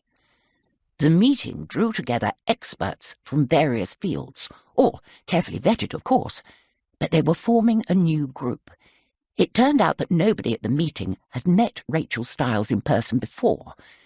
Dr. Stiles was in her 20s and had blue eyes and heavy dark hair. So did the woman who arrived at the castle. She seemed to match the identity photo supplied on the vetting form. It wasn't until Sir Peter's subsequent revelation that we noticed some facial discrepancies, but these were quite small. He paused to see if the Queen was still following. She seemed to be. Dr. Stiles was unfortunately dead by the time we uncovered the deception. However, when we showed other participants a decent-sized photograph of her, they agreed. It was not Rachel Stiles they had met. So the question was, who was she? I do hope you found out. The Queen raised an eyebrow. Not to start with. Humphreys leaned forward and drew a third box in the bottom left-hand corner of his diagram. He considered writing a question mark inside it, but that would only mess the thing up later. He left it as it was, unfilled, glaring with possibility. Then he turned the paper to face Her Majesty and tapped it thoughtfully. For now, let us just call her the agent of a rogue state. The Queen's voice rang with bell-like clarity. Oh, which one?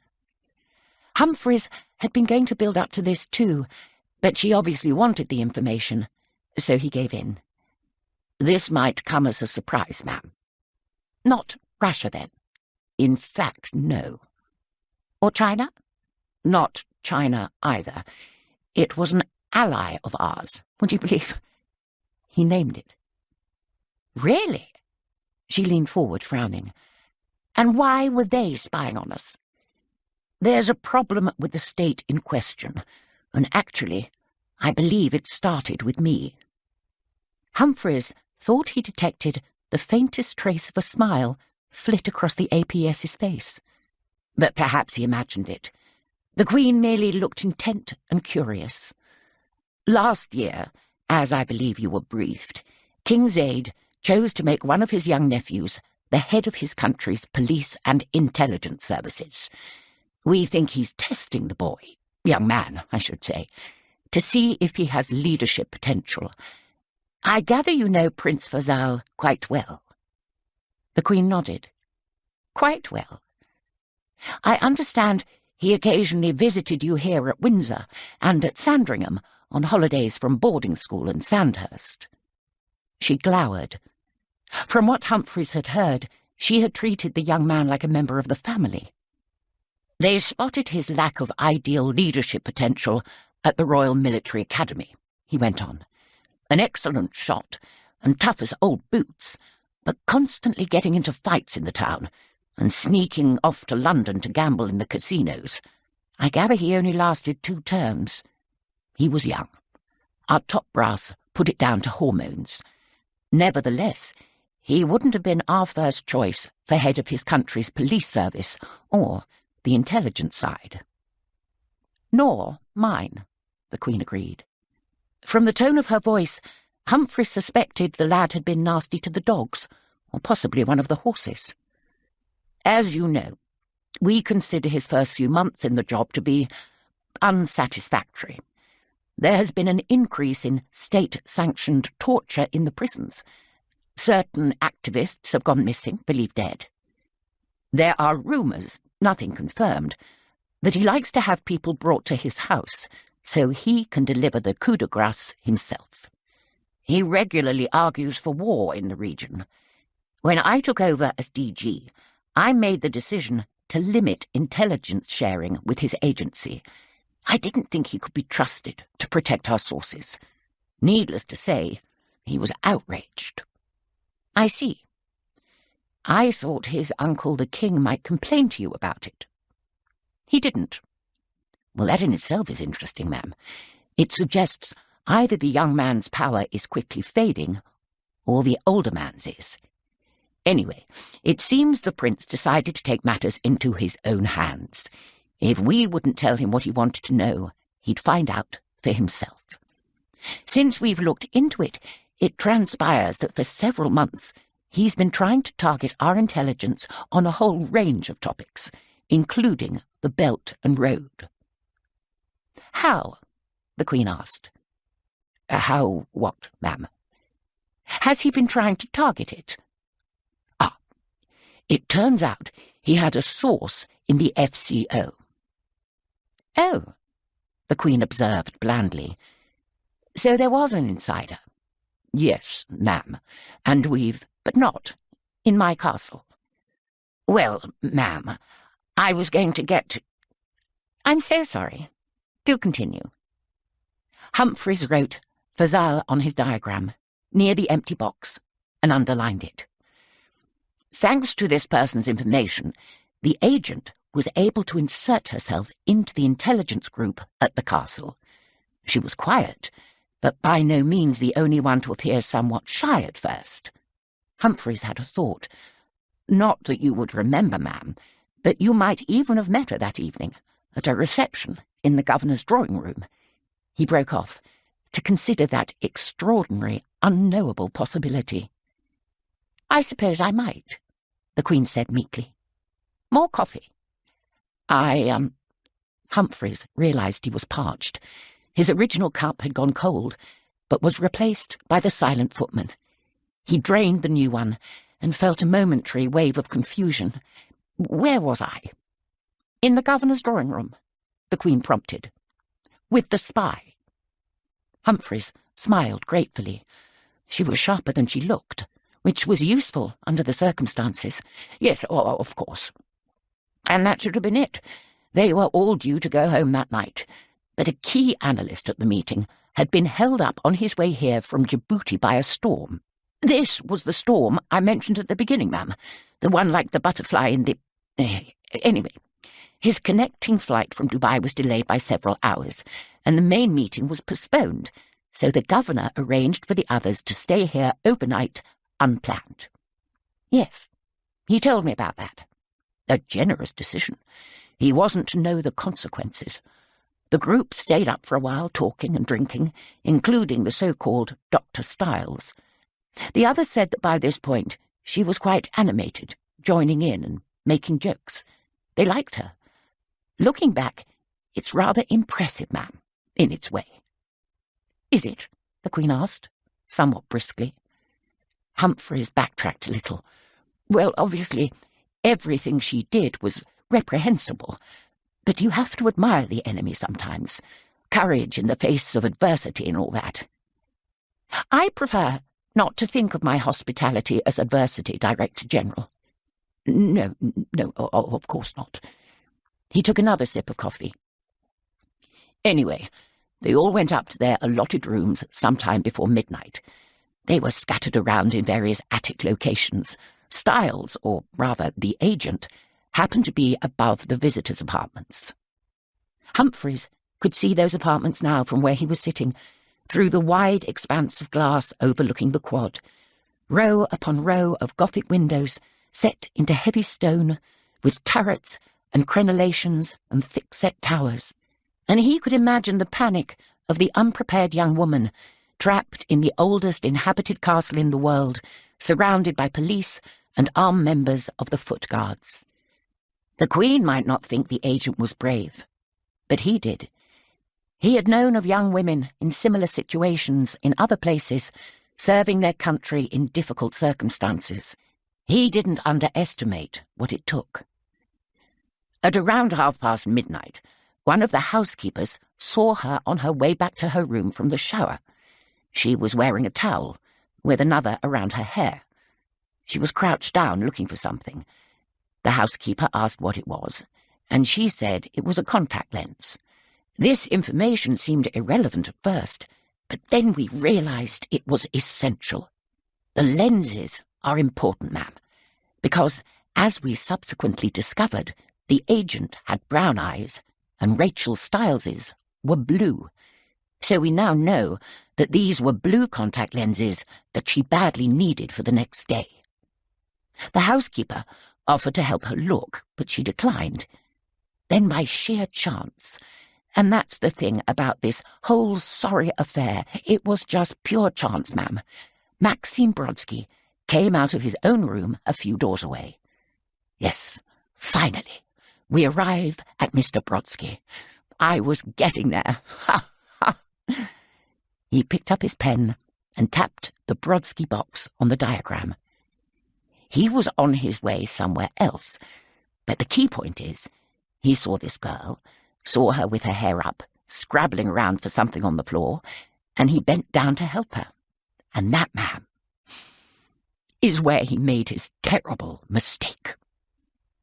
This time, Humphrey's dramatic pause was positively Pinteresque.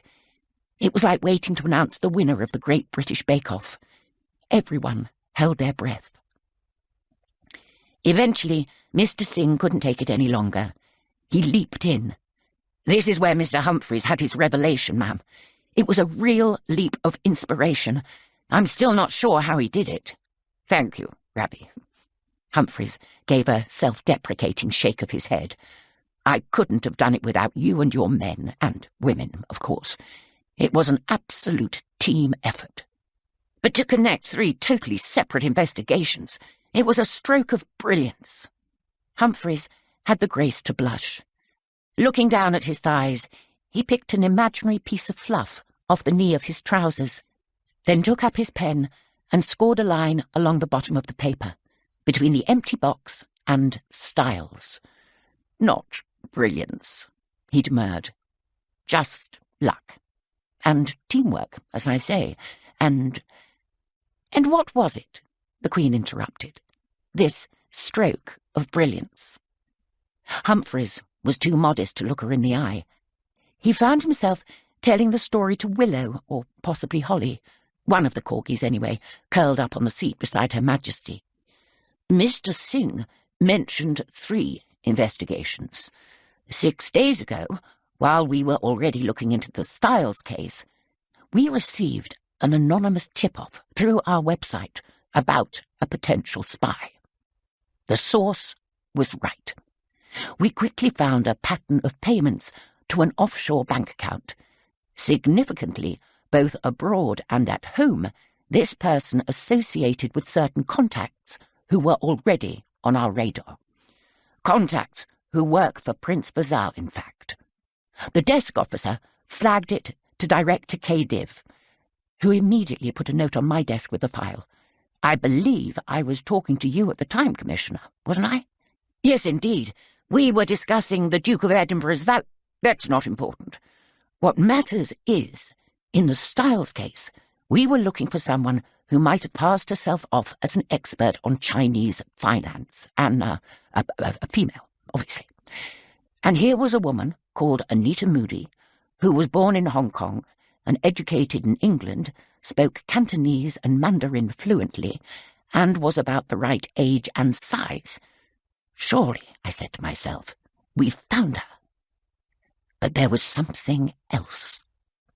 It was when I was looking at Moody's case file, not long after you left, Commissioner, thinking about Styles, that it all came together.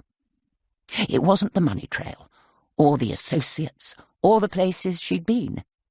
It was a simple detail, so small I'm surprised I noticed it. It was the name of Moody's boarding school. Oh! He looked up. The assistant in the corner had been taking a drink and was choking on some water that had gone the wrong way. She raised a hand apologetically. He carried on. Moody went to this place called Allingham. The name rang a bell, and I remembered, it was in the police files, of course, Maxim Brodsky went there too. As soon as I realized, it hit me in a flash. This was our visitor. Moody was here, and quite simply, Brodsky recognized her from school when he bent down to help with the lens.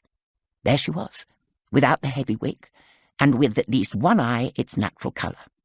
He would have seen straight away that it was her. I checked the dates. Moody was in the year above Maxim Brodsky at Allingham. You know how you tend to remember the people in the year above you? Well, perhaps you don't, ma'am. You were tutored here, of course, but people do. More to the point, it turns out they played music together.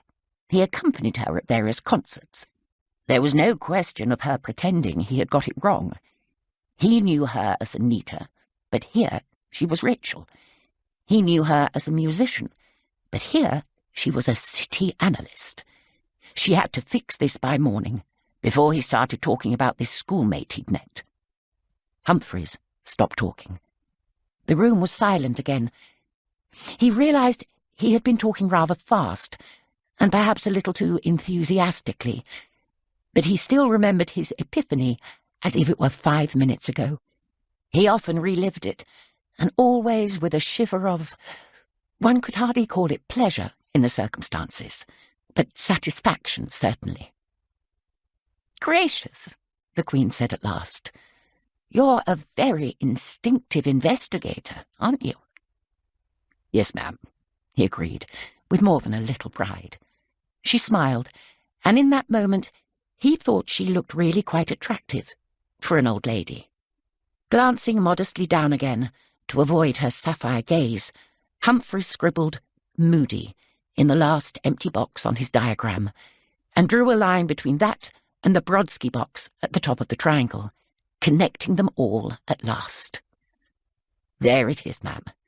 The international influence of the British boarding school system.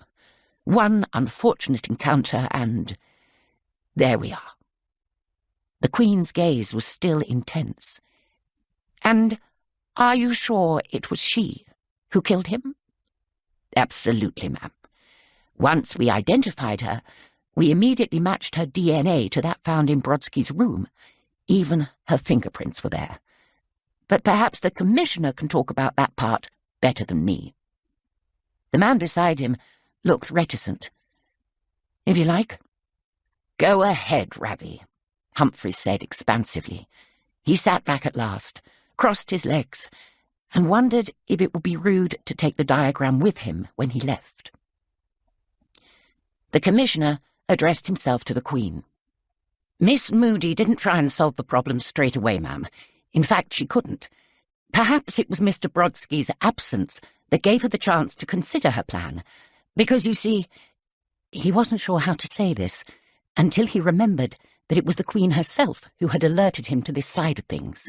He had an assignation with one of your guests.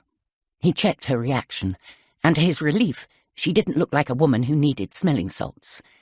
Even so, talking to Queen Elizabeth II about this sort of thing, he felt slightly light-headed himself. Mr. Brodsky joined this, person downstairs in her suite, and it all went quite well. He felt his cheeks go warm, and afterwards he went outside for a cigarette. He coughed. He was not making this easy for himself. By the time he got back, Miss Moody must have found an excuse to join him in his room. She was an old friend, after all. It's possible that she went in with the hope of seducing him, but he wouldn't have been very... He was probably quite, tired. Anyway, at some point in the early morning, she overpowered him.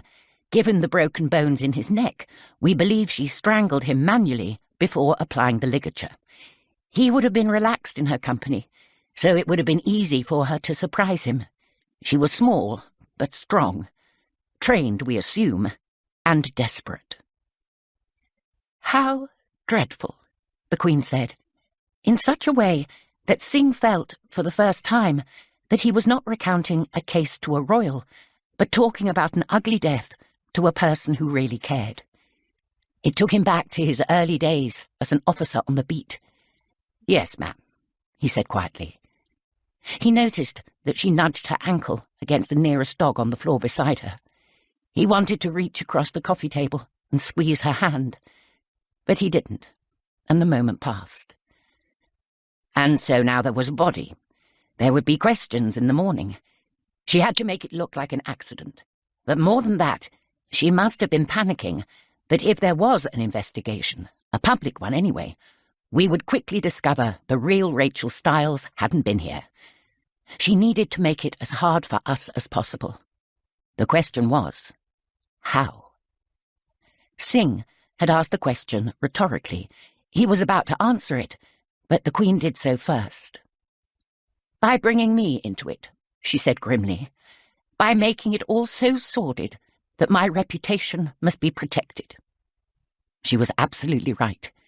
He was impressed by how fast she got it. It was almost as if she knew. Exactly, ma'am, he nodded. Miss Moody staged a scene. She stripped Mr. Brodsky of his clothes and put him in the dressing gown provided by the castle. She put the cord round his neck and tightened it, then arranged him in the wardrobe with the other end of the cord tied to the handle. But she didn't pull it tight enough to... I know about the second knot, the Queen reminded him. Yes, ma'am, of course. At first we were confused because there was a hair on the body, between the neck and the cord, that we identified as belonging to Dr. Stiles. I admit that derailed the investigation a little for a while. However, it must have come from Dr. Stiles's clothes, which Miss Moody was wearing. Ah, was she? Almost certainly, ma'am. We know that she was using Miss Stiles's bag. Oh, really? This surprised Singh a bit. Of all the things to pick, The bag seemed the least likely detail, but the Queen appeared genuinely interested. A cabin bag was taken from Dr. Stiles's flat that morning. It matched exactly the one Miss Moody arrived with here at the castle. Judging from the shape and size, we believe it would have contained Dr. Stiles's papers for the meeting and her outfit for the evening drinks reception. It went missing afterwards, so we can't be sure. Yes, the Queen nodded. Yes, I see. She had an odd look about her, sharp, thoughtful. He tried to be helpful. The bag doesn't play a very big part in the investigation, ma'am. No, I suppose it wouldn't. Do please go on. Returning to the hair, I don't think she put it there deliberately. She was careful to scrape Dr. Stiles's lipstick to remove the DNA. Then she covered it in Mr. Brodsky's fingerprints and left it near the body. As well as some pants, I seem to remember, the Queen added. Where did those come from? Another unusual detail to pick up on, but Singh remembered how adamant Gavin Humphreys had been about them belonging to her page. She must have been rather cross about that. We think, Singh's voice wavered slightly, from what was found in Dr. Stiles's bathroom at home, that she had been, menstruating, ma'am. And I understand ladies like to pack spare. Thank you, Commissioner. I see. And so Miss Moody used them to try and make it look as if Mr. Brodsky had died mid... Yes. The word had several syllables, and the Queen's voice was weighed with melancholy. Her old school friend, a rather special young man. I danced with him. I'm sorry, Singh said. Well, yes. So am I.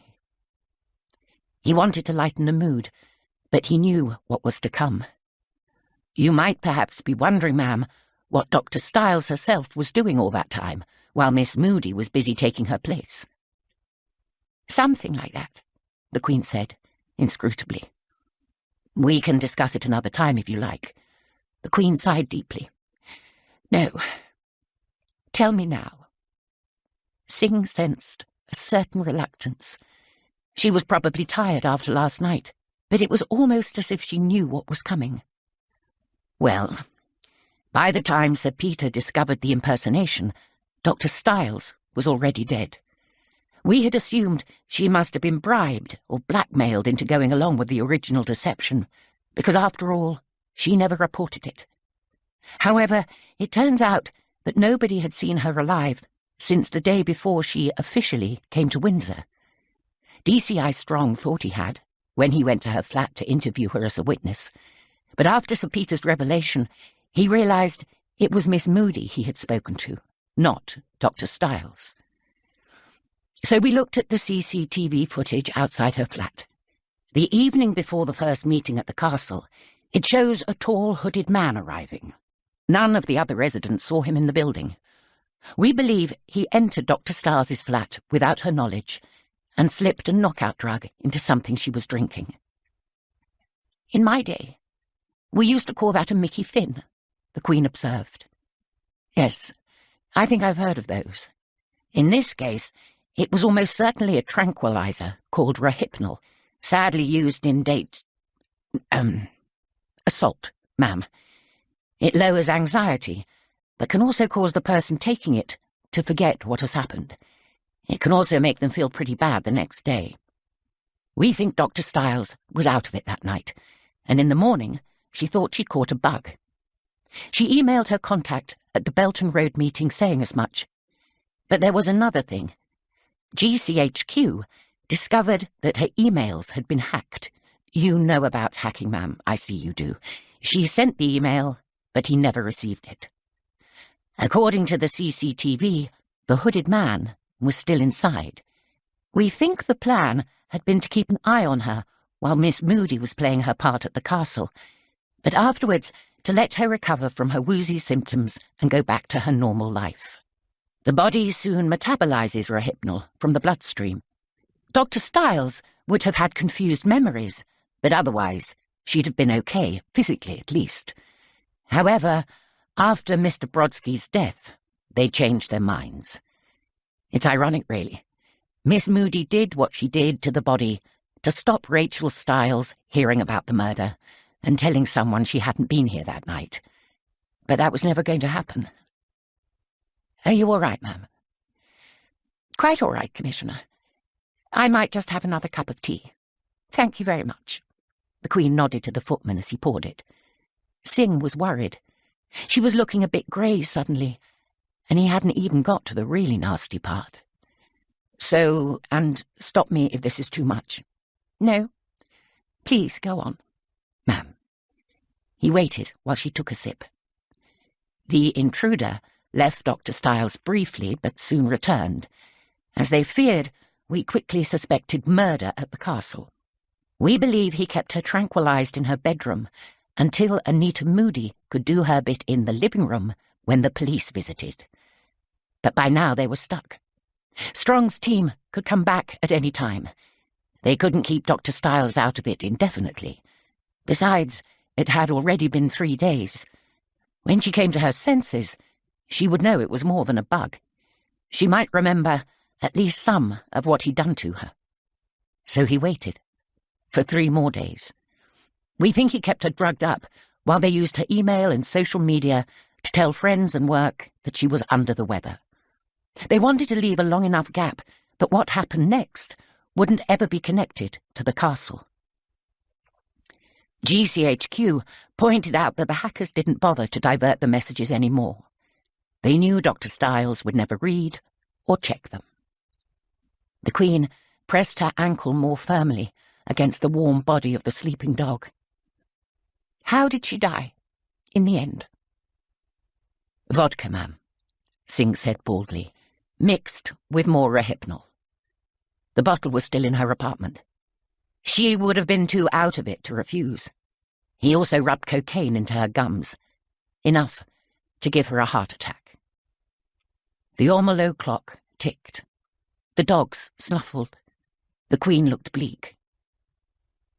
One must... I would like to... She coughed and recovered herself. When she spoke again, she was sitting ramrod straight, and the bell-like clarity was back.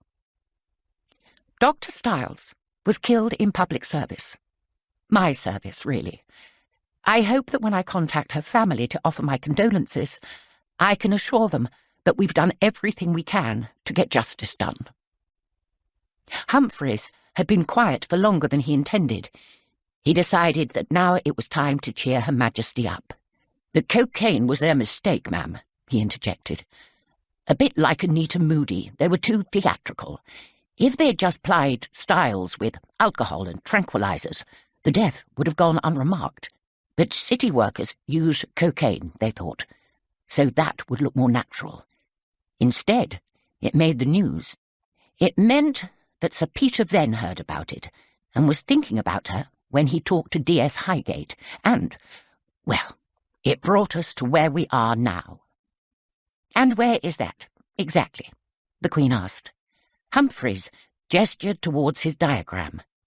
We mentioned 3 cases. Anita Moody, too, is dead, ma'am. She died before she was brought to our attention. Her body was found 2 days after that of Rachel Stiles. It was supposed to look like suicide, but we happen to know she was in fear of her life. Oh. An old friend rang the police to say so.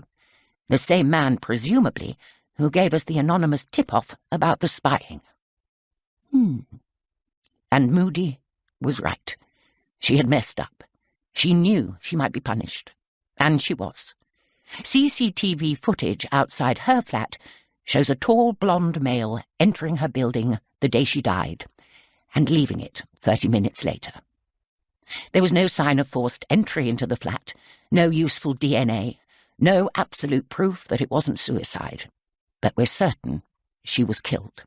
She had caused a lot of trouble for her handlers, and in the end, they took care of her, ma'am. I think they had an idea of poetic justice. She'd hanged Brodsky incompetently. They hanged her too, but more professionally. The Queen's look suggested she didn't see this as justice of any sort. How ghastly.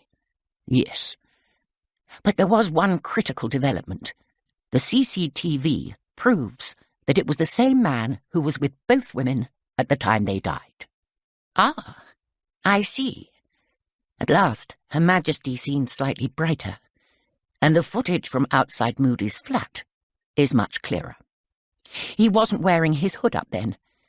We identified him as Johnny Horgan, a small-time hard man hired by Fazal's intelligence office to take care of things in London without putting them in the frame.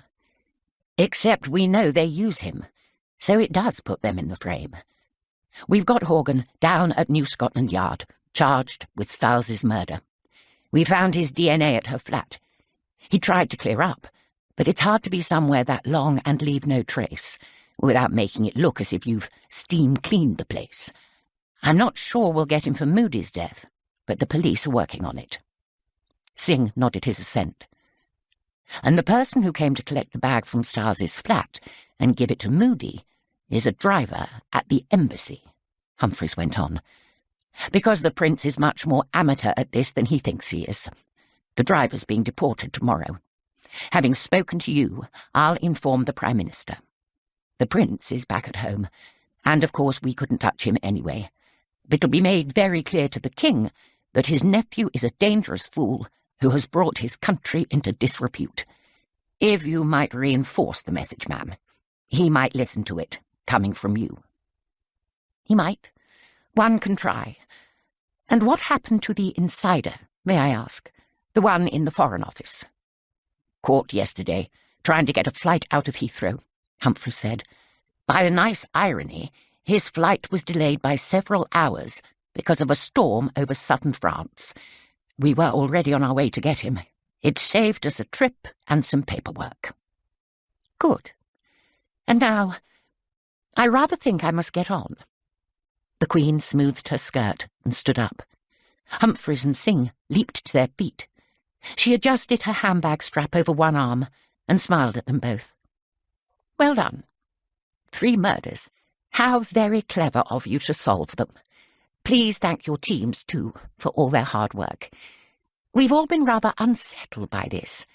It's nice to think one can sleep easily again. It was an honour, ma'am, Singh said with a little bow. An honour, Humphreys agreed. Talking of honours, Sir Gavin Humphreys. The words repeated freely in his head as he bent down and picked up his little diagram. He'd thought the honour would come, but not for another 5 years or so. Sir Gavin Humphreys. His wife would be thrilled to the core. He had found a spy and single-handedly solved 3 murders in the process. What else, quite honestly, could Her Majesty do? She walked out, with her equerry behind her and the dogs at her heels. Chapter 31. The Queen was in the chapel, sitting quietly, when she heard a noise at the door, and Philip came in, pausing just inside. Mind if I join you? Please do. He walked slowly towards her and sat down in his favourite chair nearby. Tom told me you had your meeting with the idiot from Box.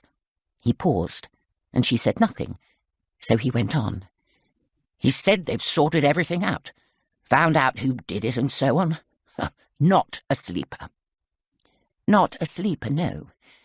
There was a mole. It's like living in a le carré, that or a stuffed-up lawn. He grinned at his little joke, but she didn't. He didn't take it personally, though. He knew this would be a hard conversation. He said there were 3 of them, Tom did, all in their 20s, all died rather unpleasantly. Yes, they did. He looked towards the altar, where a Renaissance painting showed the Madonna with her baby. You'd think they'd still have 70 years and 10 ahead of them. I'm sure they thought that, but she trailed off. She didn't do that in front of most people. She always found her backbone from somewhere and carried on. But she didn't mind so much when Philip saw her struggling. One wasn't made of stone, he knew that. Tom said Humphreys solved the whole thing, he said. Wouldn't have thought he had it in him. Yes, It was rather surprising. Bloody shocking, I'd say. Do you know, I think he had someone feeding him information. Do you? She frowned at her husband sharply. God, yes, he said, with an emphatic nod. Some underling, no doubt. Brainy as hell, but quite passed over. Doing all the work and giving him all the kudos. Don't you think? She relaxed a little. Something like that. He'll still get a gong, though, won't he? Philip made a face. I think he must. It'll make him even more insufferable, of course. She merely smiled at this. It was probably true, but if anyone was trained to suffer the insufferable, she was. Philip reached across and put a hand over hers. His skin was cool and soft. He squeezed her knuckles briefly. Well, at least they found the truth. Have they got the men who did it? Not all were men, but yes. Glad to hear it. He squeezed her hand again. She didn't tell him about Prince Vazal. Not yet. She was still too furious to say his name, both at what he'd done and at the thought of him escaping proper justice, though the humiliation of having been caught out would cause him significant anguish. At least she hoped it would. I'm off. Having dinner in town tonight. Few things to do before I go, Philip said, rising. Wait. I'll come with you. He offered her his arm, and they walked down the aisle together towards the window. His window. It showed timelessness and recovery and hope. It didn't stop her feeling terribly for the young man in the attic room and the innocent girl in her flat, and even the other one, who suffered such terrors before she died. But it gave her the strength to walk calmly and capably back into the busy castle, where she was the centre of its turning world.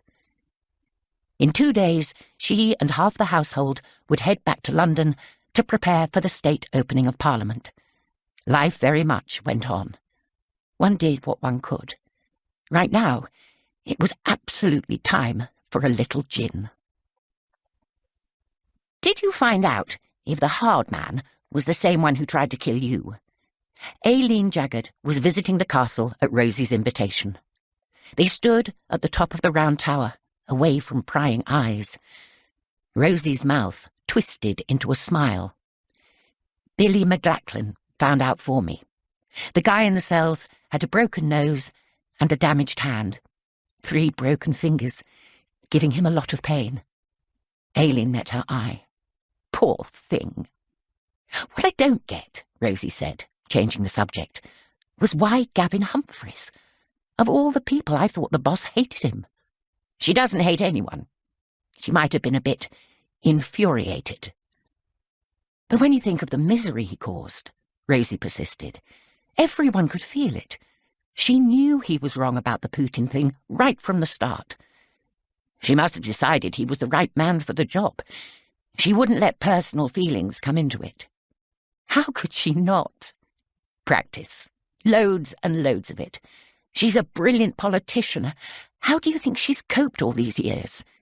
She thinks long-term. Was Humphreys the best man for the job?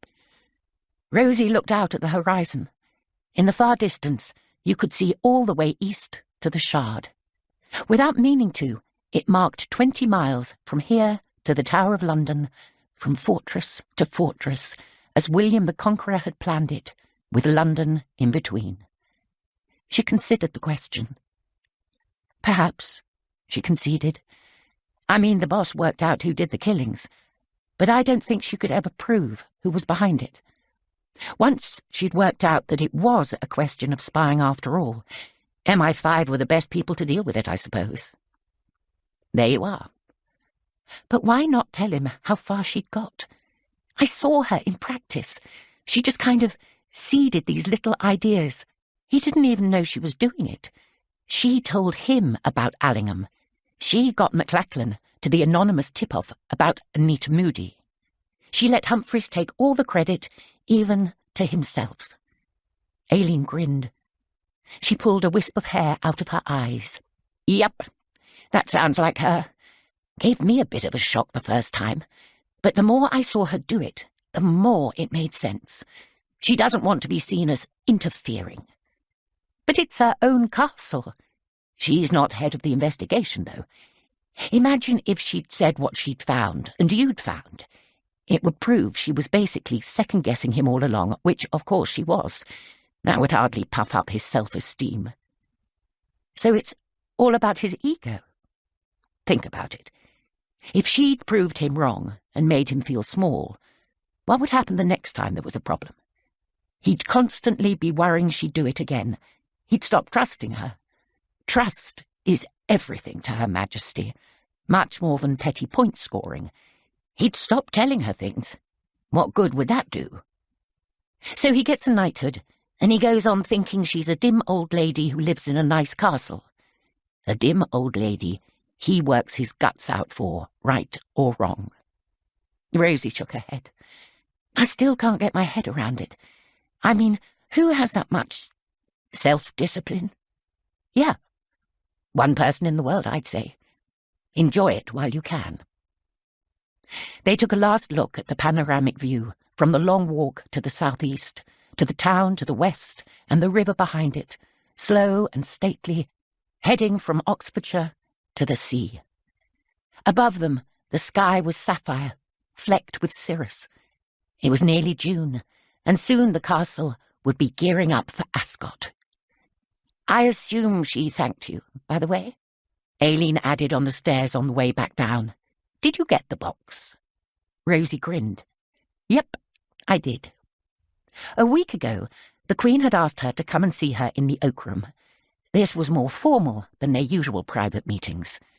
When she got there, the boss was freshly coiffured in her favourite skirt and cardigan, and beaming with that delighted smile that went straight to Rozie's heart. I owe you money, she'd said. It was true, but Rozie was still shocked to hear her say it. Oh, Your Majesty, don't... You thought I'd forgotten. But here it is. Lady Caroline told me how much. This must be repayment for the Fortnum's hampers. They'd cost a fortune back in April, and Rozie had paid out of her own pocket because she didn't know what else to do. She hadn't been going to say anything. And yet the Queen wasn't proffering an envelope. Instead, she handed Rozie a slim blue cardboard box from the table in front of her. It was surprisingly heavy. Open it. Inside was a smaller box made of silver and blue enamel, about the size of a narrow clutch bag, with the royal cipher engraved below the clasp. Rozie opened it to find a Coots cheque for the correct amount inside. But it was the box itself that held her attention. Rozie had noticed one just like this on a side table in Aileen's flat in Kingsclear. Hers now sat on her bedside table, at whichever royal residence she happened to be working. She imagined she was the first person to use such a thing for storing spare shea butter for her skin. She doesn't give you one for every case, does she? She asked. Aileen laughed. No, but she always thinks of something. Now, didn't you say you were going to take me for a hack in the park? I brought my riding togs. Let's go and enjoy this weather. Chapter 32. A year went by. Another Easter court. Another birthday. In the New Year's honours list, Sir Gavin Humphreys had indeed received the good news he hadn't dared, but nevertheless did, hope for. So, somewhat to his surprise, did Sir Ravi Singh. DCI Strong was pleased with his OBE. Now the horse show approached again. Before all the festivities began, the Queen had a couple of visitors she wanted to see in private. First was a young man Rozie had taken a while to track down. She had eventually located him at a hostel in Southend, where he was doing occasional work as a labourer. He had been in and out of rehab, unable to hold down a job. His mother's death, when he was in his teens, had hit him hard, Rozie had established. His father had died when he was only 7. His older sister had done what she could to stop him going off the rails too badly, but now she was dead too. When Rozie told him about the invitation, his first concern was that he had nothing appropriate to wear. Don't worry about that, she'd assured him. She doesn't mind. Just make sure you borrow a jacket of some kind. It'll make things easier." He was terrified approaching the castle, scared of the police in the road outside the gates, scared of the troops he knew were inside. He was used to being scared of authority in all its forms by now, and this was like all of it concentrated in one spot in a bloody castle. But when he showed his invitation, he was escorted past the general public in the queue, like some sort of VIP. The lady who had written to him, who was hot and tall and black and not what he'd expected at all, came to meet him near the gate and took him a special way up the hill, avoiding all the public places, until they came to the bit where the Queen actually lived. He could hardly believe it. The tall lady took him along one side of a massive rectangle of grass in the middle of all these grey stone buildings, into a corner one they called the Brunswick Tower. Then she accompanied him upstairs, and he thought he'd be waiting for ages in some kind of holding area. Whatever, he didn't know. But instead, she knocked on a door, and someone said, "Come in." So they did.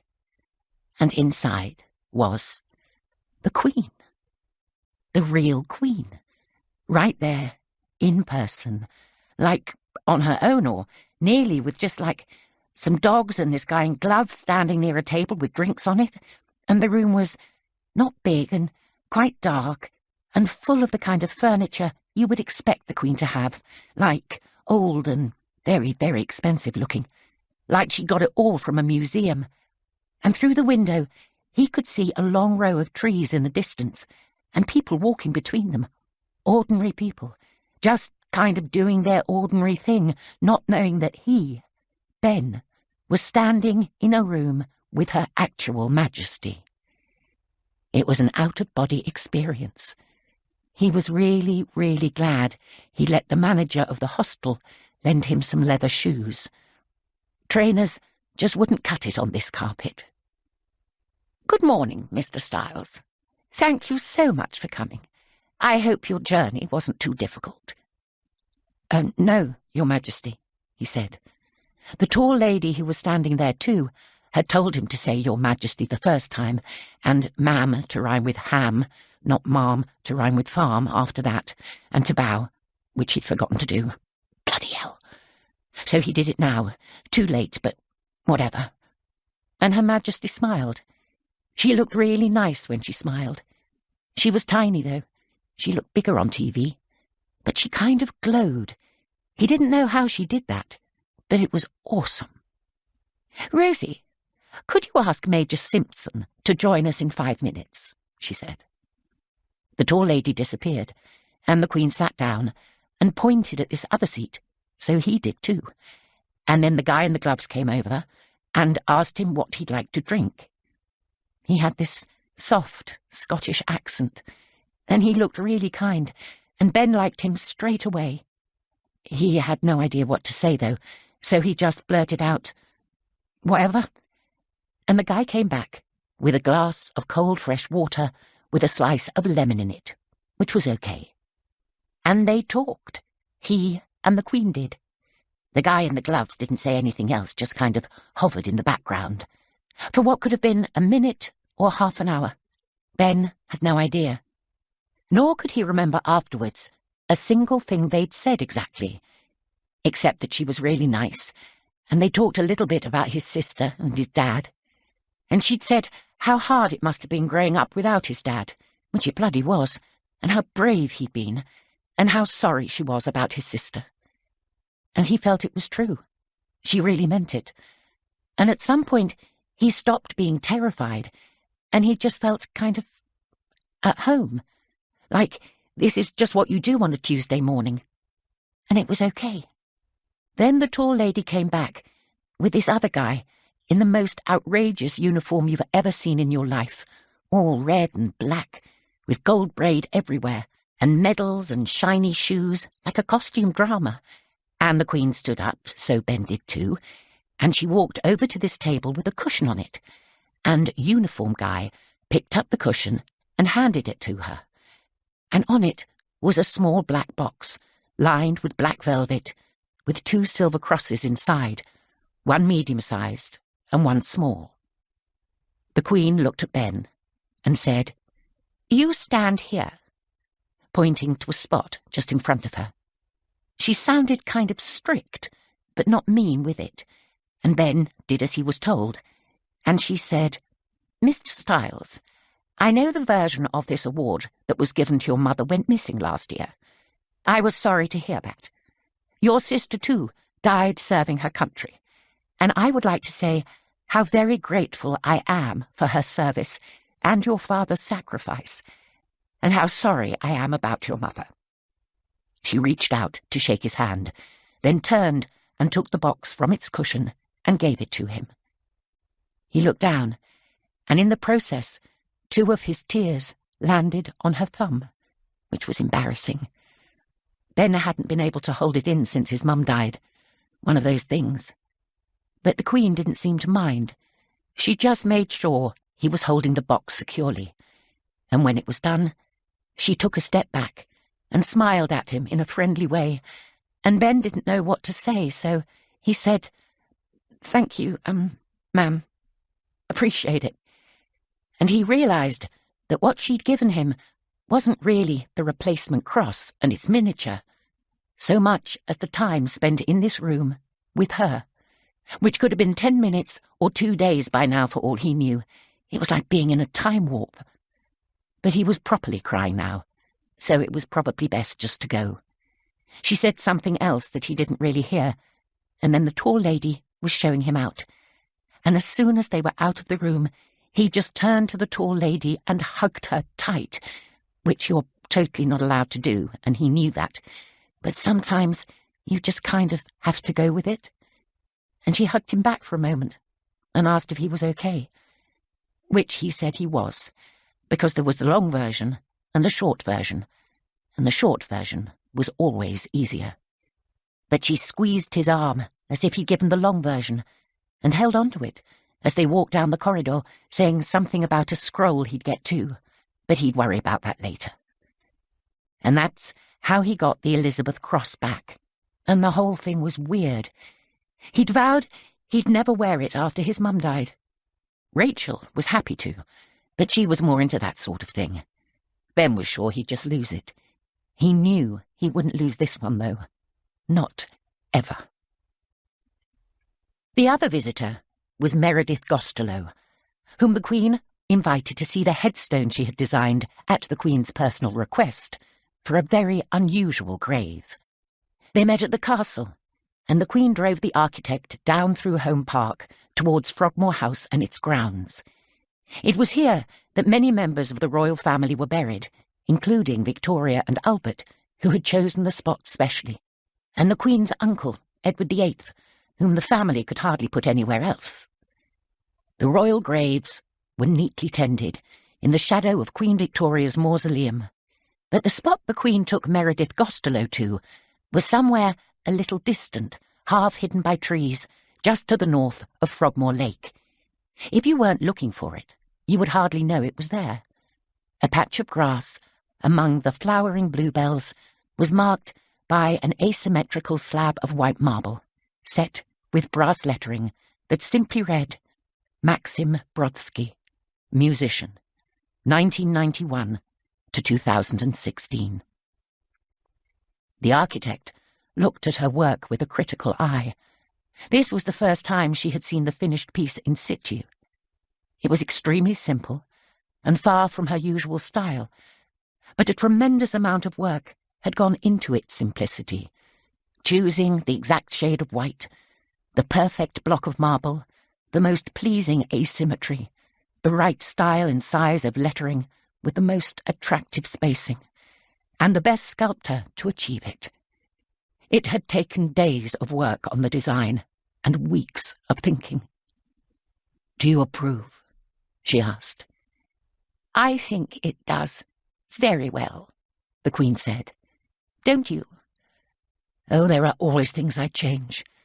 Meredith sensed this wasn't the answer the Queen was looking for, so amended it. "But overall it does what I wanted. I think it does him justice. I hope so."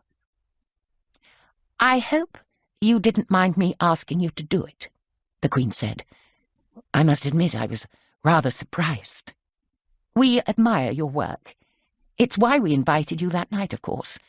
And you knew Mr. Brodsky. Meredith felt a hot flush coming on. You might say that. They both stared at the headstone.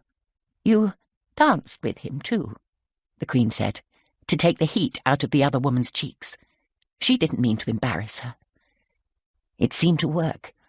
Meredith smiled. Didn't I just? And wasn't he a dream? Yes, he rather was. I was kind of told on the lowdown that they found the man who did it, Meredith offered. Yes, the Queen agreed. I gather your name was brought into the investigation. That wasn't my intention. Please don't apologize. Was it an apology? It had sounded like one. As long as justice was done. Up to a point. They stood in silence for a while. I like the bluebells, Meredith said. The whole place. It has a real sense of peace. At that moment, a 737 roared overhead, causing them both to look, and Her Majesty to hoot with laughter. But it was true. Planes aside, it was the most tranquil, private spot in this patch of woodland. The Queen had taken her time to find the best location. How come he's here? Meredith asked. It was the question she'd been asking since she first received the commission for their headstone, and nobody would tell her. It was as if they were as mystified as she was. This kind of thing wasn't done. It didn't happen. There was no precedent. There was nowhere else for him to go, the Queen said, with a wave of her hand. Nobody had come to claim the body from the morgue. The embassy would have collected it eventually, of course, but she wasn't sure what would happen to it then. He had no one at home to mourn him. She thought he deserved better, after all that Rachmaninoff. I think he'll be happy here, Meredith announced. She crouched down, with some strain, and leaned forward to pat the stone, under which Maxime's ashes were buried. Or maybe unhappy, in the Russian style. I mean, wow. I'd love to be here. Who wouldn't? It feels safe, doesn't it? Birds chirruped from the trees. There was the dull hum of insects and a distant sound of horses. They stayed there for a while, soaking up rays of sun that interspersed the dappled shade. But for the white marble and one contrail in the sky, it seemed as though this spot among the trees could have looked and sounded and felt this way at any time over the last millennium. The Queen turned down the path eventually. Shall we go? Together, they headed back towards the castle. We hope you have enjoyed listening to The Windsor Knot. Keep listening for an exclusive extract from the next mystery in the Her Majesty the Queen Investigates series, A Three-Dog Problem.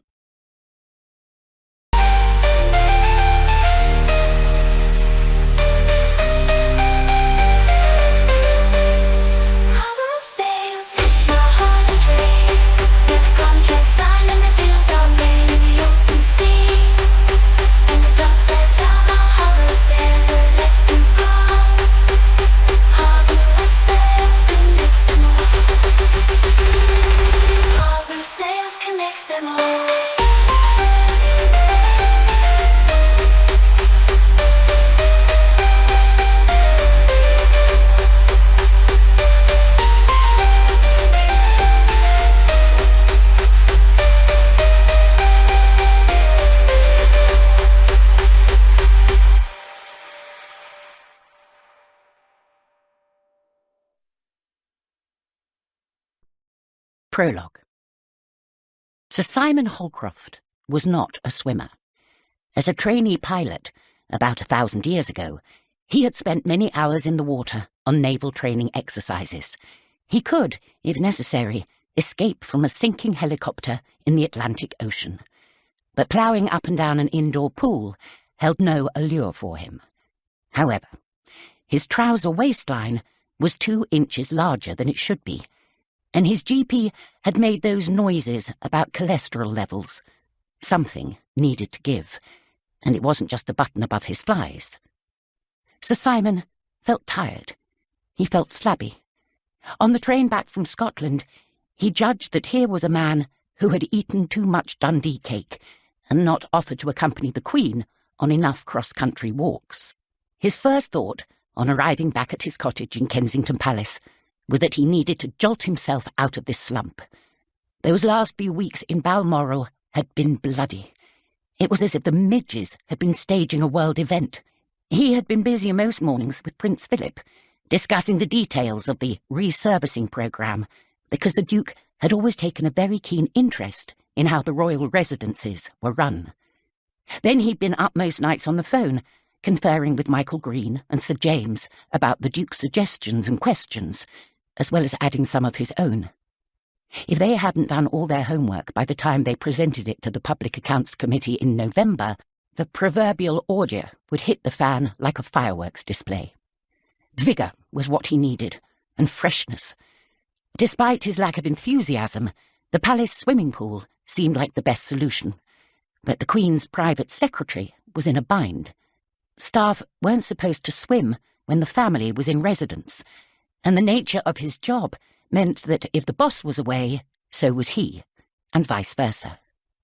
However, catching sight of himself in an ill-advised full-length mirror in the bedroom at KP that night, he made the decision to take a risk and nip in early. He prayed he wouldn't encounter a keen prince or duke, or indeed anyone, with his midge-bitten body stretching the seams of his baggy Vilebrequin trunks. Sir Simon walked through Hyde Park and Green Park, one of the few 40-minute commutes you could make through central London that was entirely green, in time to arrive at the palace by 6:30 a.m. He had stupidly put his trunks on under his trousers, which made both uncomfortable. He parked his briefcase on his office desk and hung his suit jacket on a wooden hanger, rolling his silk tie up neatly and placing it on the mantelpiece. Not sure what to do about his shoes. He should have thought this through further. He took these off too, and shouldering the backpack containing his swimming towel, he walked in his socks towards the North Wing Pavilion. By now, it was 6:45. The pavilion had originally been designed as a conservatory by Nash. Sir Simon always thought they should have kept it that way. His mother was a plants woman, and he felt that conservatories could produce wonders of ecology and were marvellous places to relax, whereas heated swimming pools were a little naff. Nevertheless, the Queen's father had decided to convert this one, so there it was, with its Grecian pillars outside and its somewhat the worse-for-wear Art Deco tiles within, as much in need of updating as so many palace nooks and crannies that the public didn't see. The pool area was reached from inside through a door papered with instructions for what to do in case of fire, and reminders that nobody should swim solo, which he ignored. The corridor beyond was already uncomfortably humid. He was glad he'd left his tie behind. In the men's changing room, he divested himself of his shirt, socks, and trousers, and draped his towel across his arm. He noticed a cut crystal tumbler abandoned on one of the benches. Odd, since the family had only arrived back from the Highlands last night. There must have been a homecoming celebration among the younger generation. All glass was banned in the pool area, but you didn't tell princes and princesses what they could and couldn't do in their granny's home. You simply cleared up after them. Sir Simon made a mental note to tell housekeeping so they could deal with it. He showered quickly and walked through into the pool area, with its windows overlooking the kissing plane trees in the garden, bracing himself for the shock of coolish water lapping against this too solid flesh. The shock he got was quite different. At first, his brain refused to register what it was seeing. Was it a blanket? A trick of the light? There was so much red. so very much red against the green-tiled floor. In the centre of the stain was a leg, bare to the knee, female. The image imprinted itself onto his retina. He blinked. His breath came short and punchy as he took 2 steps towards it. Another 2, and he was standing in the gore itself, and staring down at the full horror of it. A woman in a dark dress lay curled on her side in a puddle of darkness. Her lips were blue, her eyes open and unseeing. Her right arm reached towards her feet, palm up. It was soaked and stained with congealed blood. Her left arm was stretched towards the pale water's edge, where the dark puddle finally stopped. Sir Simon felt his own blood pulse, pounding a 1-2, 1-2 rhythm in his ears. Gingerly, he knelt down and placed reluctant fingers against her neck. There was no pulse, and how could there be, with eyes like that? He longed to close the lids, but thought he probably shouldn't. Her hair lay loosely fanned around her head, a halo soaked in red. She looked surprised. Or was that his imagination? And so small and fragile that if she had been alive, he could have easily scooped her up and carried her to safety. Rising, he felt a sharp pain in his knee. He tried to wipe some of the sticky blood from his skin, and his fingertips encountered grit. Examining it, he could just make out tiny shards of thick glass. Now his own blood, seeping freshly from a couple of jagged cuts on his leg, was mingling with hers. He saw it then, the remains of a shattered tumbler, sitting like a crystal ruin in the crimson sea. He recognized the face. What was she doing here, with a whiskey tumbler? His body didn't want to move, but he forced it back outside to seek help, though he knew it was too late for any help worth having. We hope you have enjoyed listening to The Windsor Knot, written by S.J. Bennett and read by Samantha Bond. The Windsor Knot is published by Zaffer, an imprint of Audiobooks UK. Text copyright 2020 by S.J. Bennett. Production copyright 2020 by Audiobooks UK.